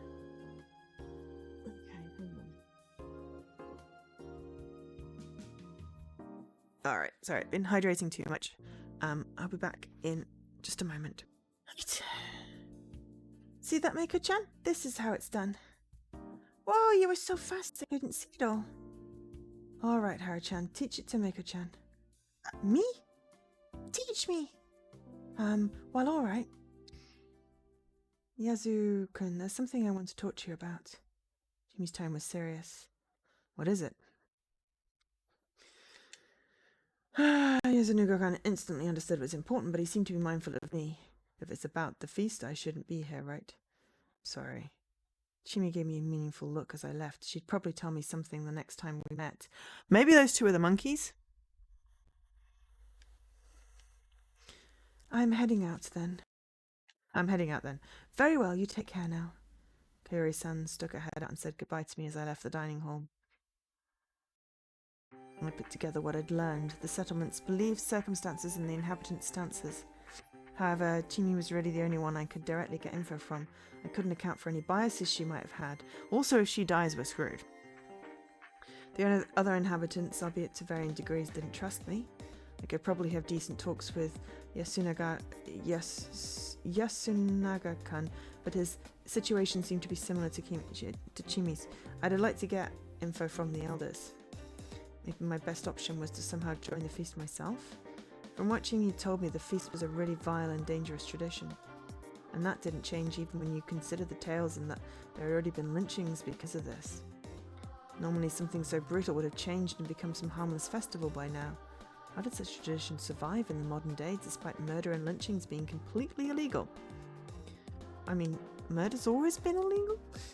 Was this place simply beyond the reach of the law or something? Or... it's because I saw God. Or because you'd actually get cursed if you didn't do what the tales told you to. How stupid. I mean, it also could be that you're already dead, dude, and you're just, like, living some weird nightmare. Then again, I couldn't really write it off. My stance on gods and monsters was basically that as long as they could be seen, I was willing to accept their existence.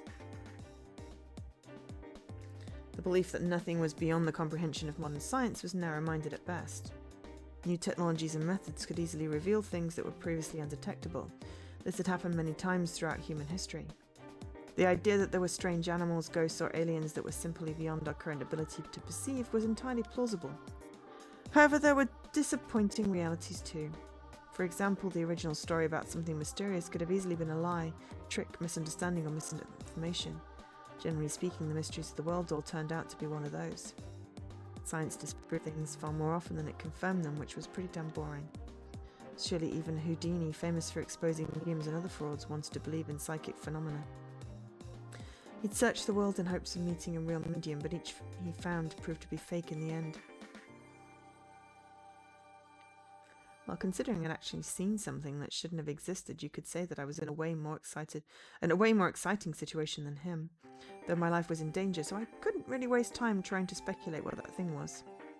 Back to the matter at hand.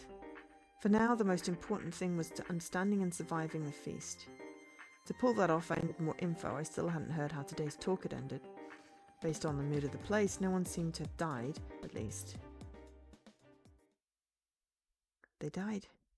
Shocked, I turned around. Who was this? It was a girl I'd never seen before. It's Mochi! Ah, because we weren't in the thing, so the last time we'd just seen them in the school uniform. They died. Yes, they did. They all died. You will die too, surely. Welcome to Fujiyoshi, you poor man. The girl turned and ran, her skirt swaying behind her. Hold up, Mochi. What? How did you know, Poop Man? Who you're calling Poop Man, and well, your clothes surprised me, sure, but you should work on your acting skills. Hey, this ain't a costume or anything. You're saying you wear that normally? Yep. I'm super poor, so the school uniform was the only thing I could wear, but Taiba never stopped complaining about that. That's why I borrowed Haru-chan's old clothes. They're cute, aren't they? Well, they are, but you are a guy, right? If I did already, I'd have assumed you was a girl. Yep, I have one. You can check when we're pissing together. I mean, you went there. I didn't want to see it at all. Are you uncomfortable with your gender or something? What? No, I'm a guy. Then why? No reason. This is just the way I am. the way you are. I'm an eccentric. There's something wrong with my head, so it's hard for me to get along with normal people. Oh. Okay, fine. I wouldn't put it that way. That makes me uncomfortable, but probably neurodivergent and defying gender norms. But I also can't just do whatever I please, so I ended up being a bit weird. So this is simply your nature? Yeah. Speaking of nature, if it wasn't cold, I wouldn't mind going around naked. So basically this was a guy with a unique sense of, well, everything. Unless he found something that really clicked, he'd have a hard time living anywhere, even in the city. You have my sympathies. Yasumizu's actually pretty easy to live in. You should move here, Poopman. What does that have to do with anything? Living in the city is hard, ain't it? Nope, it's way more convenient than here. Really? I thought you escaped because something bad happened. Well, I can't deny that. You're a weirdo too, right? That one I can deny. Wait, really? I thought we were birds of a feather. Right, old man? Ah. Whoa, there was a weird old guy in the bushes. I think Poopman's a real weirdo. I know, right? That's what Poopman is. Poopman. Please don't spread that name. I don't give a damn if you use Fusashi or Harukai. Just please stop calling me that. Hassan. Hassan. Did I look like a Middle Easterner? I was mildly bothered by the accentuation too, but he was probably avoiding using nicknames that were similar to Haru-chan's name. Well, whatever, that works. Poopman becomes Hassan. I was never Poopman to begin with. I'm close to the old man. My fellow crazies. Yeah.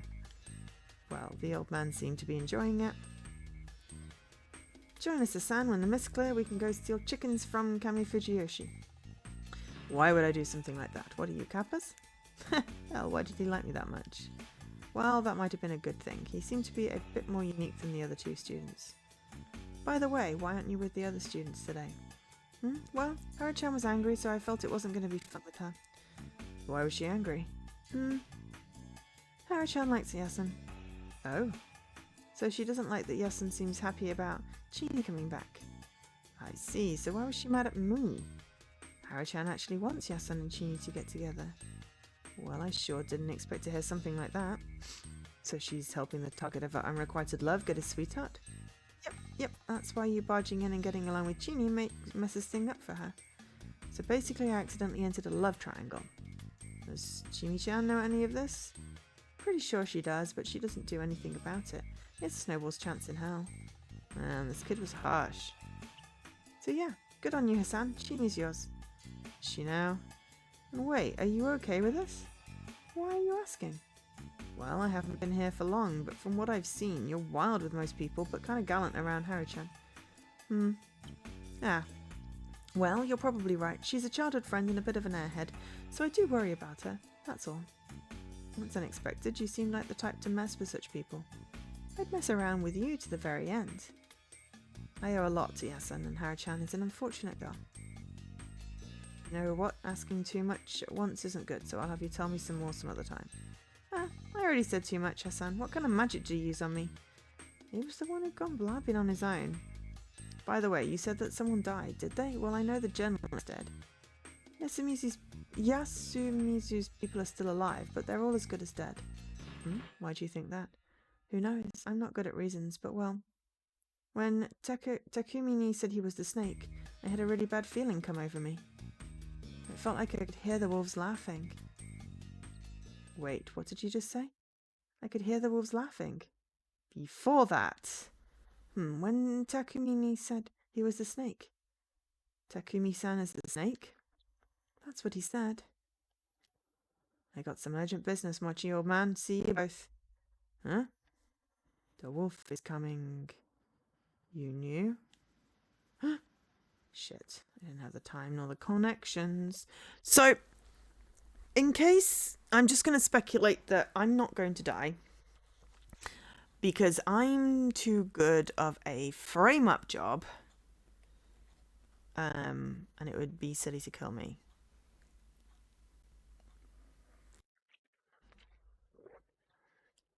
You know, they're going to start by trying to eliminate the snake. And or the person, well, or the person that he said he was going to look into, so it kind of nullifies the reasoning. Which then makes me think, who was it that suggested that that should be public? Ostensibly so he doesn't lie, but it could also be like, who are we going to kill? Well, we'll kill the person he's going to look into. But I think it was the elder of the two brothers, possibly. He was doing a lot of talking.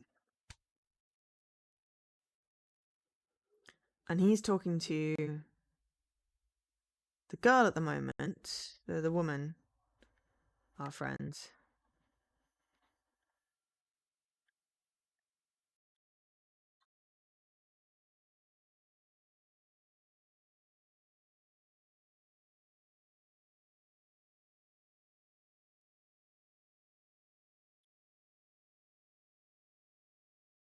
Chini. Um, so it's possible they're the monkeys. But even still, I think it was stupid to say the target out loud, and it was... I don't know whether it was stupid or advisable to say that he was the snake, but it means that the spider's just going to be continuously protecting him. Unless the spider dies, because if the spider dies, then the snake dies. But then if they think that he's going to be protected, it's social deduction games. I'm bad at them, but I like analysing them. Anyway, I didn't have the time or the connections. Murasan. Huh? What? That was my line. Why was he farming at a time like this? Thank you for the key. Oh, don't mention it, but don't walk around by yourself. Everyone's on edge as it is. About that, do you know how many humans the wolves can kill per night? Jimmy went and told you about it, huh? I insisted on it, in fact. You had to have seen that coming when you sent her to meet me. The info I have is still limited, but I'm a bit worried. Sorry to bother you, but can you tell me more? Sorry won't cut it. It's a huge bother. I don't want to waste any time on this dumb shit. I have a farm to care for. I thought you and Chimi would understand, but you're serious about this too. Well, he really didn't seem all that bothered by all this, but... 2 people already died. What of it? Huh? Listen, people die all the time, and I'm always stuck cleaning it up. What was he talking about? Did you see the aftermath of the landslide uphill? It's been like that ever since Nosato got to work on the place 8 years ago and it collapsed. They were too freaked out to even clean it up. I ended up digging out the workers' corpses and burying them. I had no idea that was such a big deal. Then there's the idiots from the city coming here just to hang themselves or getting eaten by wild beasts. Me and the old man always have to deal with a mess. It's not rare for Saranoga to bring us corpses either. I don't know if they're mountain fishers or something, but it's dangerous upstream, damn it. And yet no one cares. Pick 'em, give 'em all nameless graves and leave it at that. Beasts, corpses, you never know what you'll find in the mountains, kid. But this time it was in the village. Yeah, I was worried about that too. Never heard of Asian black bears eating humans, so maybe we got a pack of actual wolves in here. You're saying this was done by beasts? And you're saying that it was done by humans. What of it? We just have to create a night patrol. Why the hell do we have to kill each other? Oh, he doesn't believe. He doesn't believe. This person was hard to read. There was no denying he had a good head on his shoulders. He was reasonable and skeptical about the unknown. On the other hand, there were some things he put even above rationality. It felt like something you could call Yasumizu's rules, or better yet, fellowship. He looked at the situation from the perspective of, I gotta protect Yasumizu. He did whatever he could within those constraints, but he was in denial about the existence of enemies originating from within Yasumizu. To him, the situation was just a common case of some outsider died, so what? Or maybe that was what he really wanted to think. That made the situation very bad. But I, being an outsider, couldn't say that. That's true. Like you say, there's something wrong with anyone believing such superstition. He looked displeased. What was I supposed to do? But I'm curious about what I asked first. Do the legends say that everyone dies the first night, or what? I need to know how to feel about this. Oh, that won't happen. Wolves can only kill 1 person per night. Really? But why? What does the legend have to say about it? What did Ba-chan say again? No one can go against the laws of the mountain, not even the Yomotsu Ukami-sama. Yomotsu Ukami? Wolves that have returned from Yomi, apparently. Huh? Weird. I feel like I've heard that term before. Still, wasn't it weird that the laws applied to the wolves too? They were on the Yombito side, as in those opposing the mountain. And I was pretty sure the law of the mountain said that only one person could be killed per day. Lynching one during the day was the limit, and killing more than one per night was against the rules. Both would make you target of the corruption. It didn't make much sense to me, but at least I found out that the wolves too could only kill one person per night. Sorry for bothering you with weird questions. I'll get out of your way. Oh, alright. By the way, if you need an extra pair of hands, just ask. I won't meddle any further than I have to, but you're letting me stay here, so the least I can do is earn my keep. Yeah, sure. Last reply was half-hearted, but at least I got a bit of the rules I was missing. I mean, them's the rules of werewolf. So.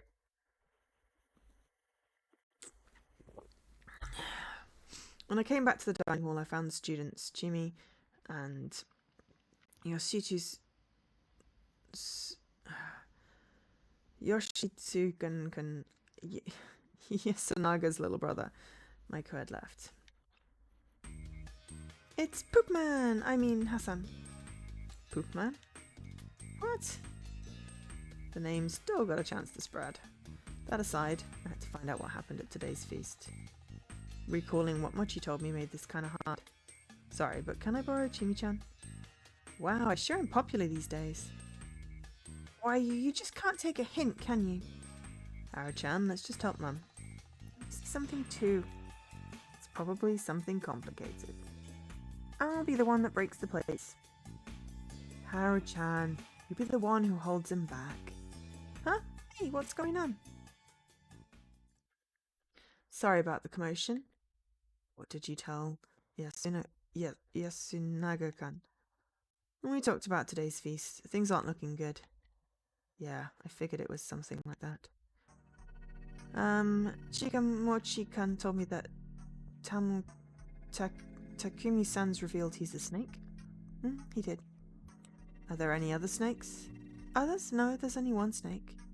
The mountain gave 4 kinds of guardians.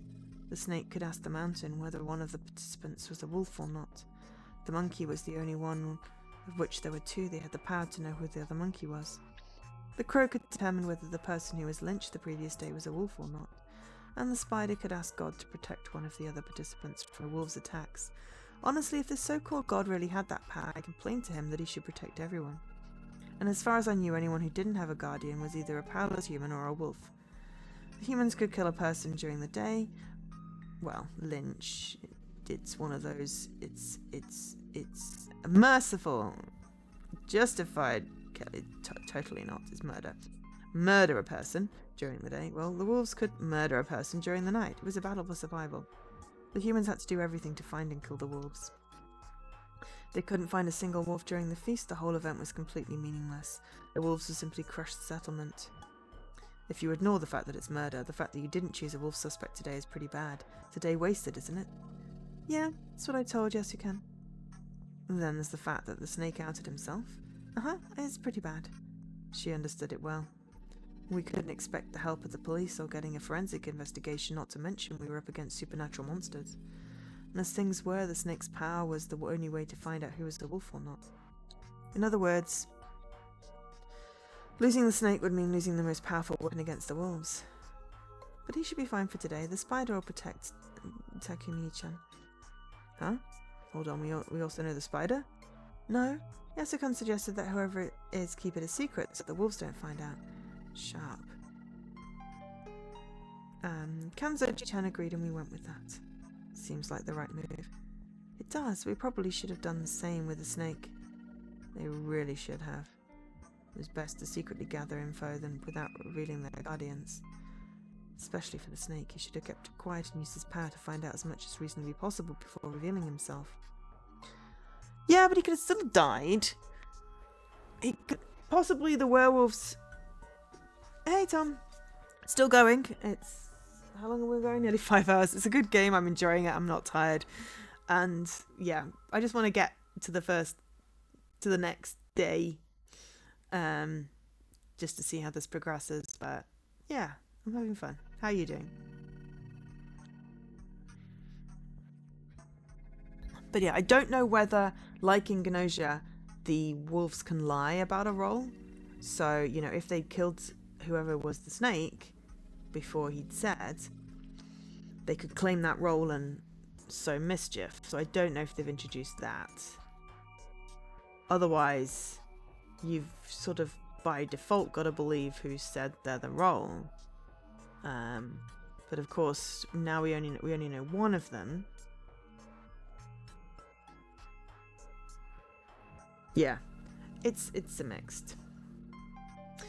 I knew it was difficult to figure out right away, but the fact that the snake, the most important role, was the first to be outed was really bad. From my perspective, Takumi-san had been so focused on protecting Yasumizu himself that he'd made a terrible mistake. He appeared calm, but I wouldn't have been surprised if he'd realised this and was actually pretty shaken. What do you think will happen? She asked like she already knew the answer. The spider was told to protect Takumi-san. The wolves obviously heard that. If they try to go for him, the spider will stop them, right? No idea how, though. Yeah, and with that, they'd lose one day's worth of murders. Jimmy seemed to process this as a logical game, too. If I were a wolf, I'd ignore Takumi-san and go for somebody else. You think so, too? Who do you think they'll go for? I don't know. I have no idea what the wolves are prioritising. If they prefer the blood of women and children, they'd probably go for the younger people. Scary. Don't worry, you're not the youngest girl here. I'll kill you. It's fine, you're still the prettiest. I'll forgive you, though that still sounds pretty bad. Who knows what they'll do before killing me? I'm sure there were plenty of things they could conceive. Apparently there was another layer to the worst possible scenario. If they're not killing based on their preferences, then they'll kill someone whose death would shake the villagers. That'd be someone influential or a player who's invaluable to the humans. That'd be Kanzo Chichan or Kazukan. That seems... Yasukan. That seemed likely. Yes, Sunaga-kan was the only one who'd done something helpful for the villagers this time. He seemed to be the leader of the high schoolers and had a good head on his shoulders. But his ideas required Kanzu Makishimashi's approval, which made it pretty clear he was a standout.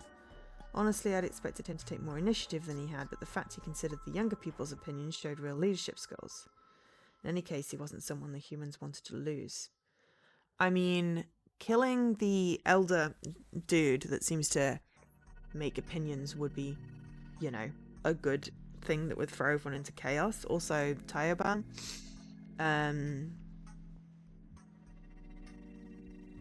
But if I were the wolves, I would kill the guy that they've agreed upon to let the seer read. The snake. Because it's effectively rendering the seer's power useless. Because, of course, he was human. He was killed by the wolves. That would be my thing there. I should totally write a book that was just about werewolf. Like a werewolf style thing. Except that, you know, this game already exists and other stuff already exists, but I feel like I would be like the best werewolf, except that I personally am terrible at lying. I could write the best werewolf. Yeah. Oh yeah.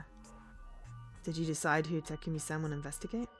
Yeah, it's Kiyonosuke-san. Huh? What's with that choice? What do you mean? He asked for it and we wanted to prioritize those who were the least popular. It'd make them safer.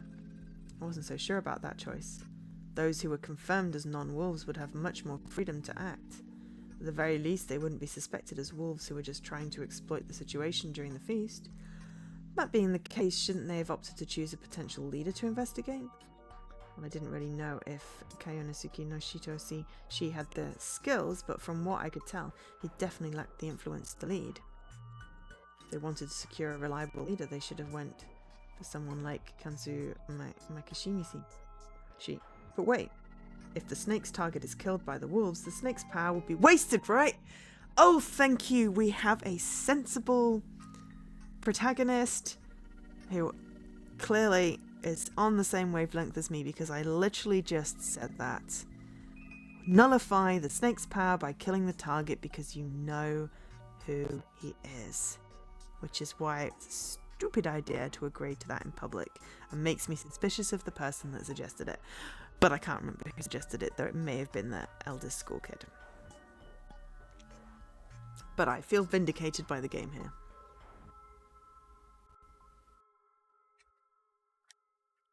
The dead can be investigated by the crow, after all. No, those killed at night are chosen by the wolves, so they're obviously humans. The crow can only investigate those chosen and killed during the daily feasts. Oh, I see, makes sense.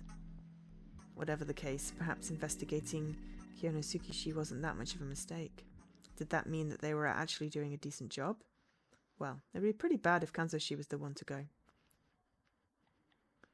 Shimi looked gloomy. She and I probably felt that it wasn't a complete blunder, but still had a bad feeling about it. I would feel like a werewolf move would be to render the snake useless. And also get rid of an annoying guy that, being proved human, could then potentially become a leader. During the feast, everyone had to lock themselves somewhere alone around sunset. It was called sheltering. Well, I could understand it considering the legends, but I'd still wondered why the students didn't go to school. It was a weekday. When I'd asked, they just told me, why would we leave when it's so dangerous? The idea that they couldn't leave when the mist was here was so popular it affected their daily lives. Yeah, we tried and we died, just to say. So there was an option where we were like, here, what happens if we leave? We leaved. We leaved. I'm so doing English right here. We left, we disappeared, never to be heard from again. I knew that was the wrong answer and I wanted to get an ending. I love flowcharts. The flowchart makes me so happy. So at some point we're going to get to 4, but we will get the sheep when it tells us we can't stream any. But I'm hoping we can get one more stream tomorrow afternoon. I think I'm going to go for a walk. I'm going to buy myself a pizza and then I can just stream as long as I want. Hopefully not overlapping people in the evenings, but it'd be good to play this more. Because at some point I am actually gonna have to go to sleep. Yeah, okay. Also, the people at Kami Fujiyoshi had to know that Yamamuzuki was covered in mist, right?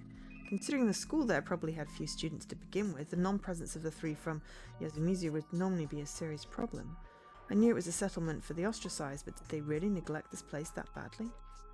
Looking at it from that angle, it was safe to assume that the local villagers, Kami Fujiyoshi included, actually concealed the Feast of the Yomi Purge. I thought about that and similar things in room 203 of the student dorm, the place I was given. Oh, next door. Jimmy had given me some cup ramen and hot water. We chatted for a moment about being neighbours for a while, and then she returned to her room. Weird we could be so casual about this, considering there was a chance we wouldn't meet again tomorrow. After dinner, I took a bath. The gas boiler was pretty damn old, so learning how to use it took a while. There were some working electrical outlets too, so I could charge my phone. I didn't have a wristwatch, so that was important. By the way, my room didn't have a kitchen. I was pretty sure the other rooms didn't either. From what I could tell, no one here actually cooked or ate at their own homes. They all relied on the dining hall to provide their meals. This settlement had not only a unique culture, but a way of life as well. I couldn't help but wonder how something like this began and survived into the modern era. It was an interesting subject to research, but for now I had to worry about the fact that my life was in danger. Anyway, what were my options now? It wasn't part of the feast, but walking around at night was probably dangerous regardless. Yes? Yes, it is. After all, I had memories of getting killed doing exactly that. From a logical standpoint, that was probably just a dream, but it had a quality to it that made it hard to believe it was. I had to be careful until I was certain.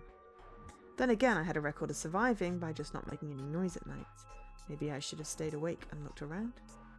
Also, Takumi-san had said they were going to have someone keep watch at night, didn't he? Was he going to do it himself? Considering the snake's importance, he shouldn't do something so dangerous. Shit, they barely decided anything in the feast. I wasn't getting enough info either. I felt like I barely knew the basics.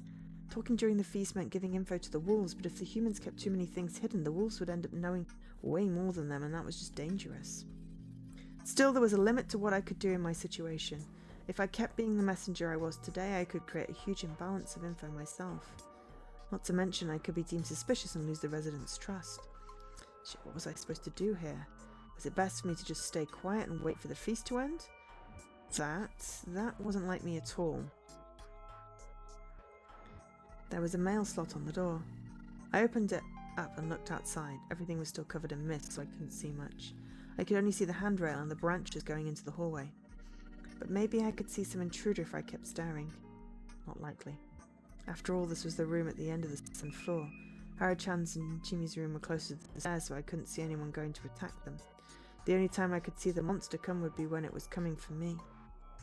Maybe keeping watch like this was the most important thing if I wanted to stay alive, but I found it hard to put my own life on the priority list.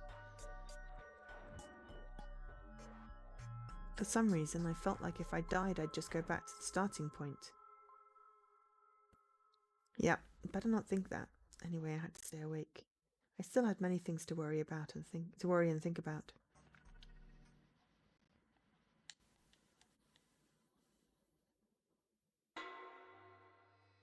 Next day. Wednesday. Are we in a new chapter now? What? As I woke up and tried to move, my head rubbed against something tough, and then smacked into the doorknob. Yeah, day change. Oh, we're still in 3. Oh no, it's called From Bad to Worse.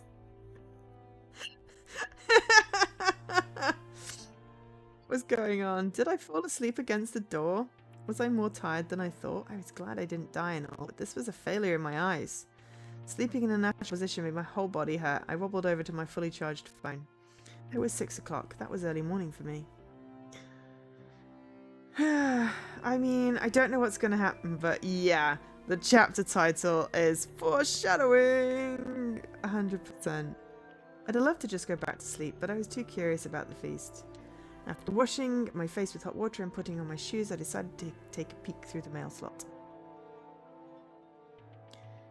My stream ads are showing lidocaine. Lidocaine? Like the anesthetic? No, the antiseptic. Also, pre-roll is supposed to be... Oh no, it's not off anymore. I ran out of pre-roll off. Sorry. Sorry you're getting ads. Also, you can't hear me if you're in ads. Lidocaine's useful if you have a wound. It's an antiseptic, I think. I don't know. Anyway, peek through the mail slot. Outside, I saw Chimi standing there with a knife in hand. Okay. I reflexively stepped back, tripped, and fell on my ass. I mean, I would totally do that too. What the hell was that? There was a woman standing before my room with a weapon. I'd only caught a glimpse, but that was enough to conclude that I was dealing with a scene straight out of a horror movie. What could have prompted this? Did she suspect I was a wolf, or was she a wolf herself? She knocked on the door, making me squeal a bit. Haruki-san, are you awake? Would she kill me if I replied?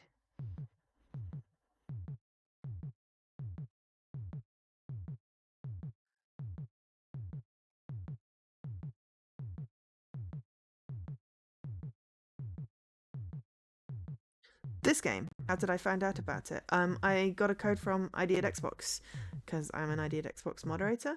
ID at Xbox is the indie game program for Xbox, so I find out a lot of obscure games, and then I get to showcase them, so then people go, ooh, I like this game, I want to find out what happens, I will buy this game. And boom, it generates a sale. Or more. Probably on average 1, but yeah. I'm sorry you're getting ads. I do try and run the ads when I'm not doing the game. But yeah. Please don't damage yourself. And a 1-wheel? Is that like a unicycle? Or is that board with a wheel thing? Like a Segway, but without the... I don't know. But yeah, as I love playing indie games just because everyone's like, this is really odd, or this is really cool, or the art is amazing. So, there we go. Would she kill me if I replied? Wake up, I need a hand checking on everyone. By the way, I'm armed, but it's just for self-defense.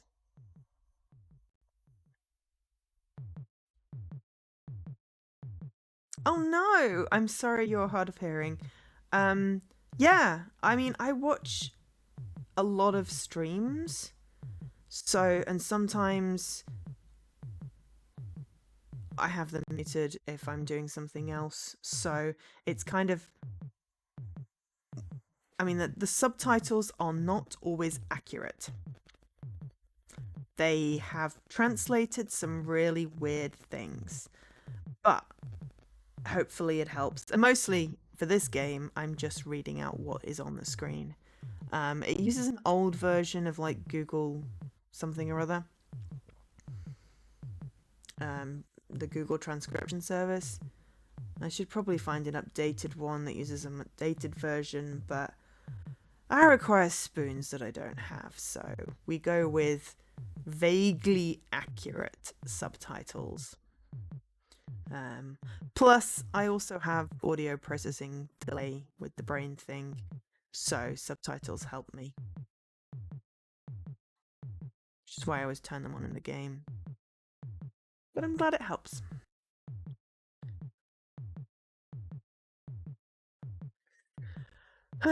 Just say that sooner, damn it. Oh, so you are awake. Don't worry, I just put the weapon away. I hesitantly peeked through the mail slot and saw her hopping around, showing me her empty hands. Where did you put it? In a sheath on your back? After meeting up with Jimmy, we went around the dorm and woke up students. All of them were all right. While they got ready, we went to the Nosatu mansion just because it was close. Yasumuzu was still misty and unpleasantly silent. I walked carefully just like yesterday morning. I couldn't write off the possibility that a werewolf would jump out of the mist and tear me apart.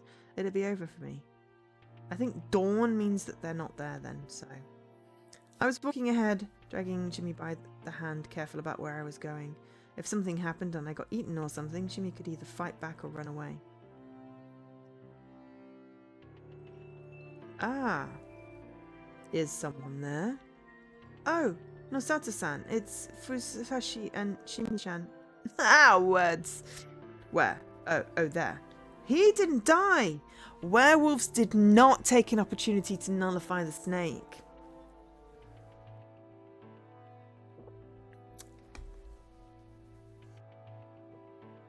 I'm hoping this means he steps up.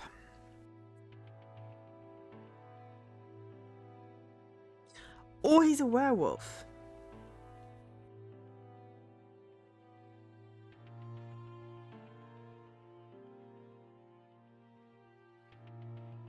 That is an option. But he's not dead. And as the title of the thing kind of said, from bad to worse, it is possible that the spider thought maybe he was at risk, protected him instead of the snake. The snake got deaded because they took a chance. Or the old guy, the snake's dad, grandpa, I think that's the relationship, was murdered, or the old lady, Tayo, or possibly the priestess lady, Rikiko. Those are like, you know, spiritual, tribal leader type things. So, I mean, either that or they murdered the little girl, which would just be cruel. But they didn't kill any of the young people.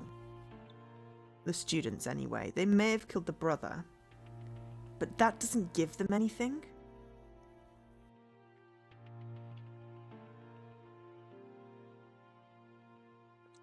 So yeah, this, I feel, him being alive, I'm not actually satisfied.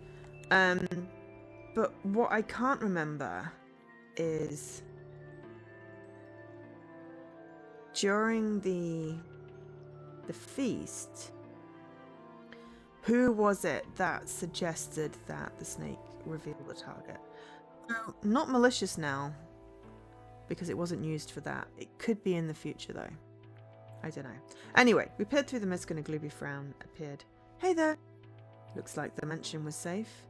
Of course, it's old but well protected. Not even monsters could make it in, surely. I see. Then can we all take shelter inside? Why should I let you? This is Yasumizu's problem, not mine. I see. Good point. Then we'll just get moving and solve the problem, I guess. Wait, it's dangerous. We need to be in groups. Really? I was beginning to think this guy was best described as all bark no bite. Though prideful and vain, he wasn't as smart as he claimed to be, as shown by his inability to take charge of the feast. Also, his fussy attitude was probably just him making up for his fear. It was entirely possible he was just putting on an air and that the mystery of the Yasumizu, or rather Fujiyoshi, was actually scaring him. Anyway, we went downhill and met up with the students. Even a familiar road can be scary. Yeah, mists are sure weird. I can get naked and no one will get mad. Stop that, you fool. Haru... Makishima was acting weird. Mochi was definitely expecting a retort from her. She didn't say anything and her face was so pale you could tell through the mist. Hanging her head, she was slightly shaking. Everyone else could see it too, but no one chose to address her. Questions would quickly become suspicious after all. Perhaps she was a wolf and did something horrific last night.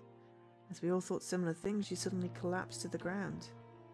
You alright? Don't touch me! A hoarse scream shocked everyone. Haru-chan? Nii-chan, I just... Sorry, but right now Yeah, I can understand if you're on edge. Be careful about where you walk. We then slowed down. Haru-chan not touching anyone's hands was at the rear of the group. As we walked, trees and stones drifted in and out of visibility through the surrounding mist. Our vision was so limited it felt like the world around us was changing with every step we took. A tunnel of trees, a path on the paddy field, a stone platform, a concrete stairway. We walked between realms every passing second. I was still worrying about Haru-chan. What was on her mind? Was she afraid or wary? After descending for a bit, we arrived at the plaza. Okay. Snake's alive. I see all of you are alright. We met 2 more people in front of the dining hall. Are the elders sleeping in? Ba-chan's still getting dressed. Okay. She's not feeling too great right now. Let's check on those who aren't here yet. Come with me, Kia. Why are you ordering me? Because we might need some manpower, Fuzashi. You come too. This was the first time he'd ordered me to do something, but it wasn't a situation where I could be happy about him relying on me. Yes, of course. It's good that he's not, accusatory. He probably had a bad feeling, namely that he wouldn't be able to rely on a certain someone ever again. As I passed by Kiori-san, I heard her whisper, Yasanga, can you help? With what, Mum? Finding Yoshitsugu. He's missing. Everyone probably had a bad feeling about this. The 3 of us guys checked the houses. Yasunega-kan, Chini and Mochi walked around the settlement. We'd agreed to split up and start searching. The misty village was silent. I couldn't hear anyone chatting. I feel like we should find a body in a room, right? I'd seen these buildings from the outside, but it was my first time actually walking in. The shabby buildings built using blackened planks were more or less buried in vegetation. Some were on the verge of collapse. The way their frames jutted from the mist reminded me of the carcasses of giant beasts. I walked on a line between the grass, a footpath surely. I often heard something small jump in the grass. It was probably just some bugs or frogs, but it still made me flinch. Rikako-san lives here, right? Yeah, in that house. Shit, why must she live in a place like this? If you don't know, there's no way we would. I guess it's the Mikorama's orders. To my knowledge, she moved to Yasumizu of her own accord, and there's no need for her to be here in the first place. Maybe she knew the mist was coming and came to cast a spell or something to keep it away. That sure didn't work, though. Takuma Mura, I don't mind you being disrespectful of me, but you should choose your words while talking about her. She's the legitimate Kami Fujiyoshi family head. Like I care, this is Yasumizu. She said it herself, didn't she? In the feast, we're all served on the same platter. Shit. Rikako-san, are you alright? Apparently, Takumi-san didn't like the Yumatsu family, or the 4 had families in general. Now that I thought about it, though she wasn't as disliked as Kinosukishi, the villagers in general weren't fond of Rikako Umetsu. It seems like a pretty obvious outcome, though. Yasumizu was a settlement for the ostracized. It was impossible for a member of one of the head families who openly spurned them to form a good relationship with the locals. Rikako-san emerged before too long. She was wearing her usual strange get-up and didn't seem any different from how she looked yesterday. I need to check on Miko. We moved on to the next house. It felt like Rikako-san was urging me, so I woke the girl up. Miko-chan, it's morning. Well, I couldn't imagine Miko-san raising her voice, while the other two probably didn't feel they had to get involved with the girl. After a few calls, she finally came out, still half asleep. Ah, Miko, I'm glad you're all right. Kyo, take them to the dining hall. Come with me, Riko-san. Watch your step. Yes, She was apparently trying to get my attention, so I turned around and said yes. I'm sorry. Her sudden apology left me completely confused. She then departed alongside the other two, leaving me alone with Takumi-san. Are you sure we should go on without Kiyonozuki-san? He'd be useless anyway. I only brought him along in case it was the Yumetsu's mock priestess that died. But now I know who got killed. It could still be the old wolf guy, right? Shut up. If old man Kanzo was around, he'd have woken up earlier than anyone else and searched the length of Yasumizu 3 times by now. Sorry. His house is over there. I followed him in silence. I couldn't think of any.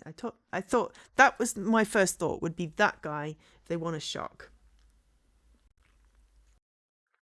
And split. The village.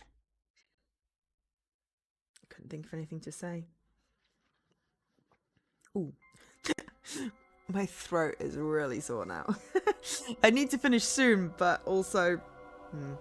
The fact that the door was unlocked made it quite clear that something wasn't right. The moment I opened it, my nostrils were assaulted by a smell I'd experienced just yesterday. The reek of a fresh corpse. Damn it, damn it, damn it! Unlike Takumi-san, who was looking away and cursing, I did my best to burn the scene I witnessed into my memory. I felt like to avert my eyes would be disrespectful and chided myself for wanting to look away.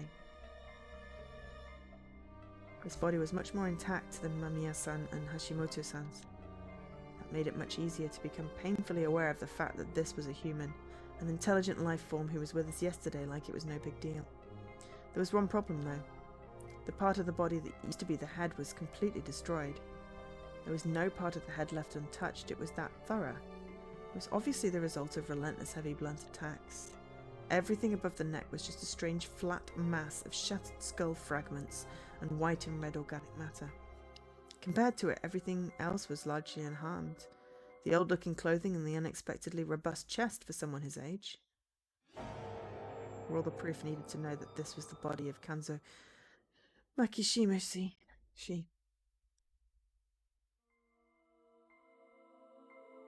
We'll clean it up.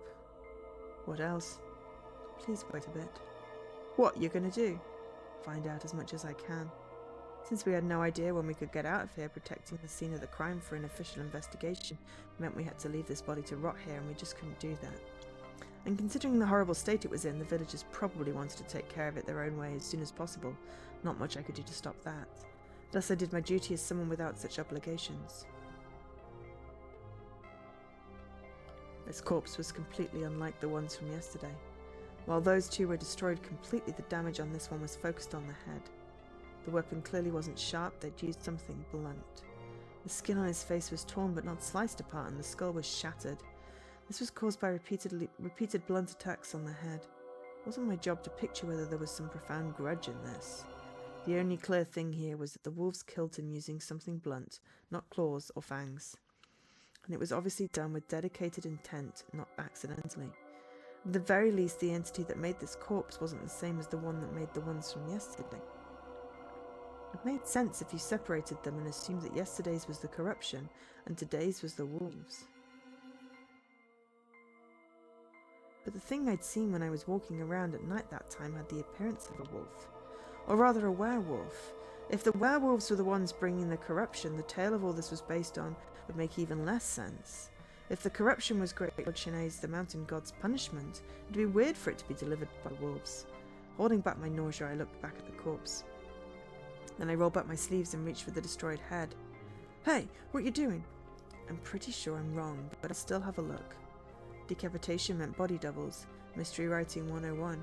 If someone brought in and killed a person with a similar build to Kanzo-shi's and left him here, his death could easily be fate. Did Kanzo-san have a silver-capped tooth in his lower jaw? No, he didn't. His voice was strangely forced. I looked at him and realized he was kind of pale. I might have overdone it. Still, I couldn't be soft in this situation.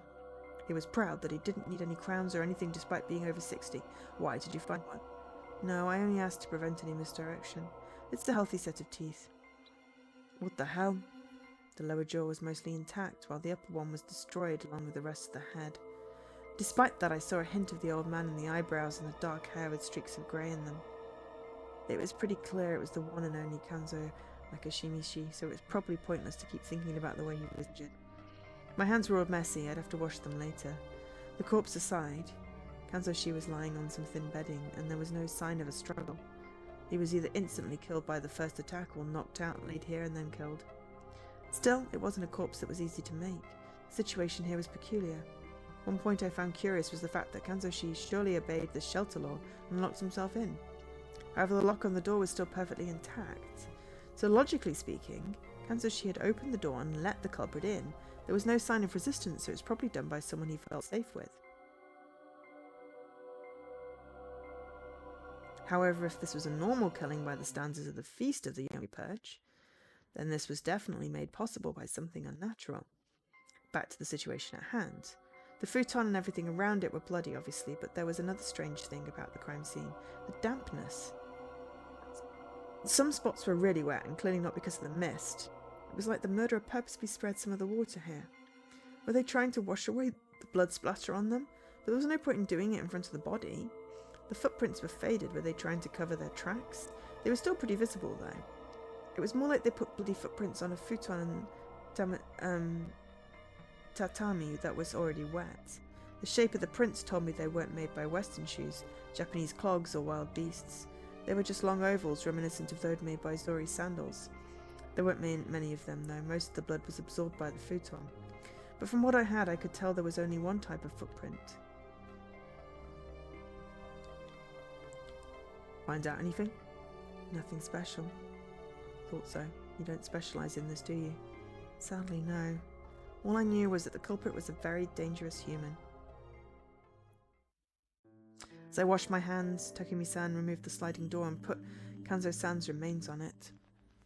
He covered his destroyed face with a nearby hand towel and prepared to carry it. You take the other side. Got it. We lifted it up, and yeah, this was definitely a job for 2 people. We went out into the mist. Are we throwing him into Saranaga? That's what Abachan would want. Because he'll be corrupted if we don't? Yeah. A voice devoid of life. I couldn't call out to him. Pushing him any further was dangerous. I could tell by the air about him. It's my fault. Why? Because I messed up in the feast. That was entirely possible. This proved he was aware of it himself. I would have said that, but it felt wrong. I don't know much. But I think you were trying to do your best. But what's the point if I mess up like this? And you need to make up for it. I think you'll have to be the one who leads Yasumizu now. I can't. Well, I couldn't either. I was just an outsider, so I had no idea how to console him. Feeling powerless, we approached the dining hall. I feel like I'm actually going to leave it here for tonight, because I could go on forever.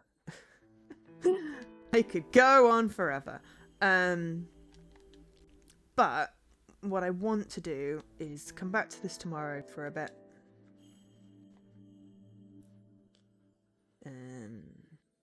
Title. I'm going to come back this tomorrow afternoon, but I am really enjoying this.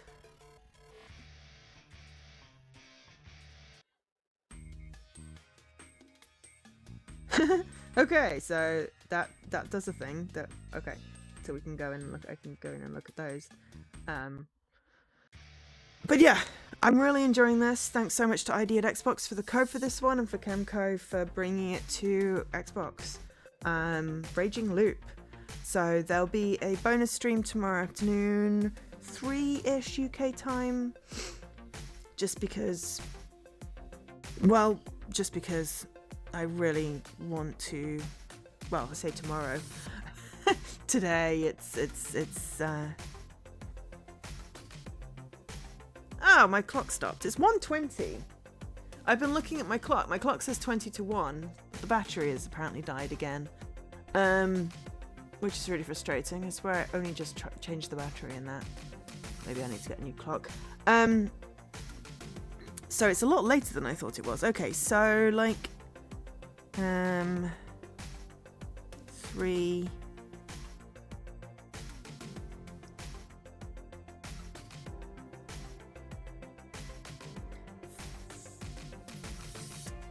yeah. Basically, if you look at what time my Saturday stream is, and that on Tuesday if you want the because at the moment we've not yet moved to daylight savings. That happens on the 30th, so we're still on GMT, so 3 p.m. GMT or as close to as I can will be another stream of this. I didn't realize actually how late it had gotten, so it's a good thing, because I've been like, hang on, the clock didn't move, my phone says it's 1:20. How is it 1:20? I have done a nearly 5.5 hour stream because, well, I've really enjoyed the game. I've been really enjoying the game, and I like it when I enjoy a game and can share it and go overboard on the thing. Okay, I don't enjoy going overboard because then I'm tired, but I'm gonna sort out my alarms for tomorrow so I don't wonk my sleep too much, but also I get some sleep. But anyway, thank you for being here. Thanks to Havel for the raid at the beginning, and hopefully people enjoyed it, even if it was a quiet stream. And I'll see you tomorrow. But anyway, I've been Jo, otherwise known as Angel SK, and I bid you good night.